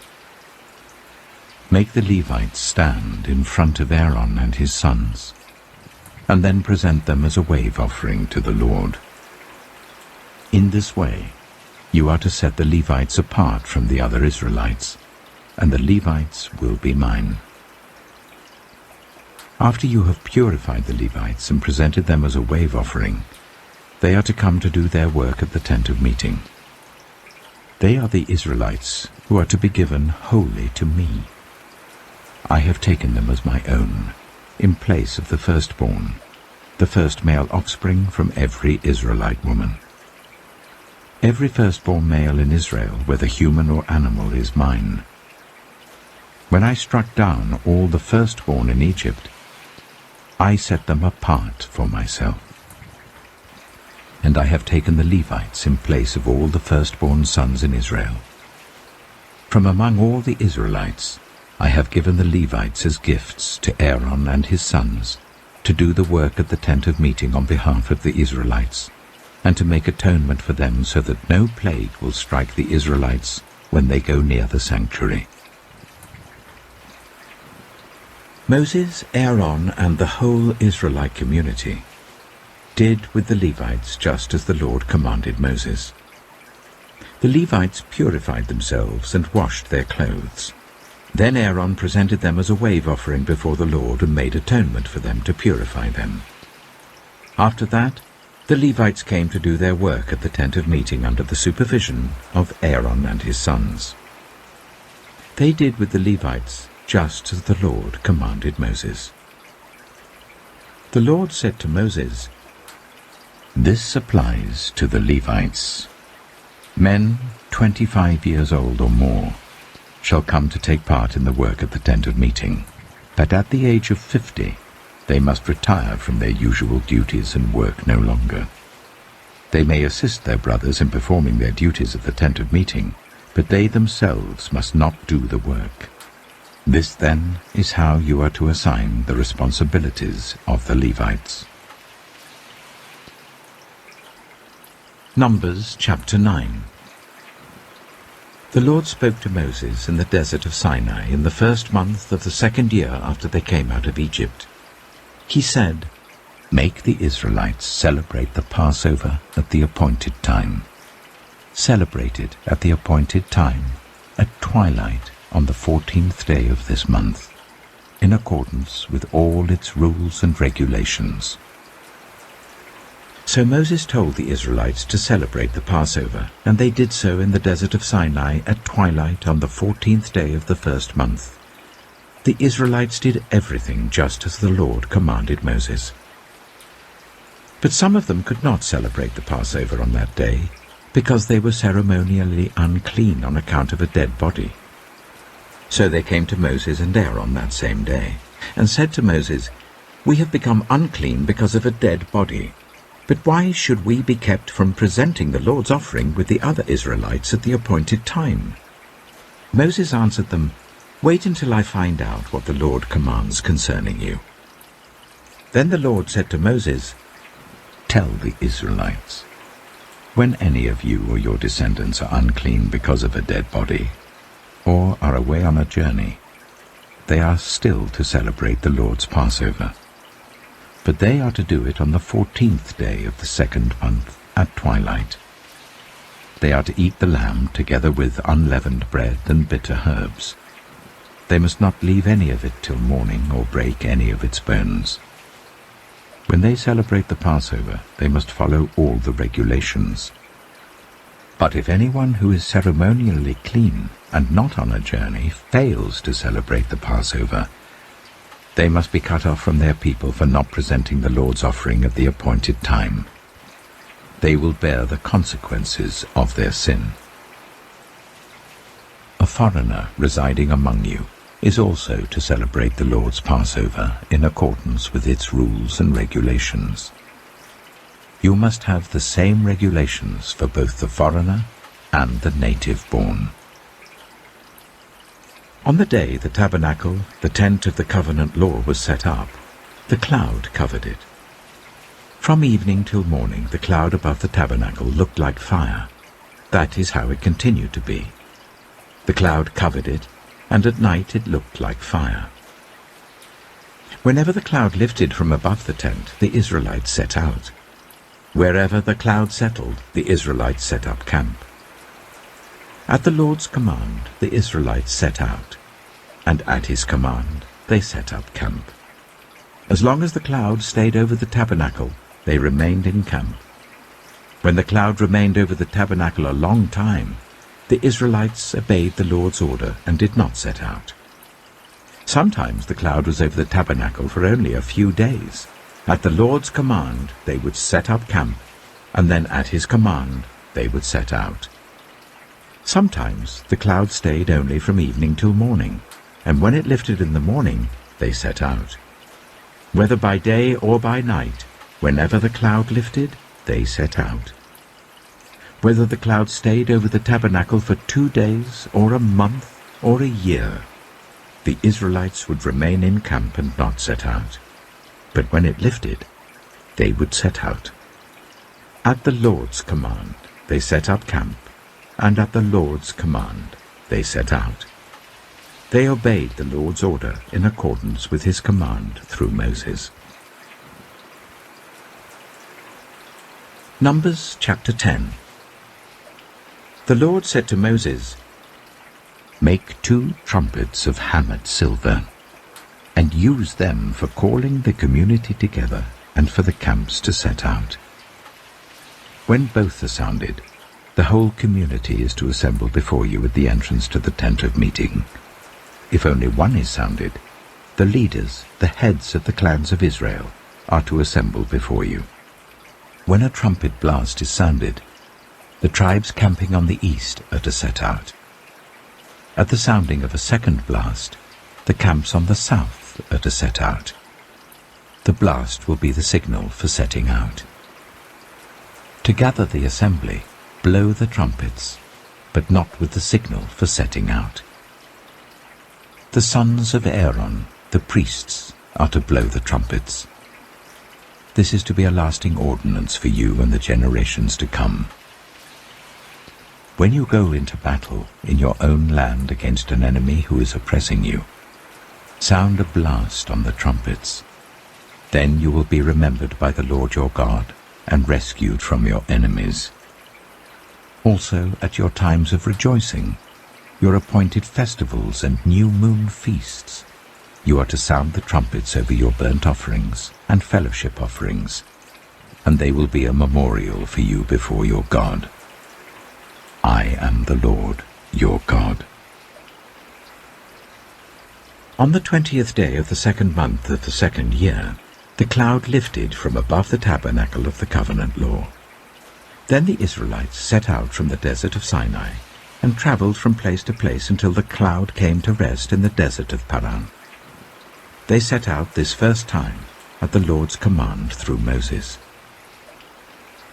The divisions of the camp of Judah went first, under their standard. Nachshon, son of Amminadab, was in command. Nathanael, son of Zuar, was over the division of the tribe of Issachar, and Eliab, son of Helon, was over the division of the tribe of Zebulun. Then the tabernacle was taken down, and the Gershonites and Merarites who carried it set out. The divisions of the camp of Reuben went next under their standard. Elizur, son of Shedeur, was in command. Shelumiel, son of Zurishaddai, was over the division of the tribe of Simeon, and Eliasaph, son of Duel, was over the division of the tribe of Gad. Then the Kohathites set out carrying the holy things. The tabernacle was to be set up before they arrived. The divisions of the camp of Ephraim went next under their standard. Elishama, son of Ammihud, was in command. Gamaliel, son of Pedazur, was over the division of the tribe of Manasseh, and Abidah, son of Gideoni, was over the division of the tribe of Benjamin. Finally, as the rear guard for all the units, the divisions of the camp of Dan set out under their standards. Ahiezer, son of Ammishaddai, was in command. Pagiel, son of Ochran, was over the division of the tribe of Asher, and Ahira, son of Enan, was over the division of the tribe of Naphtali. This was the order of march for the Israelite divisions as they set out. Now Moses said to Hobab, son of Ruel, the Midianite, Moses' father-in-law, "We're setting out for the place about which the Lord said, 'I will give it to you.' Come with us, and we will treat you well, for the Lord has promised good things to Israel." He answered, "No, I will not go. I am going back to my own land and my own people." But Moses said, "Please do not leave us. You know where we should camp in the wilderness, and you can be our eyes. If you come with us, we will share with you whatever good things the Lord gives us." So they set out from the mountain of the Lord and travelled for 3 days. The ark of the covenant of the Lord went before them during those 3 days to find them a place to rest. The cloud of the Lord was over them by day when they set out from the camp. Whenever the ark set out, Moses said, "Rise up, Lord. May your enemies be scattered. May your foes flee before you." Whenever it came to rest, he said, "Return, Lord, to the countless thousands of Israel." Numbers chapter 11. Now the people complained about their hardships in the hearing of the Lord. And when he heard them, his anger was aroused. Then fire from the Lord burned among them and consumed some of the outskirts of the camp. When the people cried out to Moses, he prayed to the Lord, and the fire died down. So that place was called Taberah, because fire from the Lord had burned among them. The rabble with them began to crave other food. And again the Israelites started wailing and said, "If only we had meat to eat. We remember the fish we ate in Egypt at no cost, also the cucumbers, melons, leeks, onions, and garlic. But now we have lost our appetite. We never see anything but this manna." The manna was like coriander seed and looked like resin. The people went around gathering it and then ground it in a hand mill or crushed it in a mortar. They cooked it in a pot or made it into loaves, and it tasted like something made with olive oil. When the dew settled on the camp at night, the manna also came down. Moses heard the people of every family wailing at the entrance to their tents. The Lord became exceedingly angry, and Moses was troubled. He asked the Lord, "Why have you brought this trouble on your servant? What have I done to displease you, that you put the burden of all these people on me? Did I conceive all these people? Did I give them birth? Why do you tell me to carry them in my arms as a nurse carries an infant to the land you promised on oath to their ancestors? Where can I get meat for all these people? They keep wailing to me, 'Give us meat to eat.' I cannot carry all these people by myself. The burden is too heavy for me. If this is how you are going to treat me, please go ahead and kill me right now, if I have found favor in your eyes. And do not let me face my own ruin." The Lord said to Moses, "Bring me 70 of Israel's elders who are known to you as leaders and officials among the people. Make them come to the tent of meeting, that they may stand there with you. I will come down and speak with you there, and I will take some of the power of the Spirit that is on you and put it on them. They will share the burden of the people with you, so that you will not have to carry it alone. Tell the people, 'Consecrate yourselves in preparation for tomorrow, when you will eat meat.' The Lord heard you when you wailed, 'If only we had meat to eat. We were better off in Egypt.' Now the Lord will give you meat, and you will eat it. You will not eat it for just 1 day or 2 days or 5, 10, or 20 days, but for a whole month, until it comes out of your nostrils and you loathe it, because you have rejected the Lord who is among you, and have wailed before him, saying, 'Why did we ever leave Egypt?'" But Moses said, "Here I am among 600,000 men on foot, and you say, 'I will give them meat to eat for a whole month'? Would they have enough if flocks and herds were slaughtered for them? Would they have enough if all the fish in the sea were caught for them?" The Lord answered Moses, "Is the Lord's arm too short? Now you will see whether or not what I say will come true for you." So Moses went out and told the people what the Lord had said. He brought together 70 of their elders and made them stand round the tent. Then the Lord came down in the cloud and spoke with him, and he took some of the power of the Spirit that was on him and put it on the 70 elders. When the Spirit rested on them, they prophesied, but did not do so again. However, 2 men, whose names were Eldad and Medad, had remained in the camp.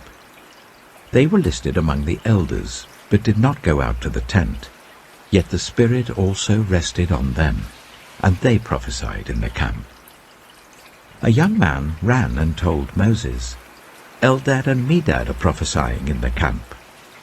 Joshua, son of Nun, who had been Moses' assistant since youth, spoke up and said, "Moses, my lord, stop them." But Moses replied, "Are you jealous for my sake? I wish that all the Lord's people were prophets, and that the Lord would put his Spirit on them." Then Moses and the elders of Israel returned to the camp. Now a wind went out from the Lord and drove quail in from the sea. It scattered them up to 2 cubits deep all round the camp, as far as a day's walk in any direction. All that day and night and all the next day the people went out and gathered quail. No one gathered less than 10 homers. Then they spread them out all around the camp. But while the meat was still between their teeth and before it could be consumed, the anger of the Lord burned against the people, and he struck them with a severe plague.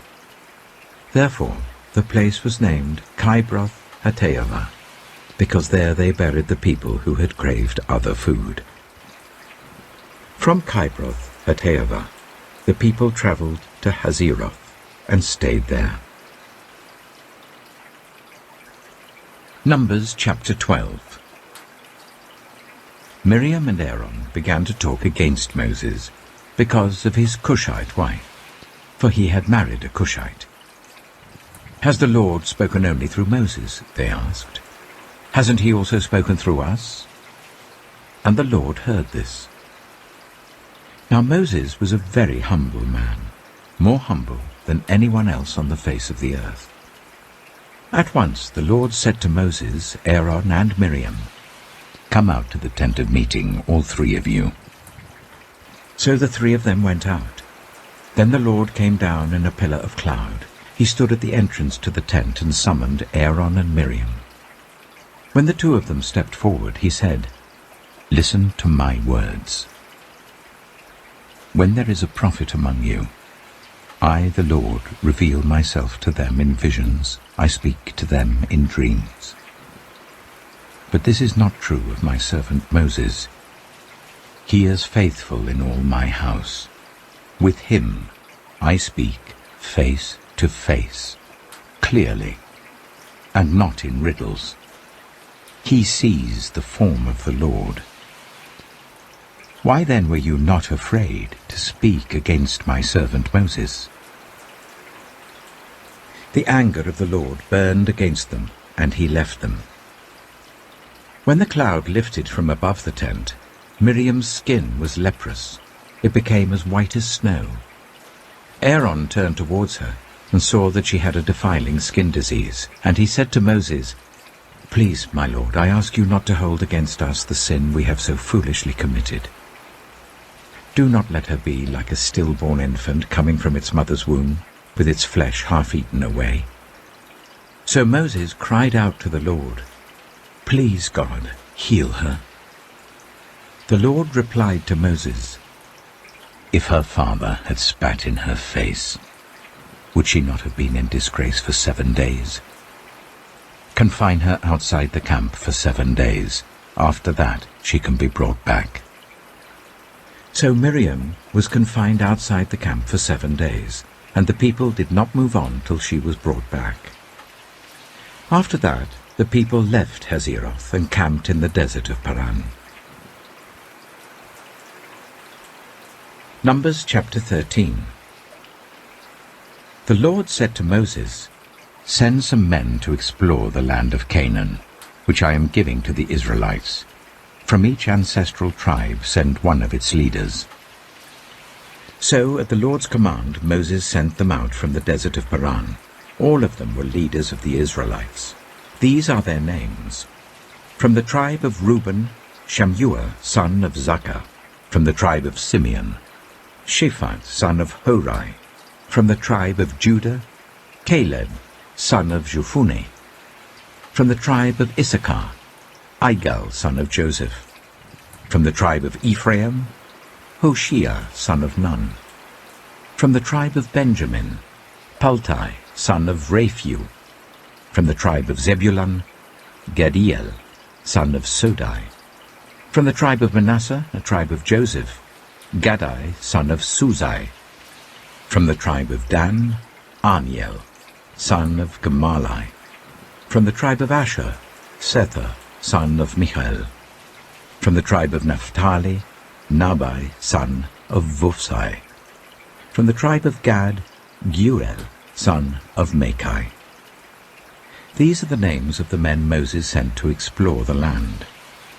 Moses gave Hoshea, son of Nun, the name Joshua. When Moses sent them to explore Canaan, he said, "Go up through the Negev and on into the hill country. See what the land is like and whether the people who live there are strong or weak, few or many. What kind of land do they live in? Is it good or bad? What kind of towns do they live in? Are they unwalled or fortified? How is the soil? Is it fertile or poor? Are there trees in it or not? Do your best to bring back some of the fruit of the land." It was the season for the first ripe grapes. So they went up and explored the land from the desert of Zin as far as Rehob, towards Lebo-Hamath. They went up through the Negev and came to Hebron, where Ahiman, Sheshai, and Talmai, the descendants of Anak, lived. Hebron had been built 7 years before Zoan in Egypt.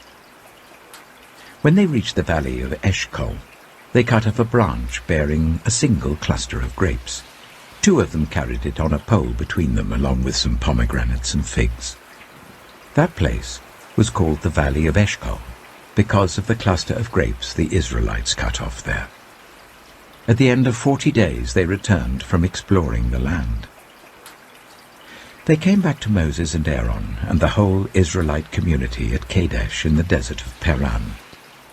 There they reported to them and to the whole assembly and showed them the fruit of the land. They gave Moses this account: "We went into the land to which you sent us, and it does flow with milk and honey. Here is its fruit.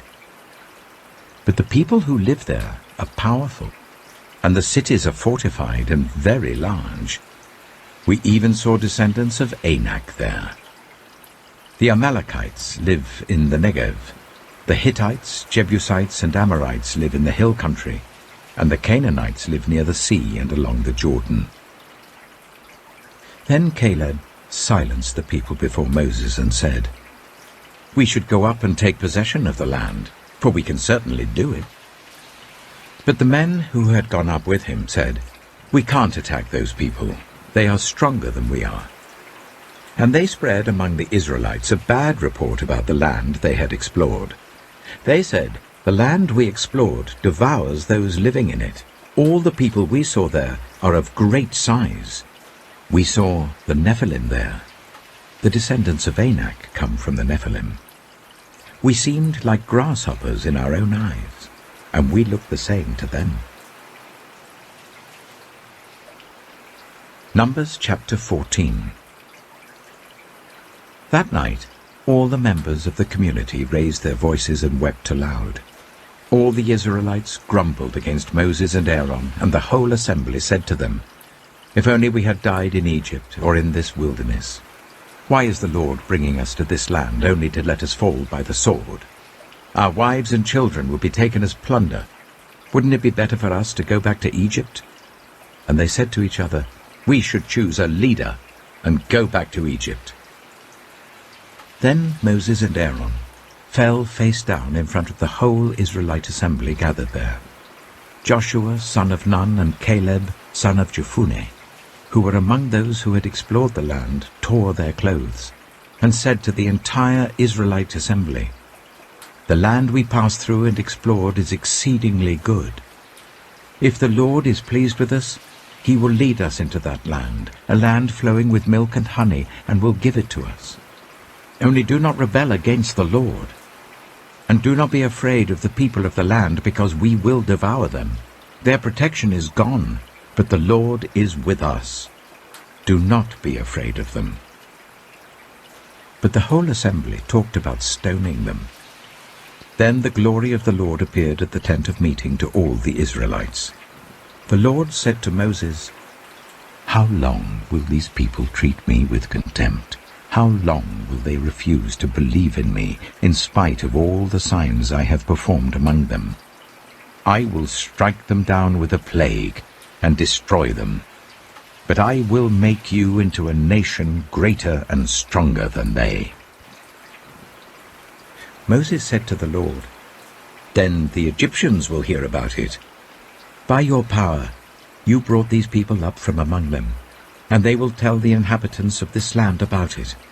They have already heard that you, Lord, are with these people, and that you, Lord, have been seen face to face, that your cloud stays over them, and that you go before them in a pillar of cloud by day and a pillar of fire by night.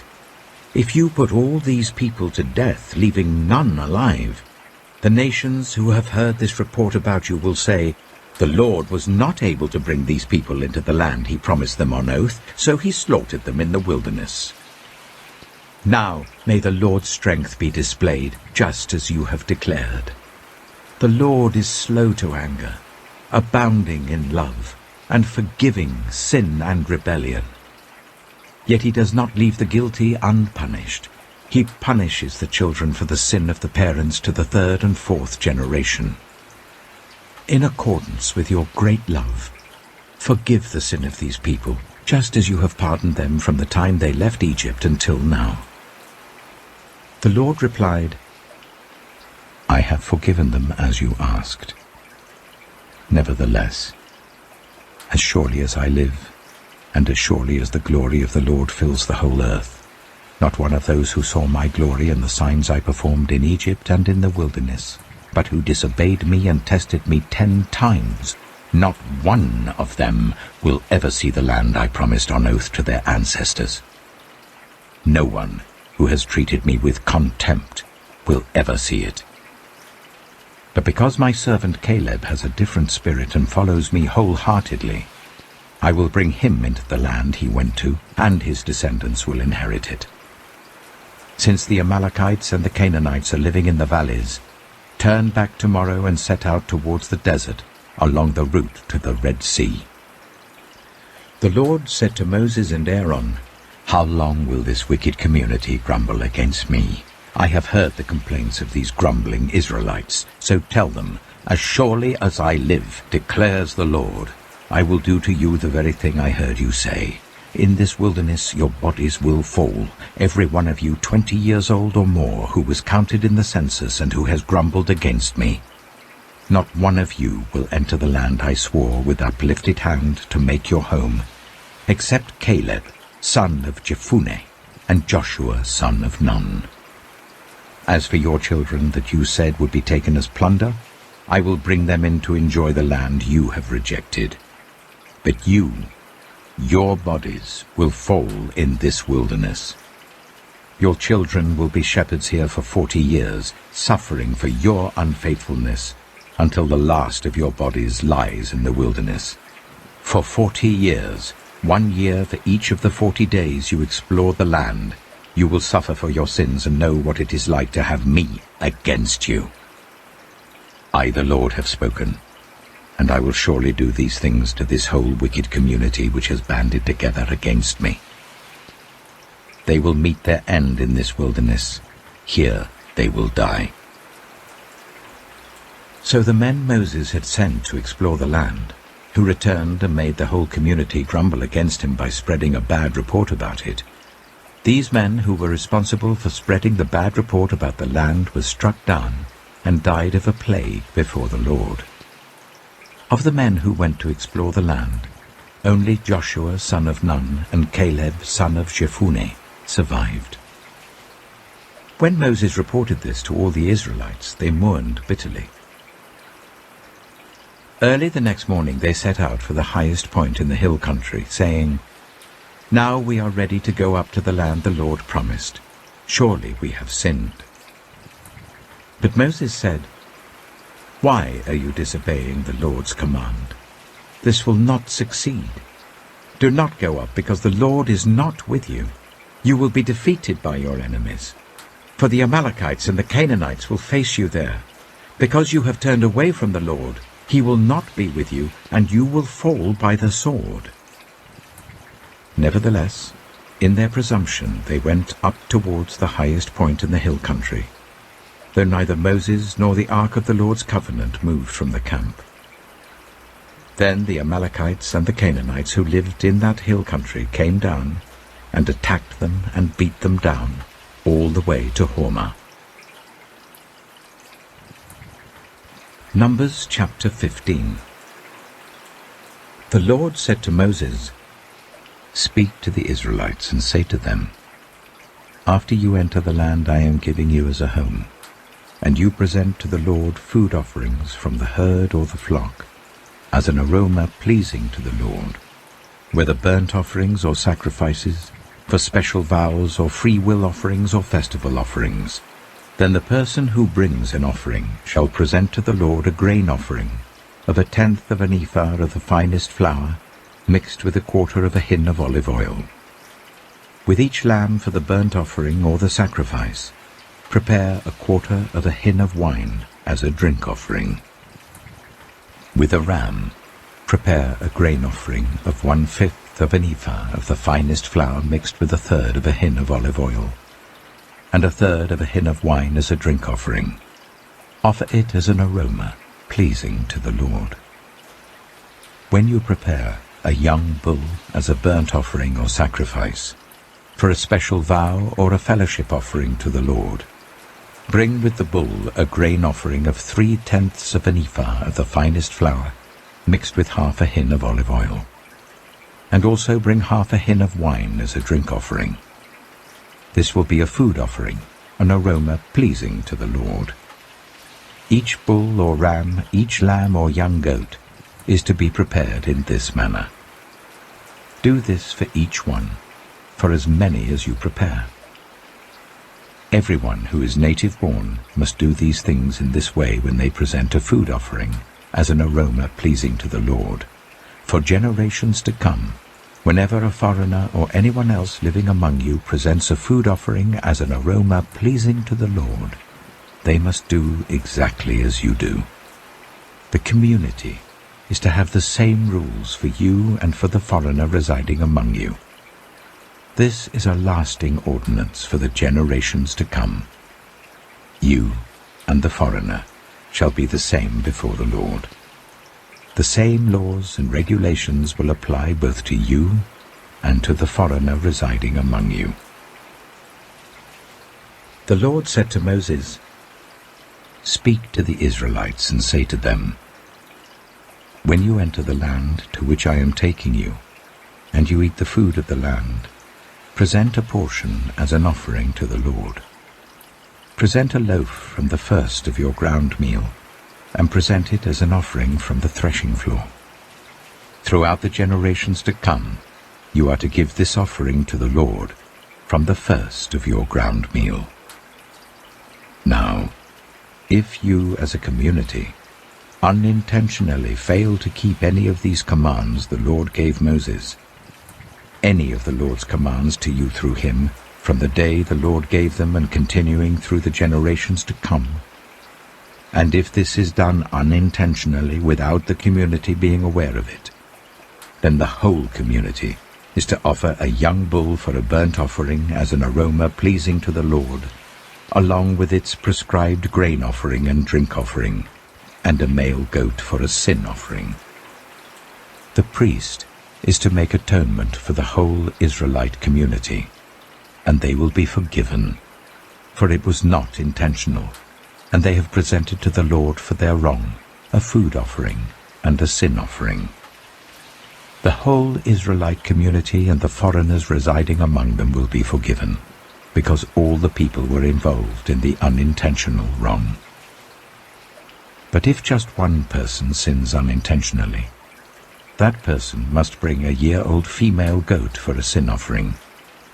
The priest is to make atonement before the Lord for the one who erred by sinning unintentionally, and when atonement has been made, that person will be forgiven.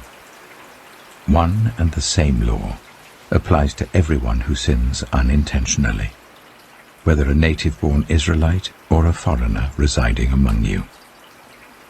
But anyone who sins defiantly, whether native-born or foreigner, utters blasphemy against the Lord and must be cut off from the people of Israel.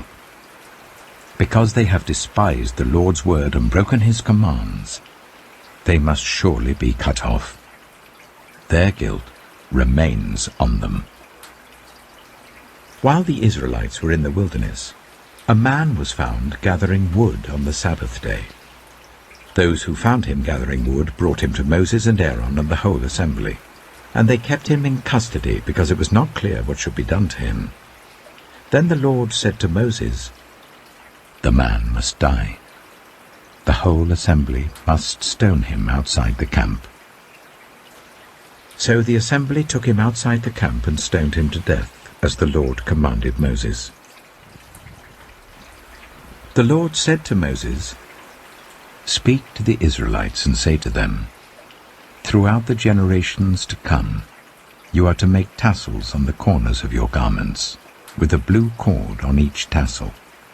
You will have these tassels to look at, and so you will remember all the commands of the Lord, that you may obey them and not prostitute yourselves by chasing after the lusts of your own hearts and eyes. Then you will remember to obey all my commands, and will be consecrated to your God. I am the Lord your God, who brought you out of Egypt to be your God. I am the Lord your God." Numbers chapter 16. Korah, son of Esau, the son of Kohath, the son of Levi, and certain Reubenites, Dathan and Abiram, sons of Eliab, and On, son of Peleth, became insolent and rose up against Moses. With them were 250 Israelite men, well-known community leaders, who had been appointed members of the council. They came as a group to oppose Moses and Aaron, and said to them, "You have gone too far. The whole community is holy, every one of them, and the Lord is with them. Why then do you set yourselves above the Lord's assembly?" When Moses heard this, he fell face down. Then he said to Korah and all his followers, "In the morning the Lord will show who belongs to him and who is holy, and he will make that person come near him. The man he chooses he will cause to come near him. You, Korah, and all your followers are to do this. Take censers, and tomorrow put burning coals and incense in them before the Lord. The man the Lord chooses will be the one who is holy. You Levites have gone too far." Moses also said to Korah, "Now listen, you Levites. Isn't it enough for you that the God of Israel has separated you from the rest of the Israelite community and brought you near himself to do the work at the Lord's tabernacle and to stand before the community and minister to them? He has brought you and all your fellow Levites near himself, but now you are trying to get the priesthood too. It is against the Lord that you and all your followers have banded together. Who is Aaron that you should grumble against him?" Then Moses summoned Dathan and Abiram, the sons of Eliab. But they said, "We will not come. Isn't it enough that you have brought us up out of a land flowing with milk and honey to kill us in the wilderness? And now you also want to lord it over us? Moreover, you haven't brought us into a land flowing with milk and honey, or given us an inheritance of fields and vineyards. Do you want to treat these men like slaves? No, we will not come." Then Moses became very angry and said to the Lord, "Do not accept their offering. I have not taken so much as a donkey from them, nor have I wronged any of them." Moses said to Korah, "You and your followers are to appear before the Lord tomorrow, you and they and Aaron. Each man is to take his censer and put incense in it, 250 censers in all, and present it before the Lord. You and Aaron are to present your censers also." So each of them took his censer, put burning coals and incense in it, and stood with Moses and Aaron at the entrance to the tent of meeting. When Korah had gathered all his followers in opposition to them at the entrance to the tent of meeting, the glory of the Lord appeared to the entire assembly. The Lord said to Moses and Aaron, "Separate yourselves from this assembly, so that I can put an end to them at once." But Moses and Aaron fell face down and cried out, "O God, the God who gives breath to all living things, will you be angry with the entire assembly when only one man sins?" Then the Lord said to Moses, "Say to the assembly, move away from the tents of Korah, Dathan, and Abiram." Moses got up and went to Dathan and Abiram, and the elders of Israel followed him. He warned the assembly, "Move back from the tents of these wicked men. Do not touch anything belonging to them, or you will be swept away because of all their sins." So they moved away from the tents of Korah, Dathan, and Abiram. Dathan and Abiram had come out and were standing with their wives, children, and little ones at the entrances to their tents. Then Moses said, "This is how you will know that the Lord has sent me to do all these things, and that it was not my idea. If these men die a natural death and suffer the fate of all mankind, then the Lord has not sent me. But if the Lord brings about something totally new, and the earth opens its mouth and swallows them, with everything that belongs to them, and they go down alive into the realm of the dead, then you will know that these men have treated the Lord with contempt." As soon as he finished saying all this, the ground under them split apart, and the earth opened its mouth and swallowed them and their households, and all those associated with Korah, together with their possessions. They went down alive into the realm of the dead, with everything they owned. The earth closed over them, and they perished, and were gone from the community. At their cries, all the Israelites around them fled, shouting, "The earth is going to swallow us too." And fire came out from the Lord and consumed the 250 men who were offering the incense. The Lord said to Moses, "Tell Eleazar, son of Aaron the priest, to remove the censers from the charred remains and scatter the coals some distance away, for the censers are holy, the censers of the men who sinned at the cost of their lives. Hammer the censers into sheets to overlay the altar, for they were presented before the Lord and have become holy. Let them be a sign to the Israelites." So Eleazar the priest collected the bronze censers brought by those who had been burned to death, and he had them hammered out to overlay the altar, as the Lord directed him through Moses. This was to remind the Israelites that no one except a descendant of Aaron should come to burn incense before the Lord, or he would become like Korah and his followers. The next day, the whole Israelite community grumbled against Moses and Aaron. "You have killed the Lord's people," they said. But when the assembly gathered in opposition to Moses and Aaron and turned towards the tent of meeting, suddenly the cloud covered it, and the glory of the Lord appeared. Then Moses and Aaron went to the front of the tent of meeting, and the Lord said to Moses, "Get away from this assembly, so that I can put an end to them at once." And they fell face down. Then Moses said to Aaron, "Take your censer and put incense in it, along with burning coals from the altar, and hurry to the assembly to make atonement for them. Wrath has come out from the Lord. The plague has started." So Aaron did as Moses said and ran into the midst of the assembly.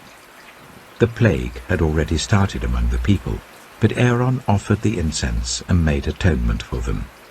He stood between the living and the dead, and the plague stopped. But 14,700 people died from the plague, in addition to those who had died because of Korah. Then Aaron returned to Moses at the entrance to the tent of meeting, for the plague had stopped. Numbers chapter 17. The Lord said to Moses, "Speak to the Israelites, and get 12 staffs from them, one from the leader of each of their ancestral tribes. Write the name of each man on his staff. On the staff of Levi, write Aaron's name, for there must be one staff for the head of each ancestral tribe. Place them in the tent of meeting in front of the ark of the covenant law, where I meet with you. The staff belonging to the man I choose will sprout, and I will rid myself of this constant grumbling against you by the Israelites." So Moses spoke to the Israelites, and their leaders gave him 12 staffs, one for the leader of each of their ancestral tribes, and Aaron's staff was among them. Moses placed the staffs before the Lord in the tent of the covenant law.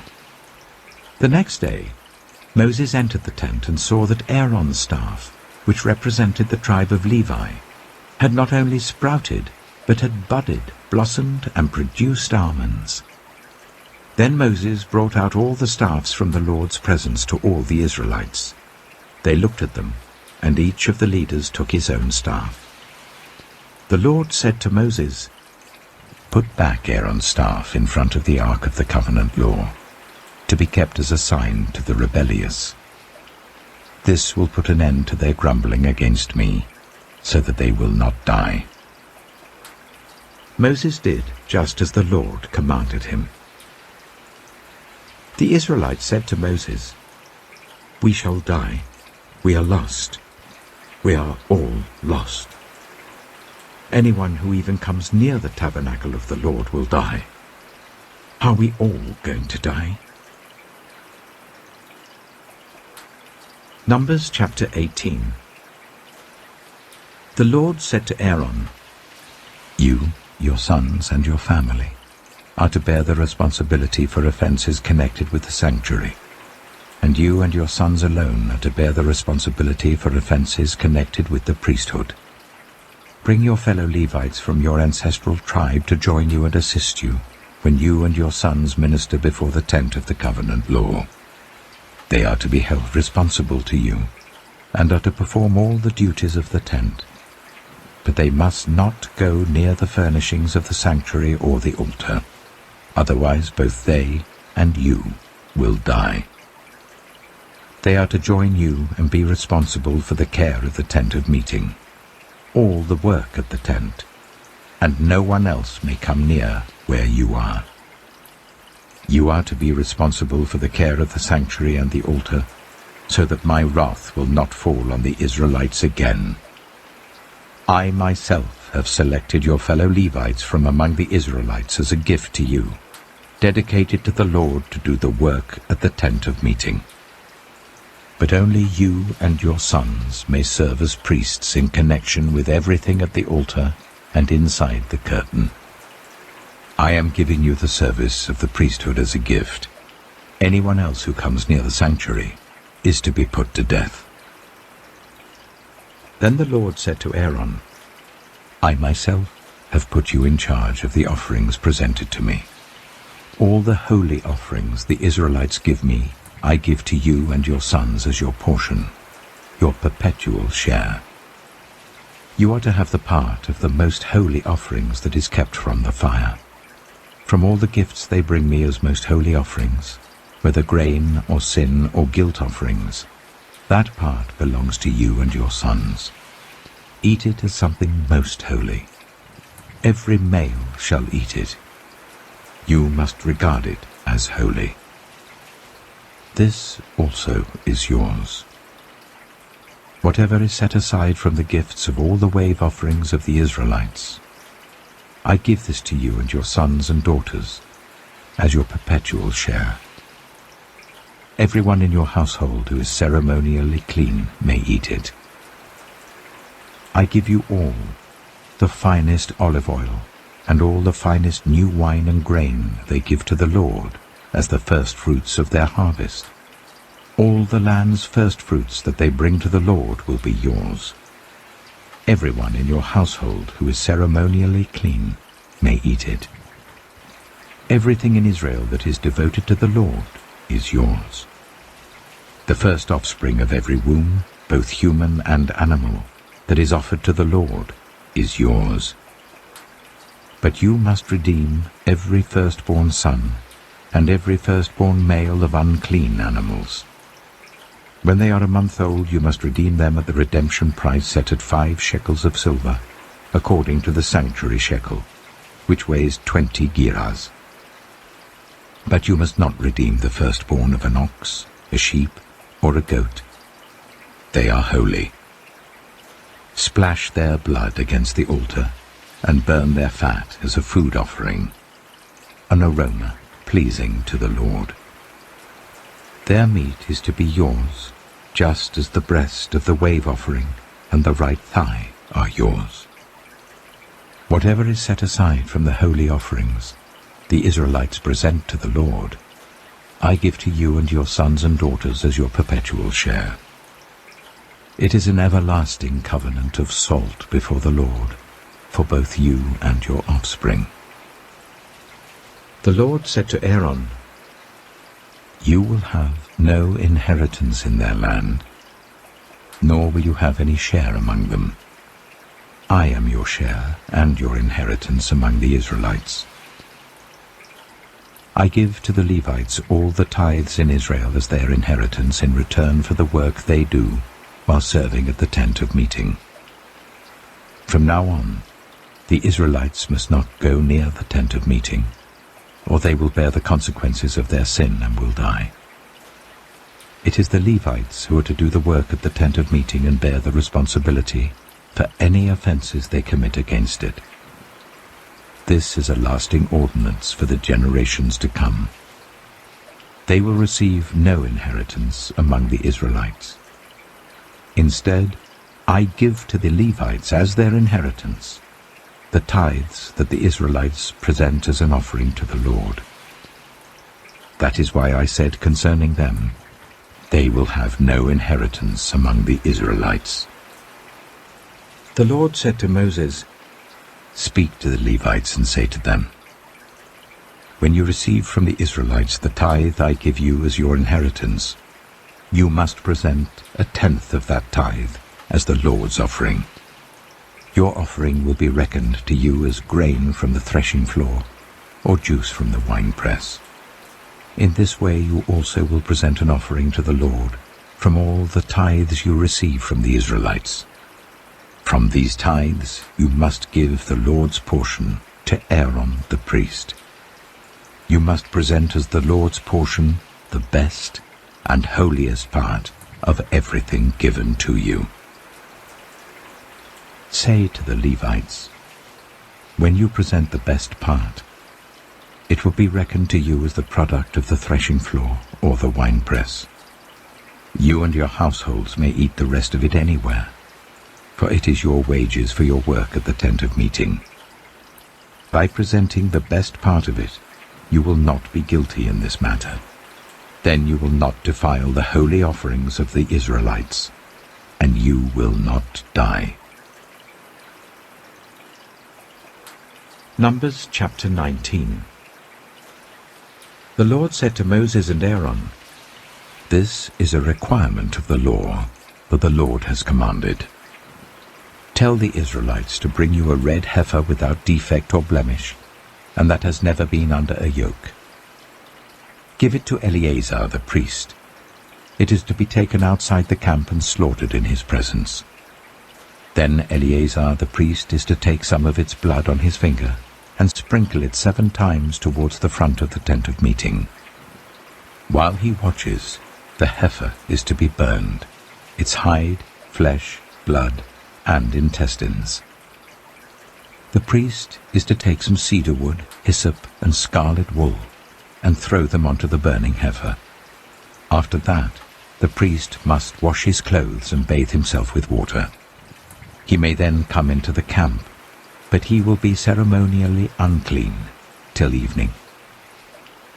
The man who burns it must also wash his clothes and bathe with water, and he too will be unclean till evening.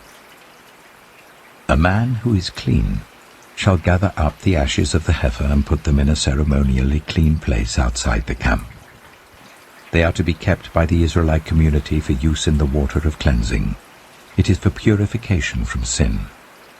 The man who gathers up the ashes of the heifer must also wash his clothes, and he too will be unclean till evening.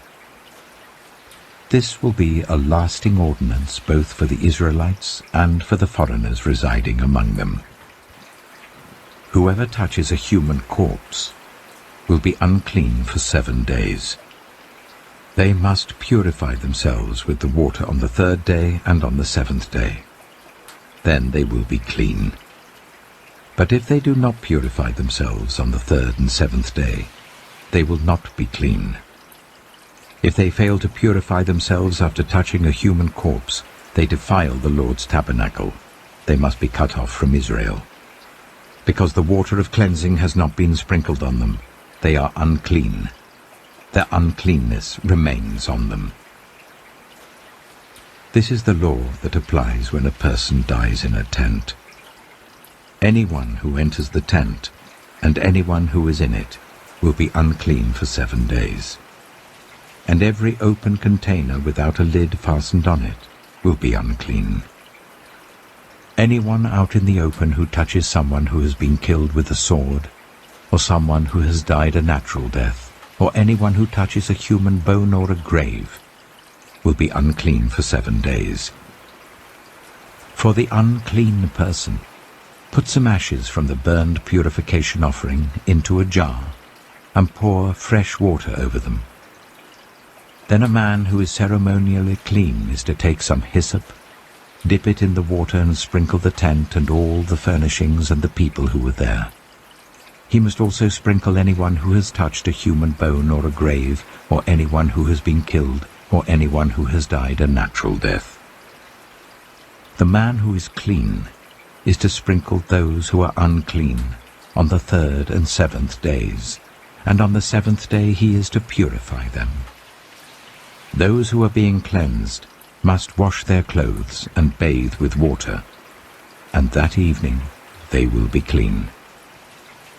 But if those who are unclean do not purify themselves, they must be cut off from the community, because they have defiled the sanctuary of the Lord. The water of cleansing has not been sprinkled on them, and they are unclean. This is a lasting ordinance for them. The man who sprinkles the water of cleansing must also wash his clothes, and anyone who touches the water of cleansing will be unclean till evening. Anything that an unclean person touches becomes unclean, and anyone who touches it becomes unclean till evening. Numbers chapter 20. In the first month, the whole Israelite community arrived at the desert of Zin, and they stayed at Kadesh. There Miriam died and was buried. Now there was no water for the community, and the people gathered in opposition to Moses and Aaron. They quarreled with Moses and said, "If only we had died when our brothers fell dead before the Lord.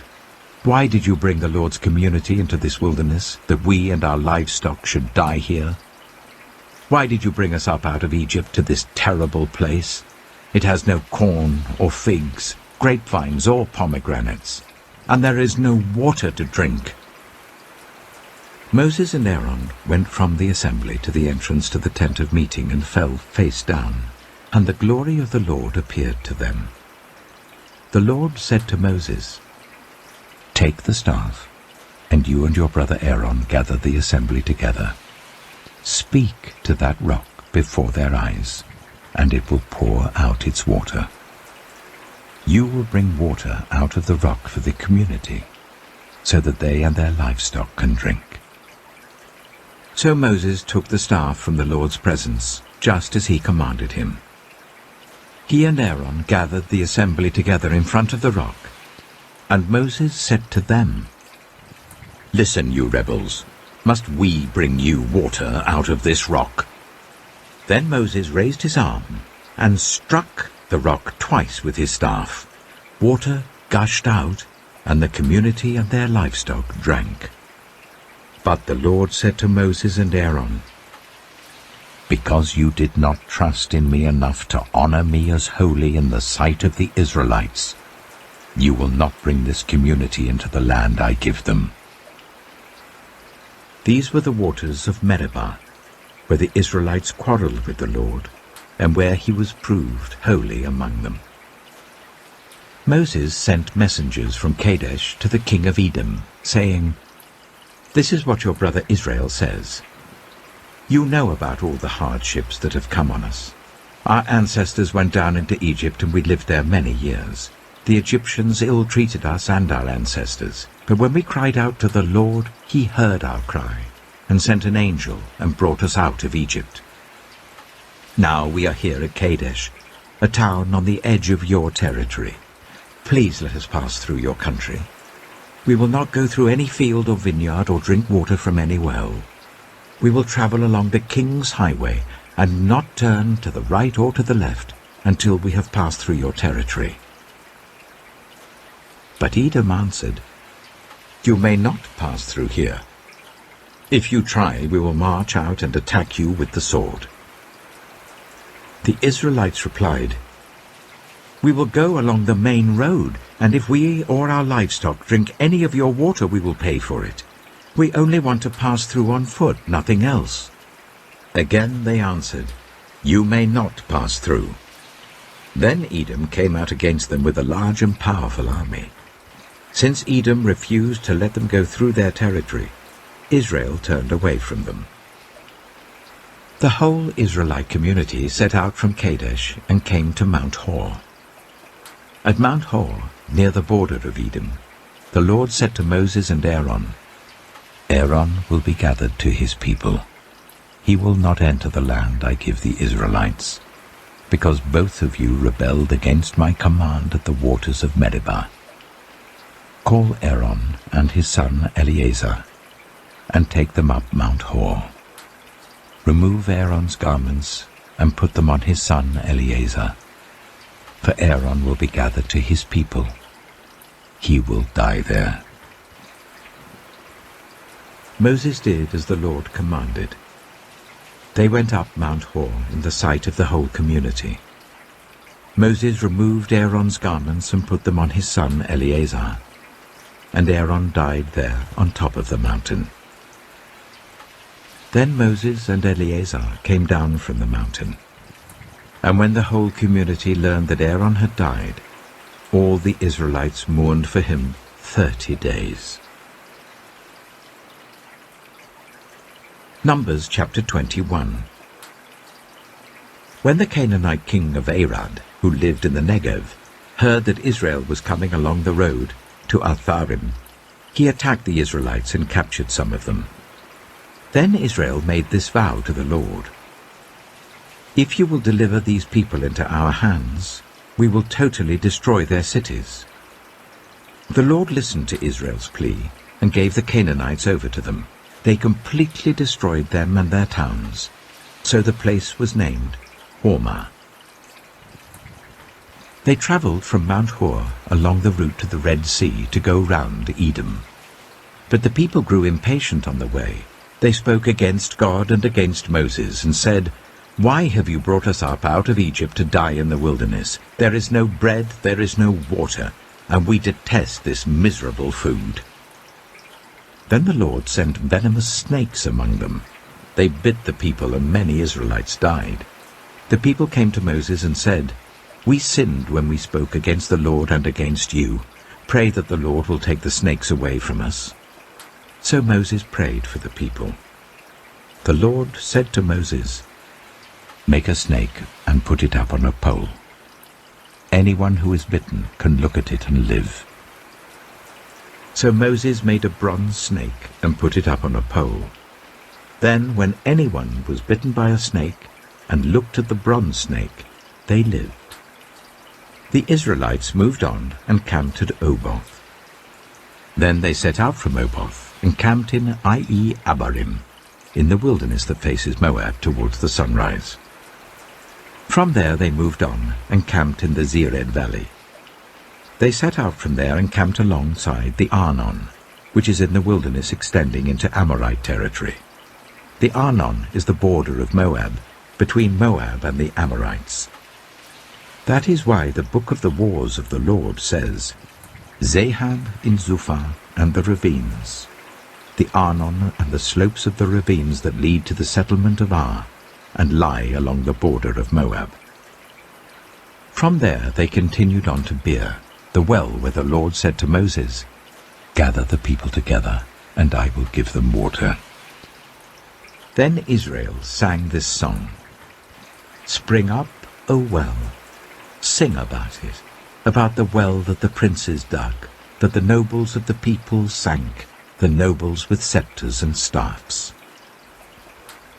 Then they went from the wilderness to Mattanah, from Mattanah to Nahaliel, from Nahaliel to Bamoth, and from Bamoth to the valley in Moab, where the top of Pisgah overlooks the wasteland.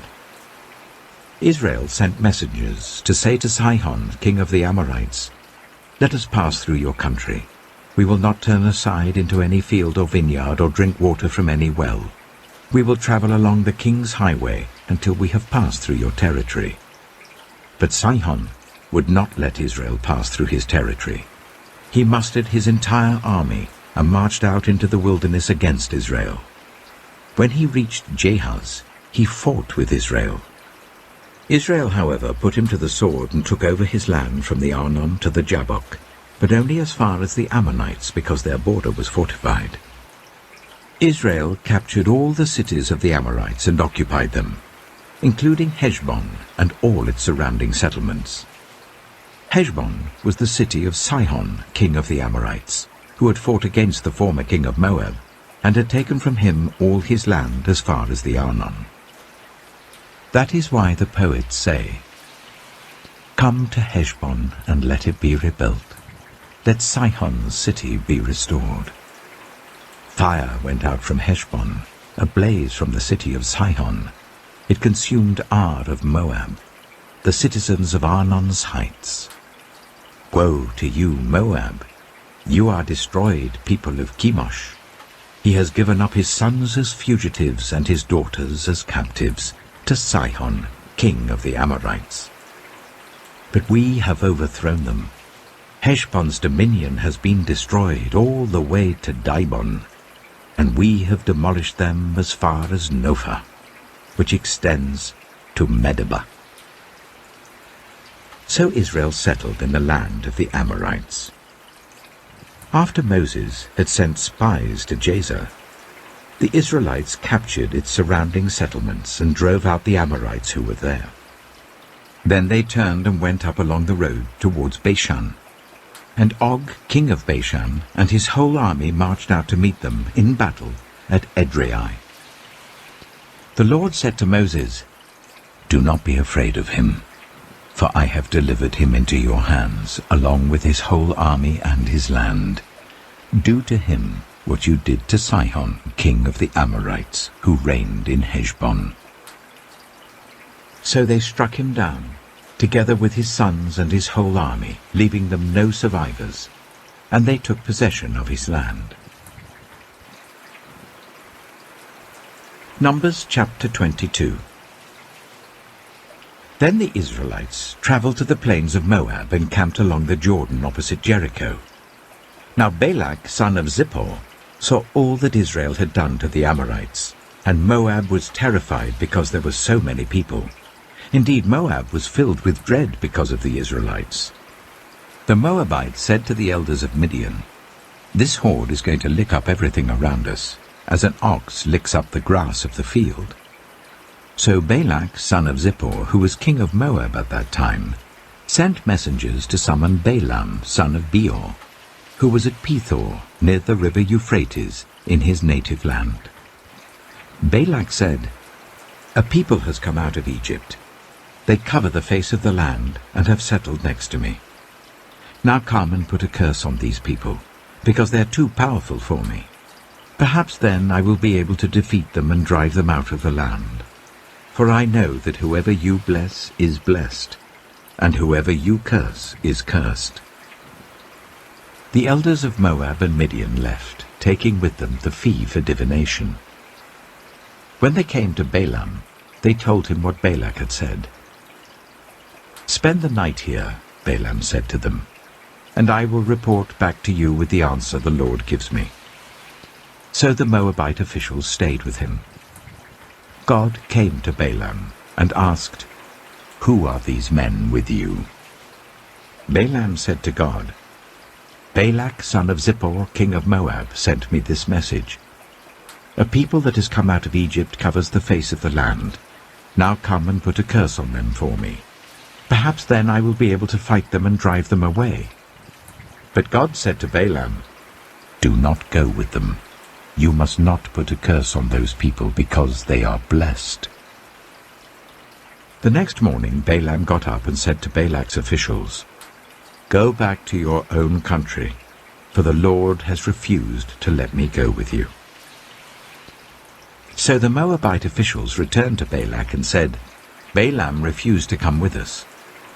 Then Balak sent other officials more numerous and more distinguished than the first. They came to Balaam and said, "This is what Balak son of Zippor says.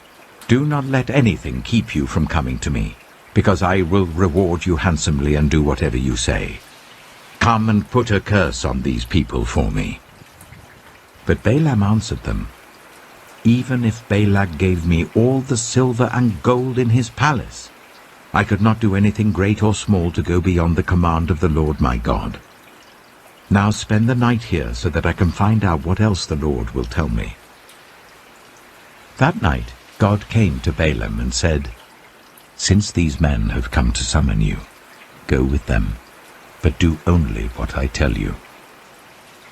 Balaam got up in the morning, saddled his donkey, and went with the Moabite officials.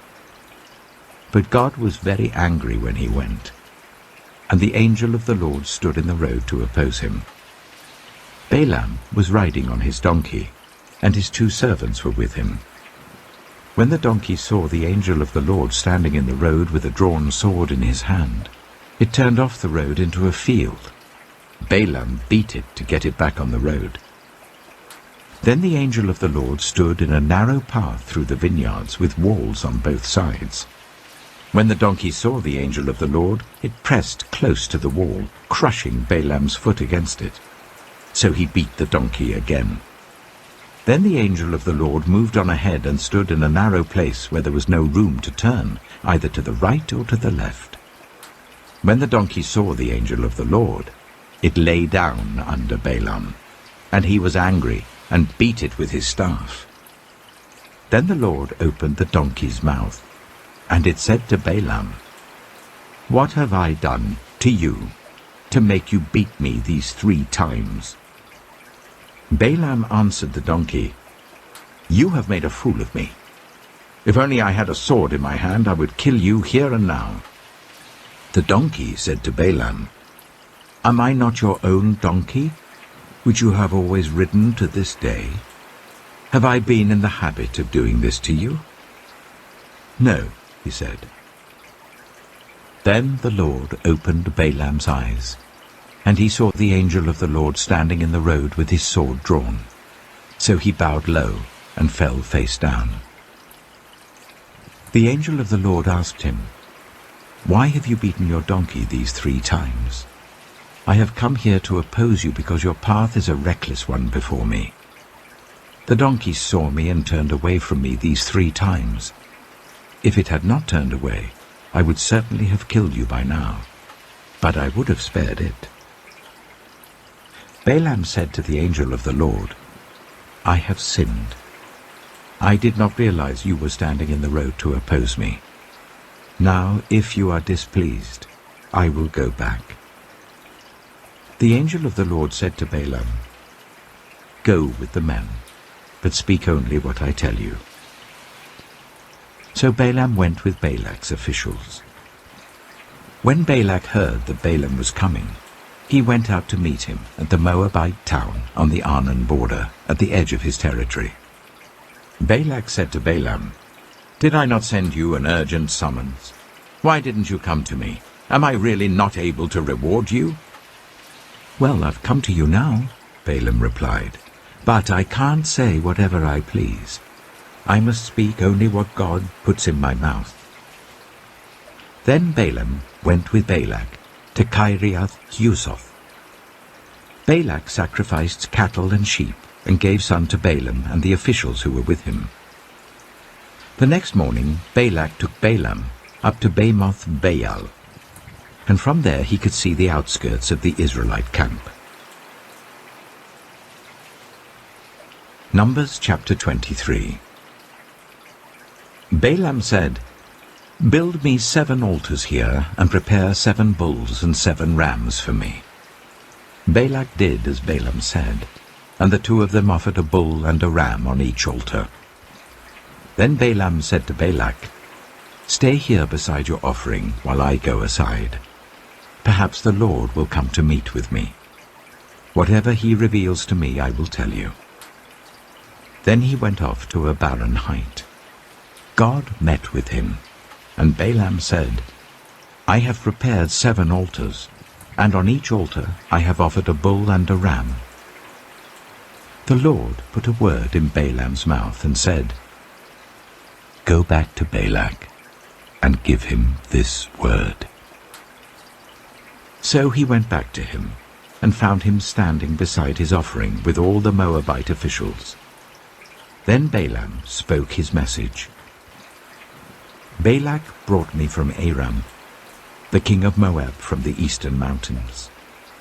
Come," he said, "curse Jacob for me. Come, denounce Israel." How can I curse those whom God has not cursed? How can I denounce those whom the Lord has not denounced? From the rocky peaks I see them. From the heights I view them. I see people who live apart and do not consider themselves one of the nations. Who can count the dust of Jacob, or number even a 1/4 of Israel? Let me die the death of the righteous, and may my final end be like theirs. Balak said to Balaam, "What have you done to me? I brought you to curse my enemies, but you have done nothing but bless them." He answered, "Must I not speak what the Lord puts in my mouth?" Then Balak said to him, "Come with me to another place where you can see them. You will not see them all, but only the outskirts of their camp, and from there curse them for me." So he took him to the field of Zophim on the top of Pisgah, and there he built 7 altars and offered a bull and a ram on each altar. Balaam said to Balak, "Stay here beside your offering, while I meet with him over there." The Lord met with Balaam and put a word in his mouth and said, "Go back to Balak and give him this word." So he went to him and found him standing beside his offering with the Moabite officials.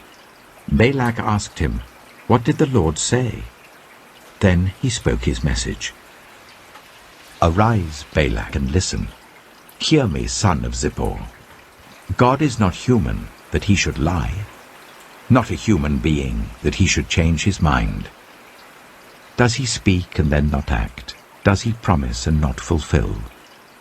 I have received a command to bless. He has blessed, and I cannot change it. No misfortune is seen in Jacob, no misery observed in Israel. The Lord their God is with them.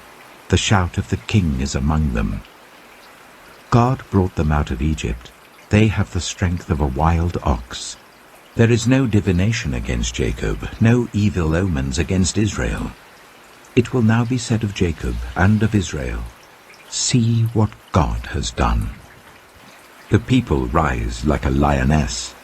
They rouse themselves like a lion that does not rest till it devours its prey and drinks the blood of its victims. Then Balak said to Balaam, neither curse them at all, nor bless them at all.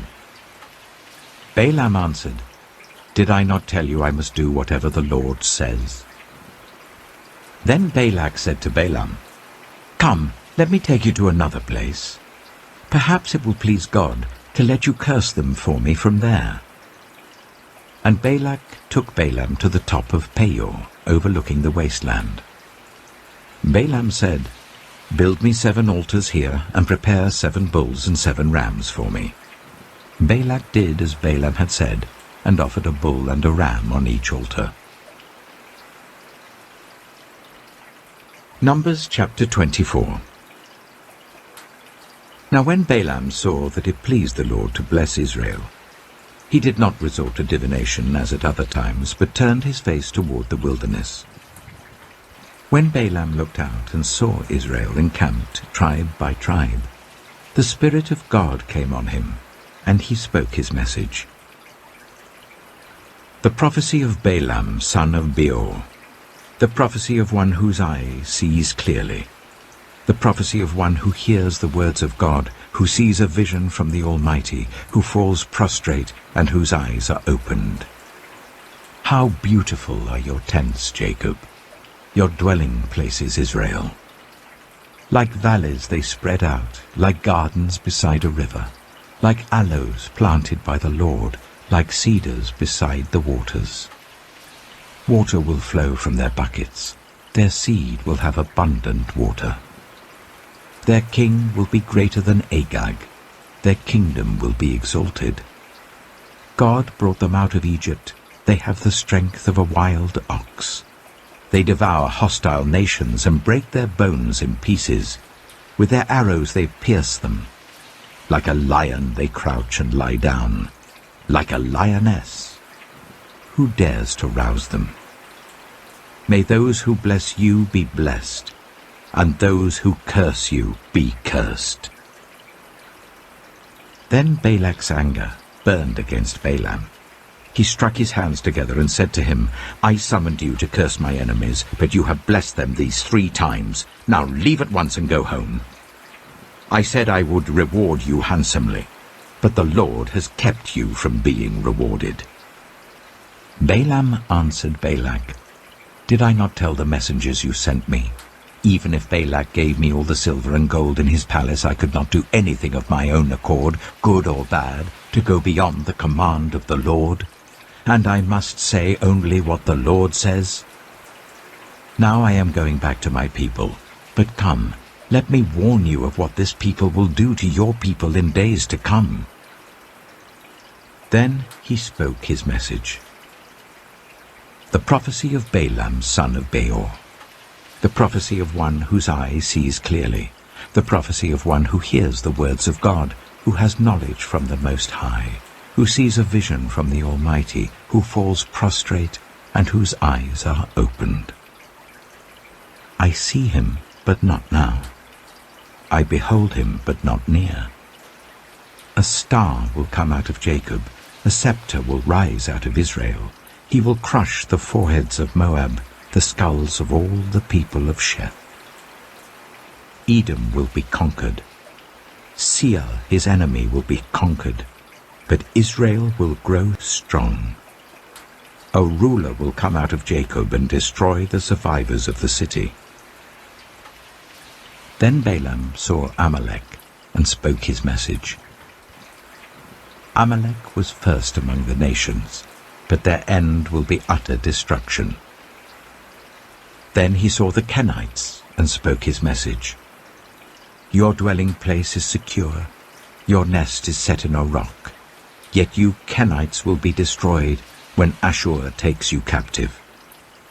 Then he spoke his message.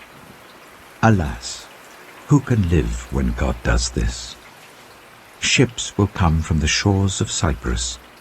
They will subdue Ashur and Eber, but they too will come to ruin. Then Balaam got up and returned home, and Balak went his own way. Numbers chapter 25. While Israel was staying in Shittim, the men began to indulge in sexual immorality with Moabite women, who invited them to the sacrifices to their gods. The people ate the sacrificial meal and bowed down before these gods. So Israel yoked themselves to the Baal of Peor, and the Lord's anger burned against them. The Lord said to Moses, "Take all the leaders of these people, kill them, and expose them in broad daylight before the Lord, so that the Lord's fierce anger may turn away from Israel." So Moses said to Israel's judges, "Each of you must put to death those of your people who have yoked themselves to the Baal of Peor." Then an Israelite man brought into the camp a Midianite woman right before the eyes of Moses and the whole assembly of Israel, while they were weeping at the entrance to the tent of meeting. When Phinehas, son of Eleazar, the son of Aaron the priest, saw this, he left the assembly, took a spear in his hand, and followed the Israelite into the tent. He drove the spear into both of them, right through the Israelite man and into the woman's stomach. Then the plague against the Israelites was stopped. But those who died in the plague numbered 24,000. The Lord said to Moses, "Phinehas, son of Eleazar, the son of Aaron the priest, has turned my anger away from the Israelites. Since he was as zealous for my honor among them as I am, I did not put an end to them in my zeal. Therefore tell him, I am making my covenant of peace with him. He and his descendants will have a covenant of a lasting priesthood, because he was zealous for the honor of his God, and made atonement for the Israelites."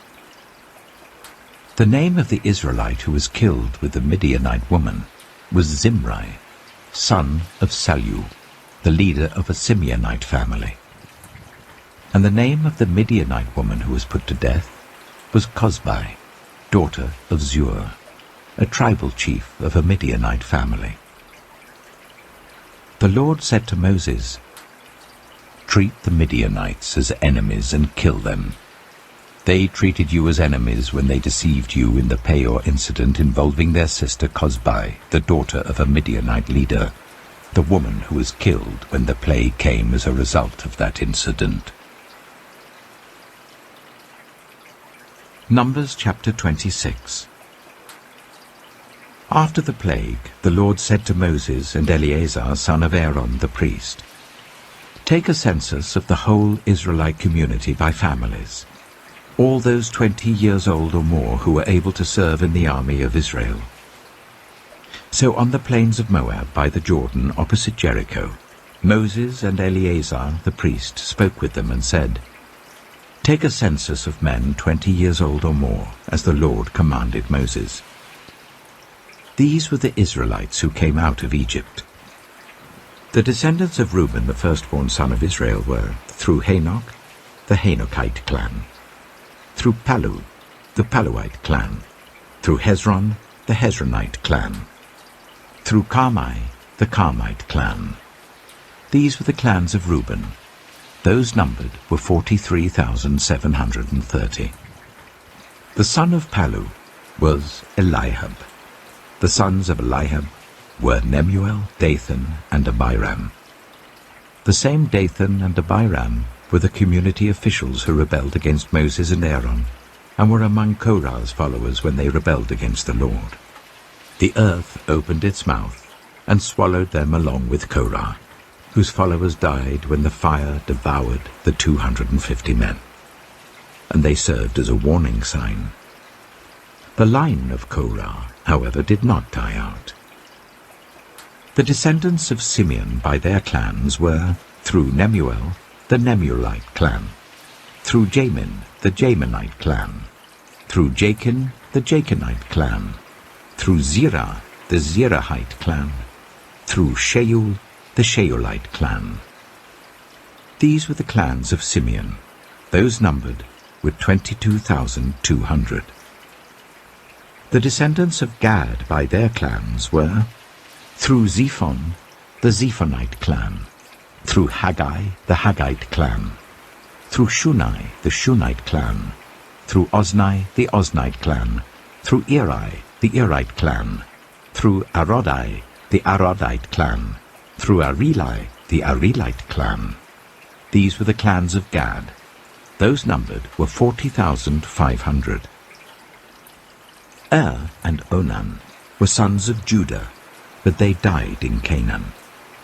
The descendants of Judah by their clans were, through Shelah, the Shelahite clan; through Perez, the Perezite clan; through Zerah, the Zerahite clan.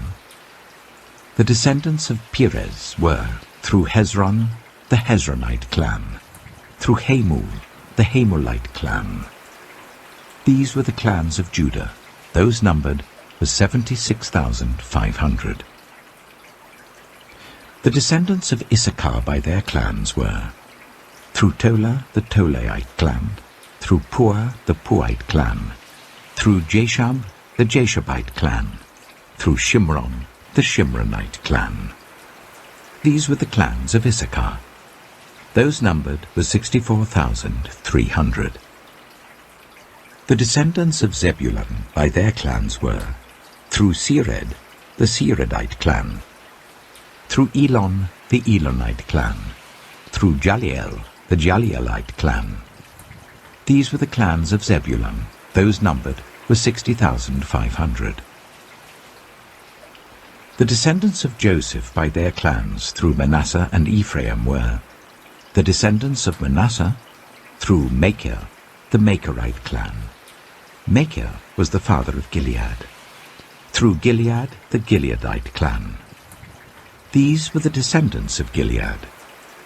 Through Iezer, the Iezerite clan; through Helek, the Helekite clan; through Asriel, the Asrielite clan; through Shechem, the Shechemite clan; through Shemida, the Shemidite clan; through Hepher, the Hepherite clan. Zelophehad, son of Hepher, had no sons. He had only daughters, whose names were Mahlah, Noah, Hoglah, Milcah, and Tirzah. These were the clans of Manasseh. Those numbered were 52,700. These were the descendants of Ephraim by their clans. Through Shuthelah, the Shuthelahite clan; through Becher, the Becherite clan; through Tehan, the Tehanite clan. These were the descendants of Shuthelah, through Aaron, the Aaronite clan. These were the clans of Ephraim. Those numbered were 32,500. These were the descendants of Joseph by their clans. The descendants of Benjamin by their clans were, through Bela, the Belaite clan, through Ashbel, the Ashbelite clan, through Ahiram, the Ahiramite clan, through Shufam, the Shufamite clan, through Hufam, the Hufamite clan. The descendants of Bela through Ard and Naaman were, through Ard, the Ardite clan, through Naaman, the Naamite clan. These were the clans of Benjamin. Those numbered were 45,600. These were the descendants of Dan by their clans, through Shuham, the Shuhamite clan. These were the clans of Dan. All of them were Shuhamite clans, and those numbered were 64,400. The descendants of Asher by their clans were, through Imnah, the Imnite clan, through Ishvi, the Ishvite clan, through Beriah, the Beriahite clan, and through the descendants of Beriah, through Heber, the Heberite clan, through Malkiel, the Malkielite clan.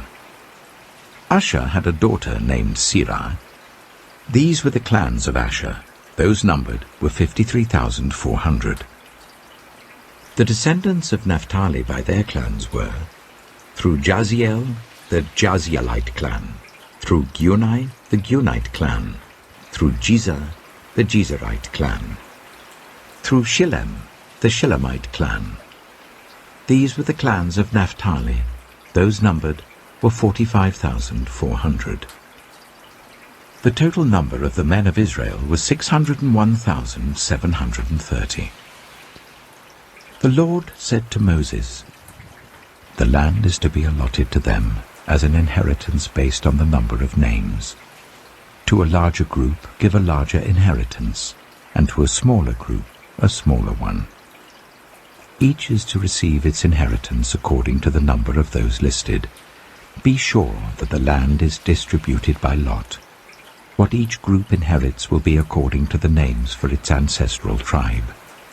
Each inheritance is to be distributed by lot among the larger and smaller groups." These were the Levites who were counted by their clans.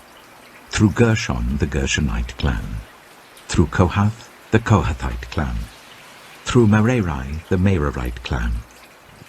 These also were Levite clans: the Libnite clan, the Hebronite clan, the Marlite clan, the Mushite clan, the Korahite clan. Kohath was the forefather of Amram. The name of Amram's wife was Jochebed, a descendant of Levi who was born to the Levites in Egypt. To Amram she bore Aaron, Moses, and their sister Miriam. Aaron was the father of Nadab and Abihu, Eleazar and Ithamar. But Nadab and Abihu died when they made an offering before the Lord with unauthorized fire. All the male Levites a month old or more numbered 23,000. They were not counted along with the other Israelites because they received no inheritance among them. These are the ones counted by Moses and Eleazar the priest when they counted the Israelites on the plains of Moab by the Jordan opposite Jericho. Not one of them was among those counted by Moses and Aaron the priest when they counted the Israelites in the desert of Sinai. For the Lord had told those Israelites they would surely die in the wilderness, and not one of them was left except Caleb, son of Jephunneh, and Joshua, son of Nun. Numbers chapter 27. The daughters of Zelophehad, son of Hepher, the son of Gilead, the son of Machir, the son of Manasseh, belonged to the clans of Manasseh, son of Joseph. The names of the daughters were Mahlah, Noah, Hoglah, Milcah, and Tirzah. They came forward and stood before Moses, Eleazar the priest, the leaders and the whole assembly at the entrance to the tent of meeting, and said, "Our father died in the wilderness. He was not among Korah's followers who banded together against the Lord, but he died for his own sin and left no sons. Why should our father's name disappear from his clan, because he had no son? Give us property among our father's relatives." So Moses brought their case before the Lord, and the Lord said to him, "What Zelophehad's daughters are saying is right. You must certainly give them property as an inheritance among their father's relatives, and give their father's inheritance to them. Say to the Israelites, if a man dies and leaves no son, give his inheritance to his daughter. If he has no daughter, give his inheritance to his brothers. If he has no brothers, give his inheritance to his father's brothers. If his father had no brothers, give his inheritance to the nearest relative in his clan, that he may possess it. This is to have the force of law for the Israelites, as the Lord commanded Moses."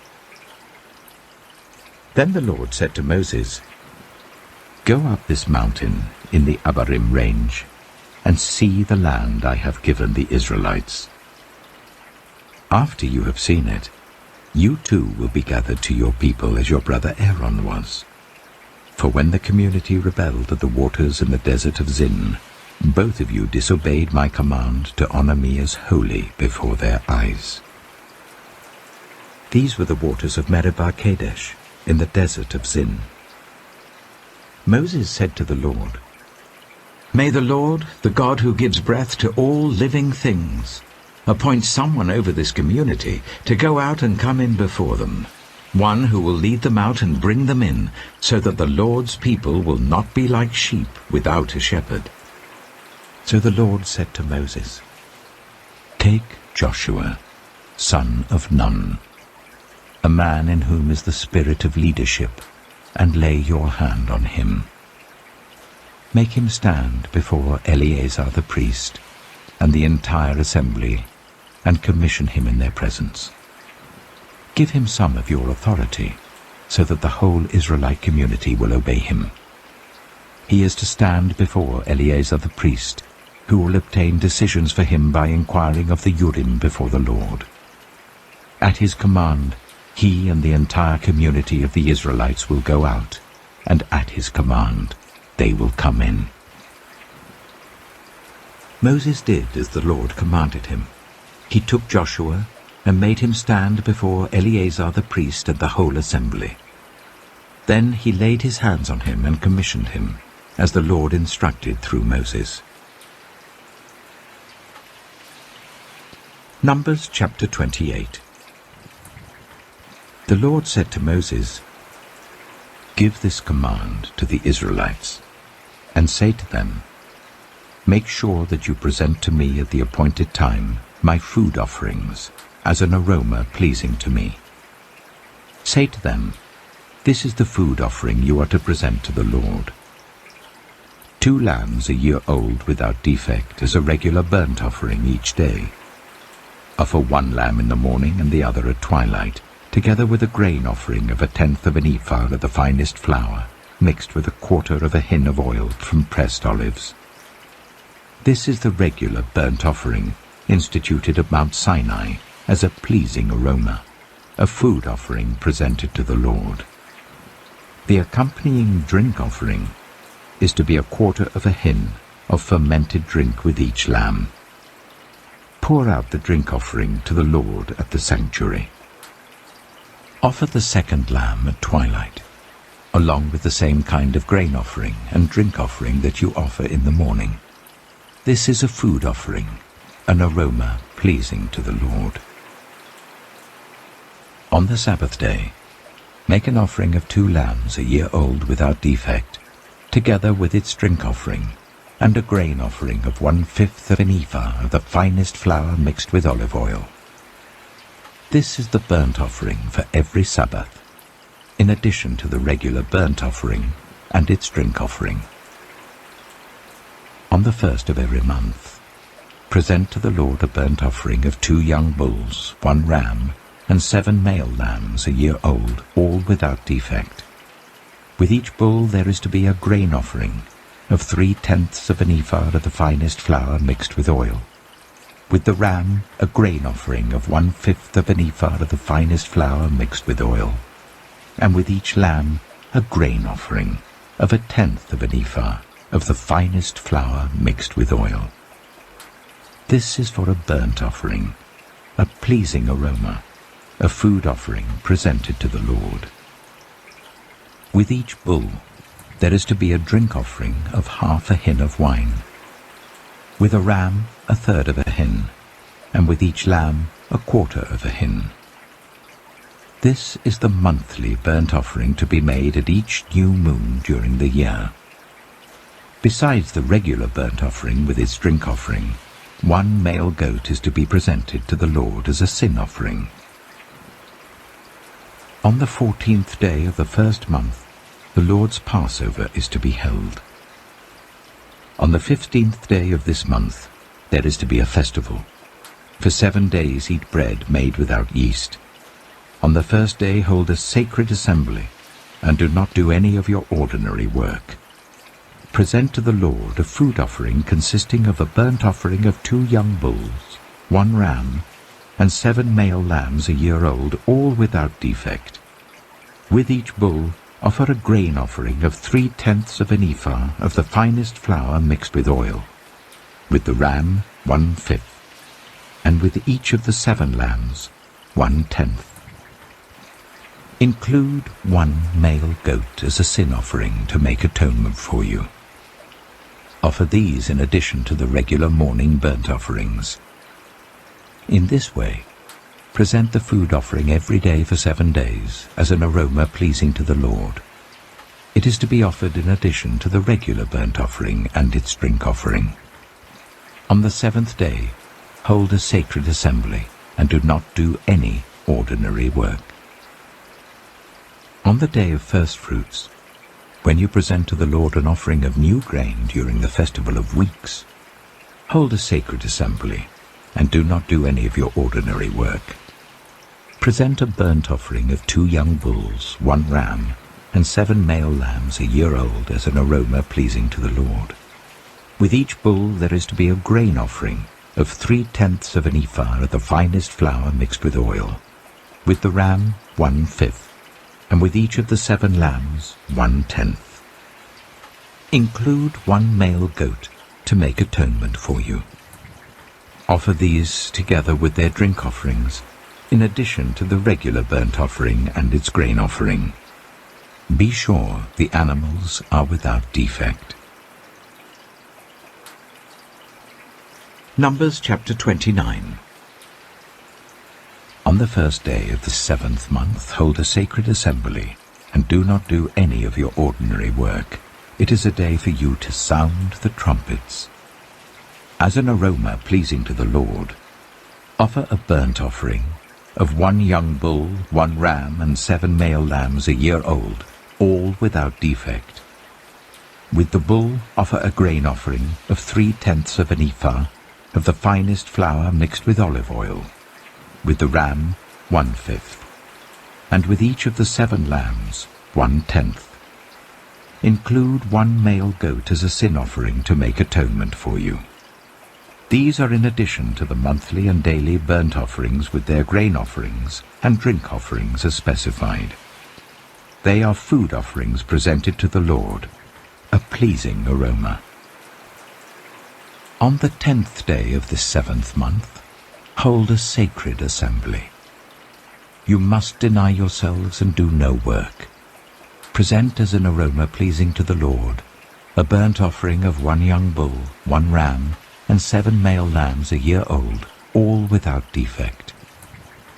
With the bull offer a grain offering of 3/10 of an ephah of the finest flour mixed with oil. With the ram 1/5, and with each of the 7 lambs 1/10. Include 1 male goat as a sin offering, in addition to the sin offering for atonement and the regular burnt offering with its grain offering and their drink offerings. On the 15th day of the 7th month, hold a sacred assembly, and do not do any ordinary work. Celebrate a festival to the Lord for 7 days. Present as an aroma pleasing to the Lord a food offering consisting of a burnt offering of 13 young bulls, 2 rams, and 14 male lambs a year old, all without defect. With each of the 13 bulls, offer a grain offering of 3/10 of an ephah of the finest flour mixed with oil. With each of the 2 rams, 1/5, and with each of the 14 lambs, 1/10. Include 1 male goat as a sin offering, in addition to the regular burnt offering with its grain offering and drink offering. On the 2nd day, offer 12 young bulls, 2 rams and 14 male lambs a year old, all without defect.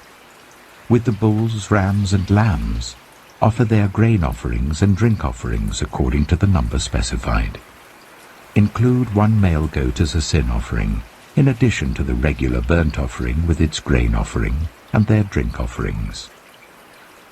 On the 3rd day, offer 11 bulls, 2 rams, and 14 male lambs a year old, all without defect. With the bulls, rams, and lambs, offer their grain offerings and drink offerings according to the number specified. Include 1 male goat as a sin offering, in addition to the regular burnt offering with its grain offering and drink offering. On the 4th day, offer 10 bulls, 2 rams, and 14 male lambs a year old, all without defect. With the bulls, rams, and lambs, offer their grain offerings and drink offerings according to the number specified. Include 1 male goat as a sin offering, in addition to the regular burnt offering with its grain offering and drink offering. On the 5th day, offer 9 bulls, 2 rams, and 14 male lambs a year old, all without defect. With the bulls, rams, and lambs, offer their grain offerings and drink offerings according to the number specified. Include 1 male goat as a sin offering, in addition to the regular burnt offering with its grain offering and drink offering. On the 6th day, offer 8 bulls, 2 rams, and 14 male lambs a year old, all without defect. With the bulls, rams, and lambs, offer their grain offerings and drink offerings according to the number specified. Include 1 male goat as a sin offering, in addition to the regular burnt offering with its grain offering and drink offering. On the 7th day, offer 7 bulls, 2 rams, and 14 male lambs a year old, all without defect. With the bulls, rams, and lambs, offer their grain offerings and drink offerings according to the number specified. Include 1 male goat as a sin offering, in addition to the regular burnt offering with its grain offering and drink offering. On the 8th day, hold a closing special assembly, and do not do any of your ordinary work. Present as an aroma pleasing to the Lord a food offering consisting of a burnt offering of 1 bull, 1 ram, and 7 male lambs a year old, all without defect.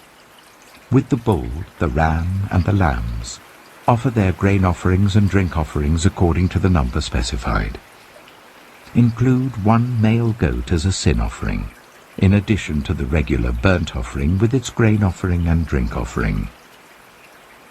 In addition to what you vow, and your free will offerings, offer these to the Lord at your appointed festivals: your burnt offerings, grain offerings, drink offerings, and fellowship offerings. Moses told the Israelites all that the Lord commanded him. Numbers chapter 30.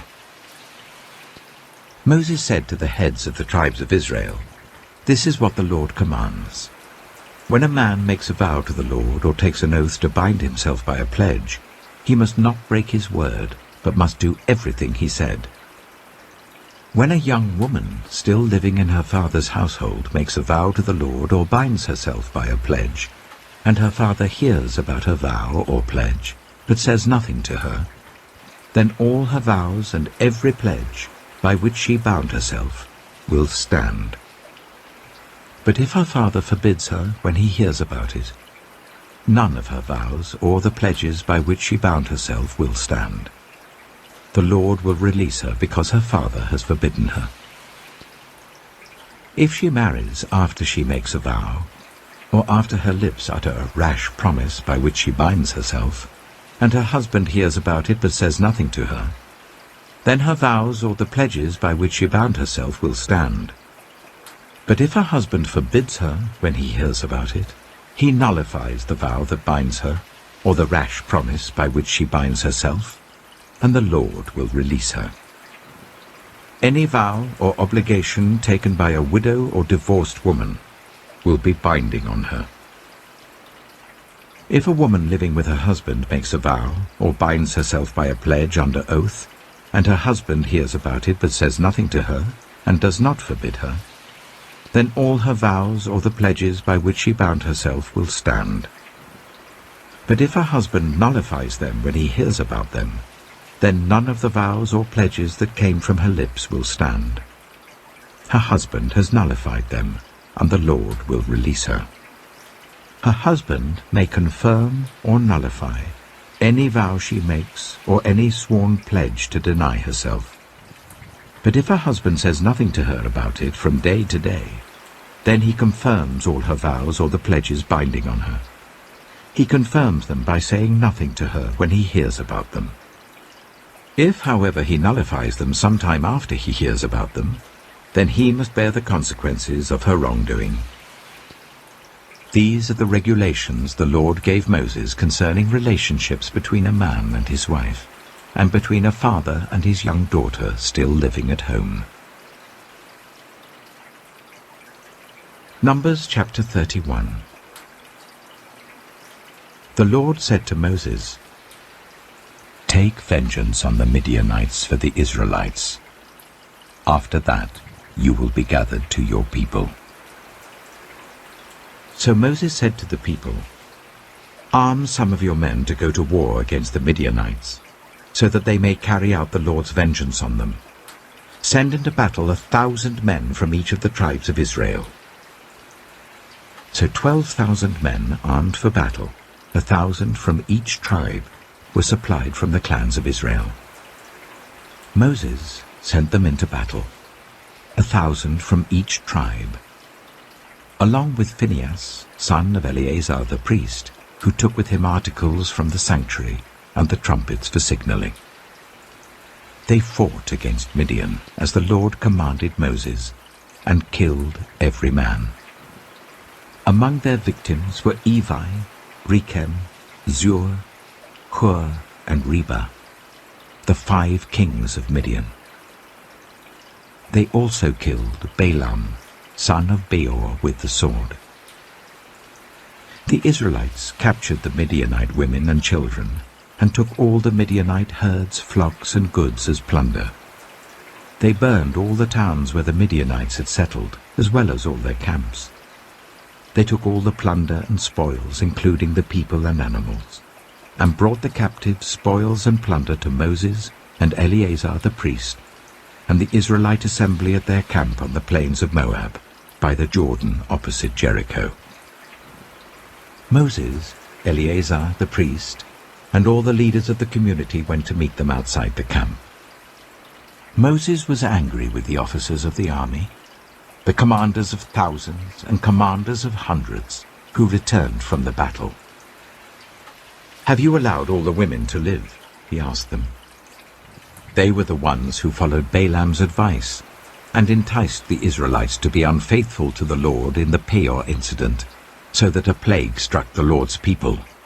Now kill all the boys, and kill every woman who has slept with a man, but save for yourselves every girl who has never slept with a man.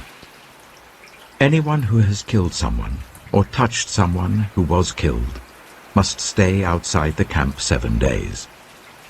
On the 3rd and 7th days, you must purify yourselves and your captives. Purify every garment as well as everything made of leather, goat hair, or wood. Then Eleazar the priest said to the soldiers who had gone into battle, "This is what is required by the law that the Lord gave Moses. Gold, silver, bronze, iron, tin, lead, and anything else that can withstand fire must be put through the fire, and then it will be clean. but it must also be purified with the water of cleansing. And whatever cannot withstand fire must be put through that water. On the 7th day wash your clothes, and you will be clean. Then you may come into the camp. The Lord said to Moses, "You and Eleazar, the priest, and the family heads of the community, are to count all the people and animals that were captured. Divide the spoils equally between the soldiers who took part in the battle and the rest of the community. From the soldiers who fought in the battle, set apart as tribute for the Lord 1 out of every 500, whether people, cattle, donkeys, or sheep. Take this tribute from their half share and give it to Eleazar the priest as the Lord's part. From the Israelites' half, select 1 out of every 50, whether people, cattle, donkeys, sheep, or other animals. Give them to the Levites, who are responsible for the care of the Lord's tabernacle." So Moses and Eleazar the priest did as the Lord commanded Moses. The plunder remaining from the spoils that the soldiers took was 675,000 sheep, 72,000 cattle, 61,000 donkeys, and 32,000 women who had never slept with a man. The half share of those who fought in the battle was 337,500 sheep, of which the tribute for the Lord was 675.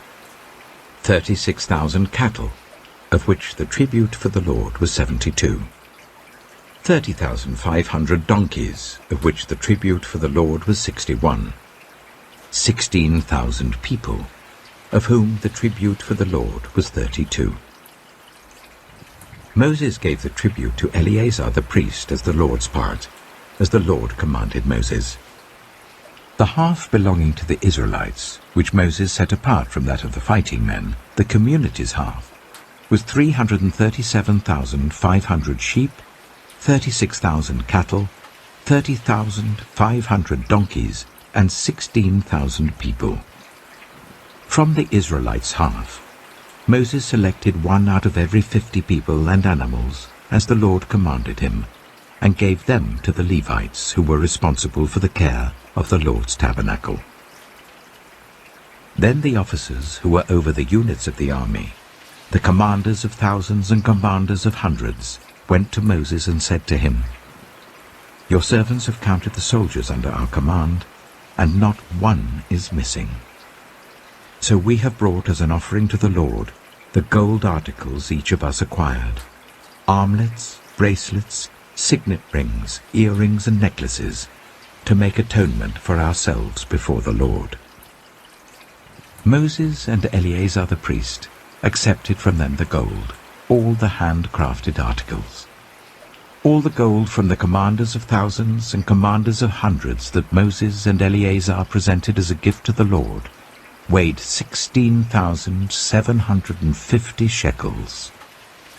Each soldier had taken plunder for himself.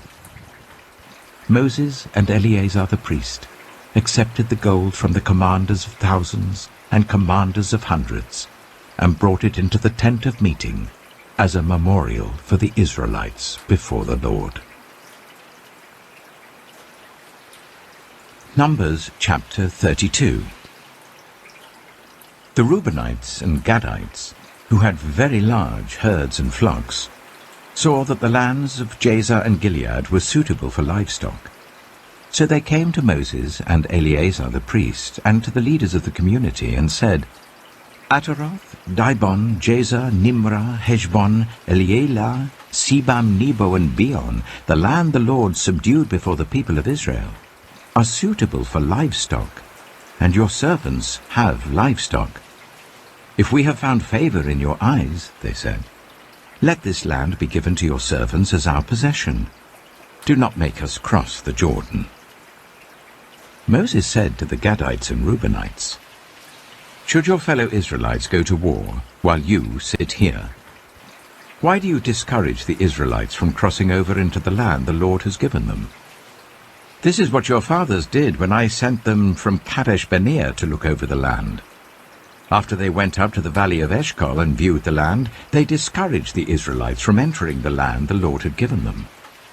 The Lord's anger was aroused that day, and he swore this oath: "Because they have not followed me wholeheartedly, not one of those who were 20 years old or more when they came up out of Egypt will see the land I promised on oath to Abraham, Isaac, and Jacob, not one, except Caleb, son of Jephunneh, the Kenizzite, and Joshua, son of Nun, for they followed the Lord wholeheartedly."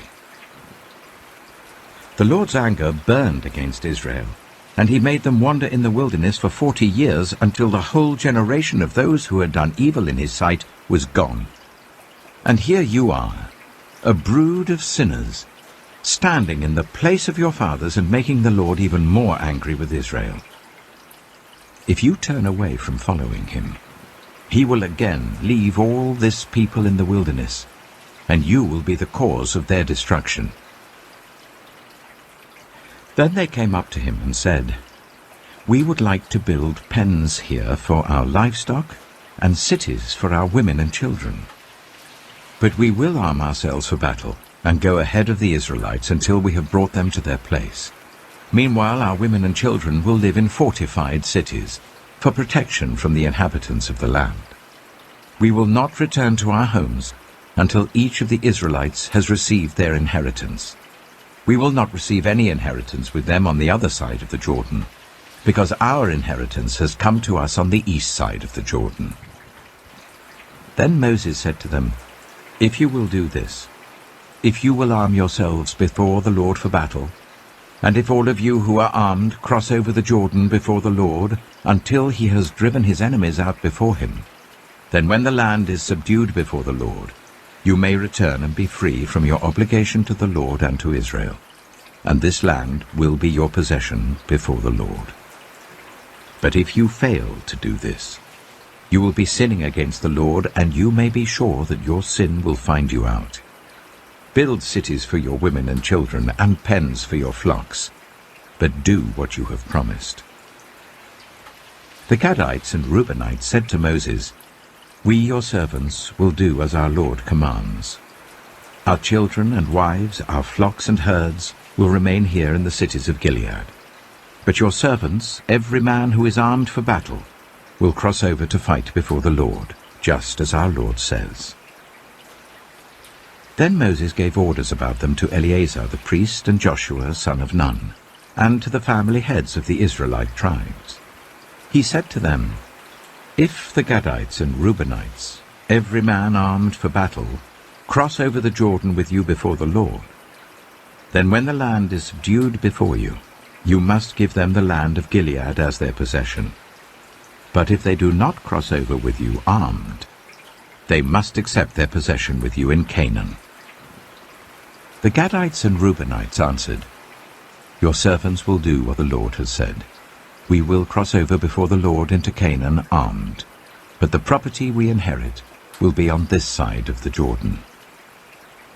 Then Moses gave to the Gadites, the Reubenites, and the half-tribe of Manasseh, son of Joseph, the kingdom of Sihon, king of the Amorites, and the kingdom of Og, king of Bashan, the whole land with its cities and the territory around them. The Gadites built up Dibon, Ataroth, Aroah, Atroth-Shophan, Jazer, Jogbedah, Beth-Nimrah, and Beth-Haran, as fortified cities, and built pens for their flocks. And the Reubenites rebuilt Heshbon, Elealeh, and Kiriathaim, as well as Nebo and Baal-Meon. These names were changed. And Sibmah. They gave names to the cities they rebuilt. The descendants of Machir, son of Manasseh, went to Gilead, captured it, and drove out the Amorites who were there. So Moses gave Gilead to the Machirites, the descendants of Manasseh, and they settled there. Jair, a descendant of Manasseh, captured their settlements and called them Havoth-Jair. And Nobah captured Kinah and its surrounding settlements and called it Nobah after himself.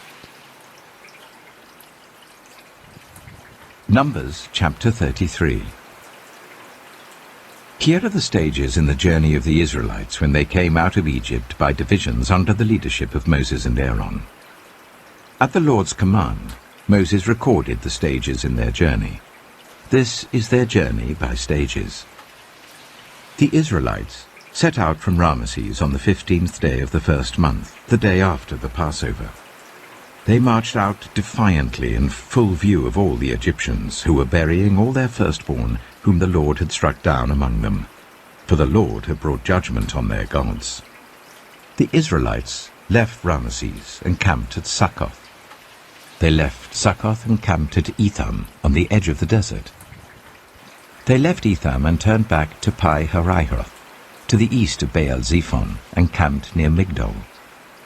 They left Pi-hahiroth and passed through the sea into the desert, and when they had travelled for 3 days in the desert of Etham, they camped at Marah. They left Marah and went to Elim, where there were 12 springs and 70 palm trees, and they camped there. They left Elim and camped by the Red Sea. They left the Red Sea and camped in the desert of Sin. They left the desert of Sin and camped at Dophkah. They left Dophkah and camped at Ailush. They left Ailush and camped at Rephidim, where there was no water for the people to drink. They left Rephidim and camped in the desert of Sinai. They left the desert of Sinai and camped at Kibroth Hattaavah. They left Kibroth Hattaavah and camped at Hazeroth. They left Hazeroth and camped at Rithmah. They left Rithmah and camped at Rimmon-Perez. They left Rimmon-Perez and camped at Libnah. They left Libnah and camped at Rissah. They left Rissah and camped at Kihaleath. They left Kihaleath and camped at Mount Shepha. They left Mount Shepha and camped at Haredah. They left Haredah and camped at Makheloth. They left Makheloth and camped at Teath. They left Teath and camped at Tirah. They left Tirah and camped at Mithkah. They left Mithkah and camped at Hashmonah. They left Hashmonah and camped at Moseroth. They left Moseroth and camped at Bene-Jaakhan. They left Bene-Jaakhan and camped at Hor-Haggidgad. They left Hor-Haggidgad and camped at Jothbathah. They left Jothbathah and camped at Abronah. They left Abronah and camped at Ezion-Geber. They left Ezion-Geber and camped at Kadesh in the desert of Zin. They left Kadesh and camped at Mount Hor, on the border of Edom.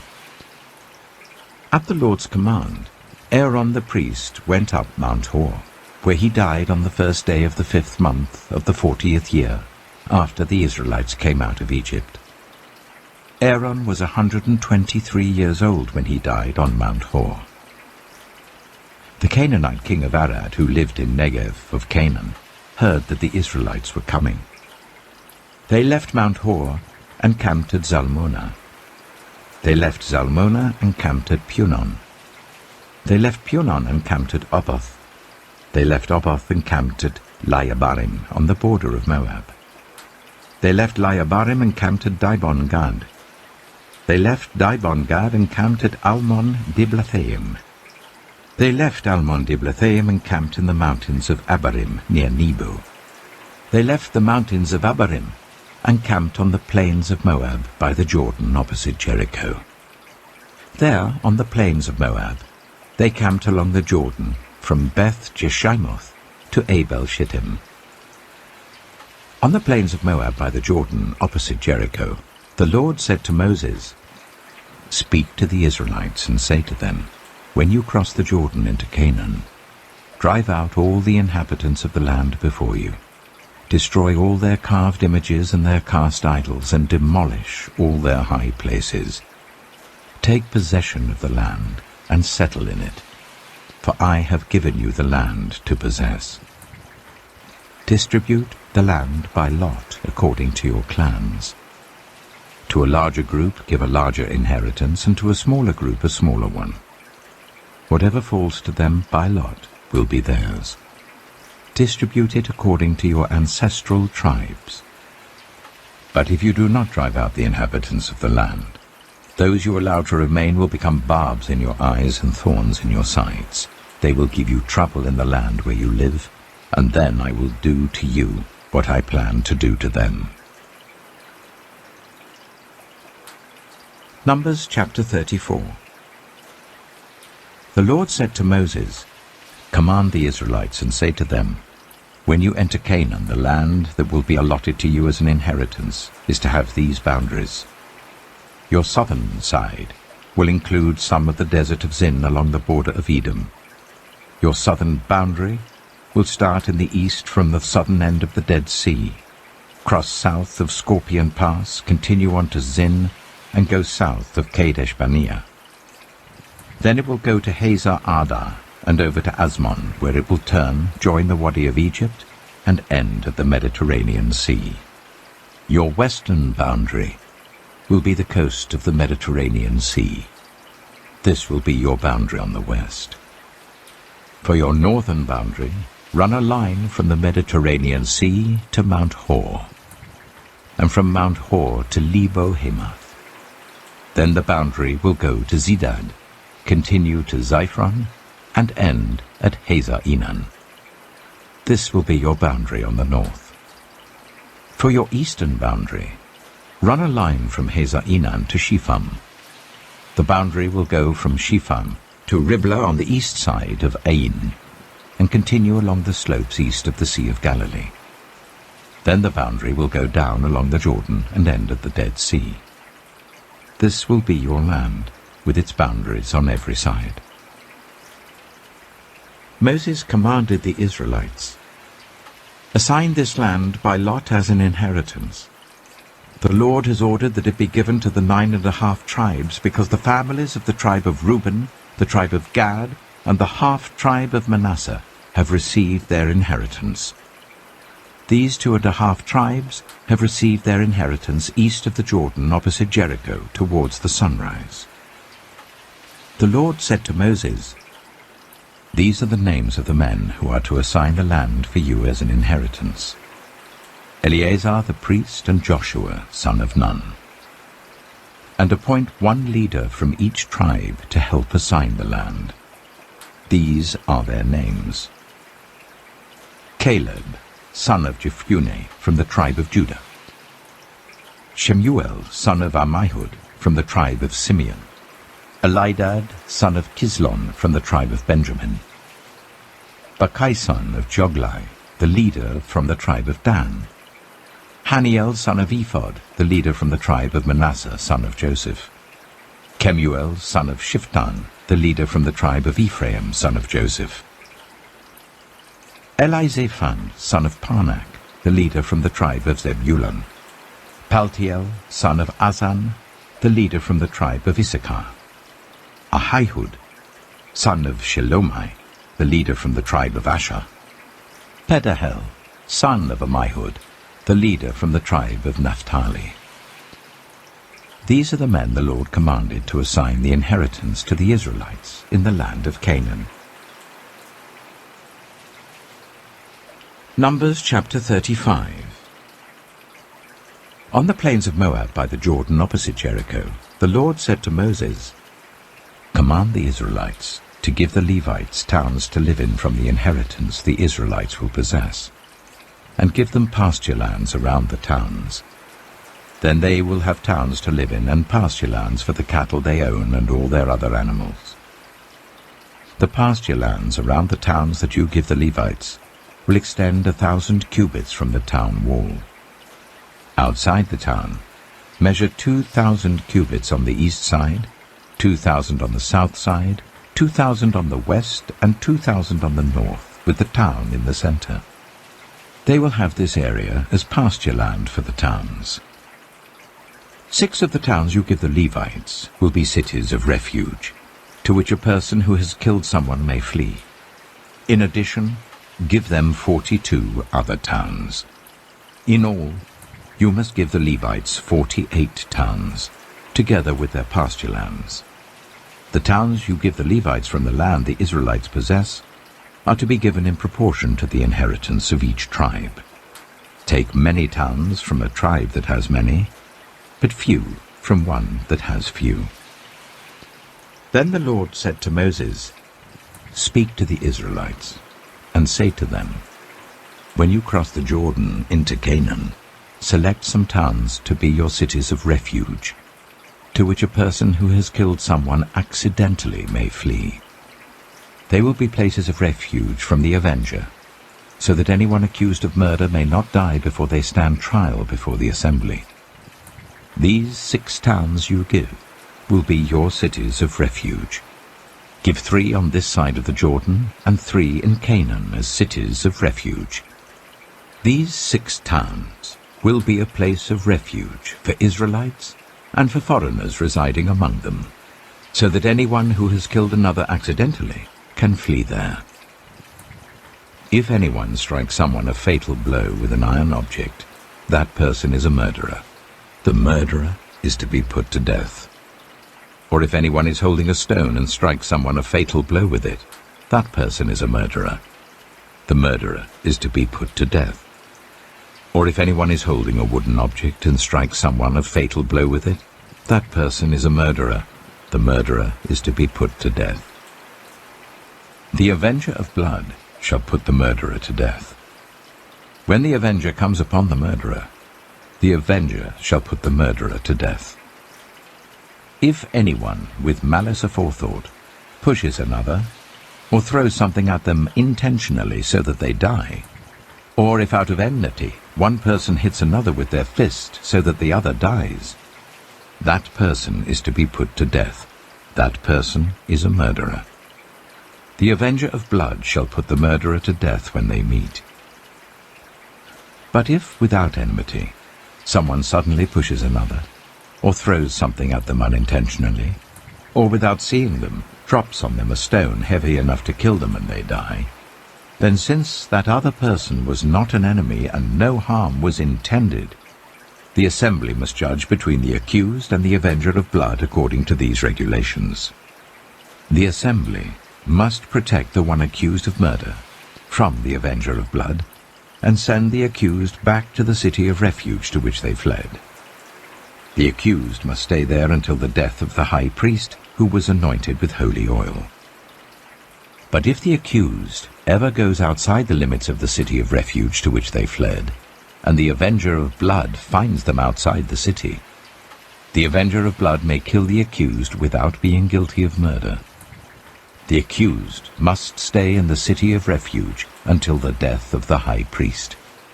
Only after the death of the high priest may they return to their own property. This is to have the force of law for you throughout the generations to come, wherever you live. Anyone who kills a person is to be put to death as a murderer only on the testimony of witnesses, but no one is to be put to death on the testimony of only one witness. Do not accept a ransom for the life of a murderer who deserves to die. They are to be put to death.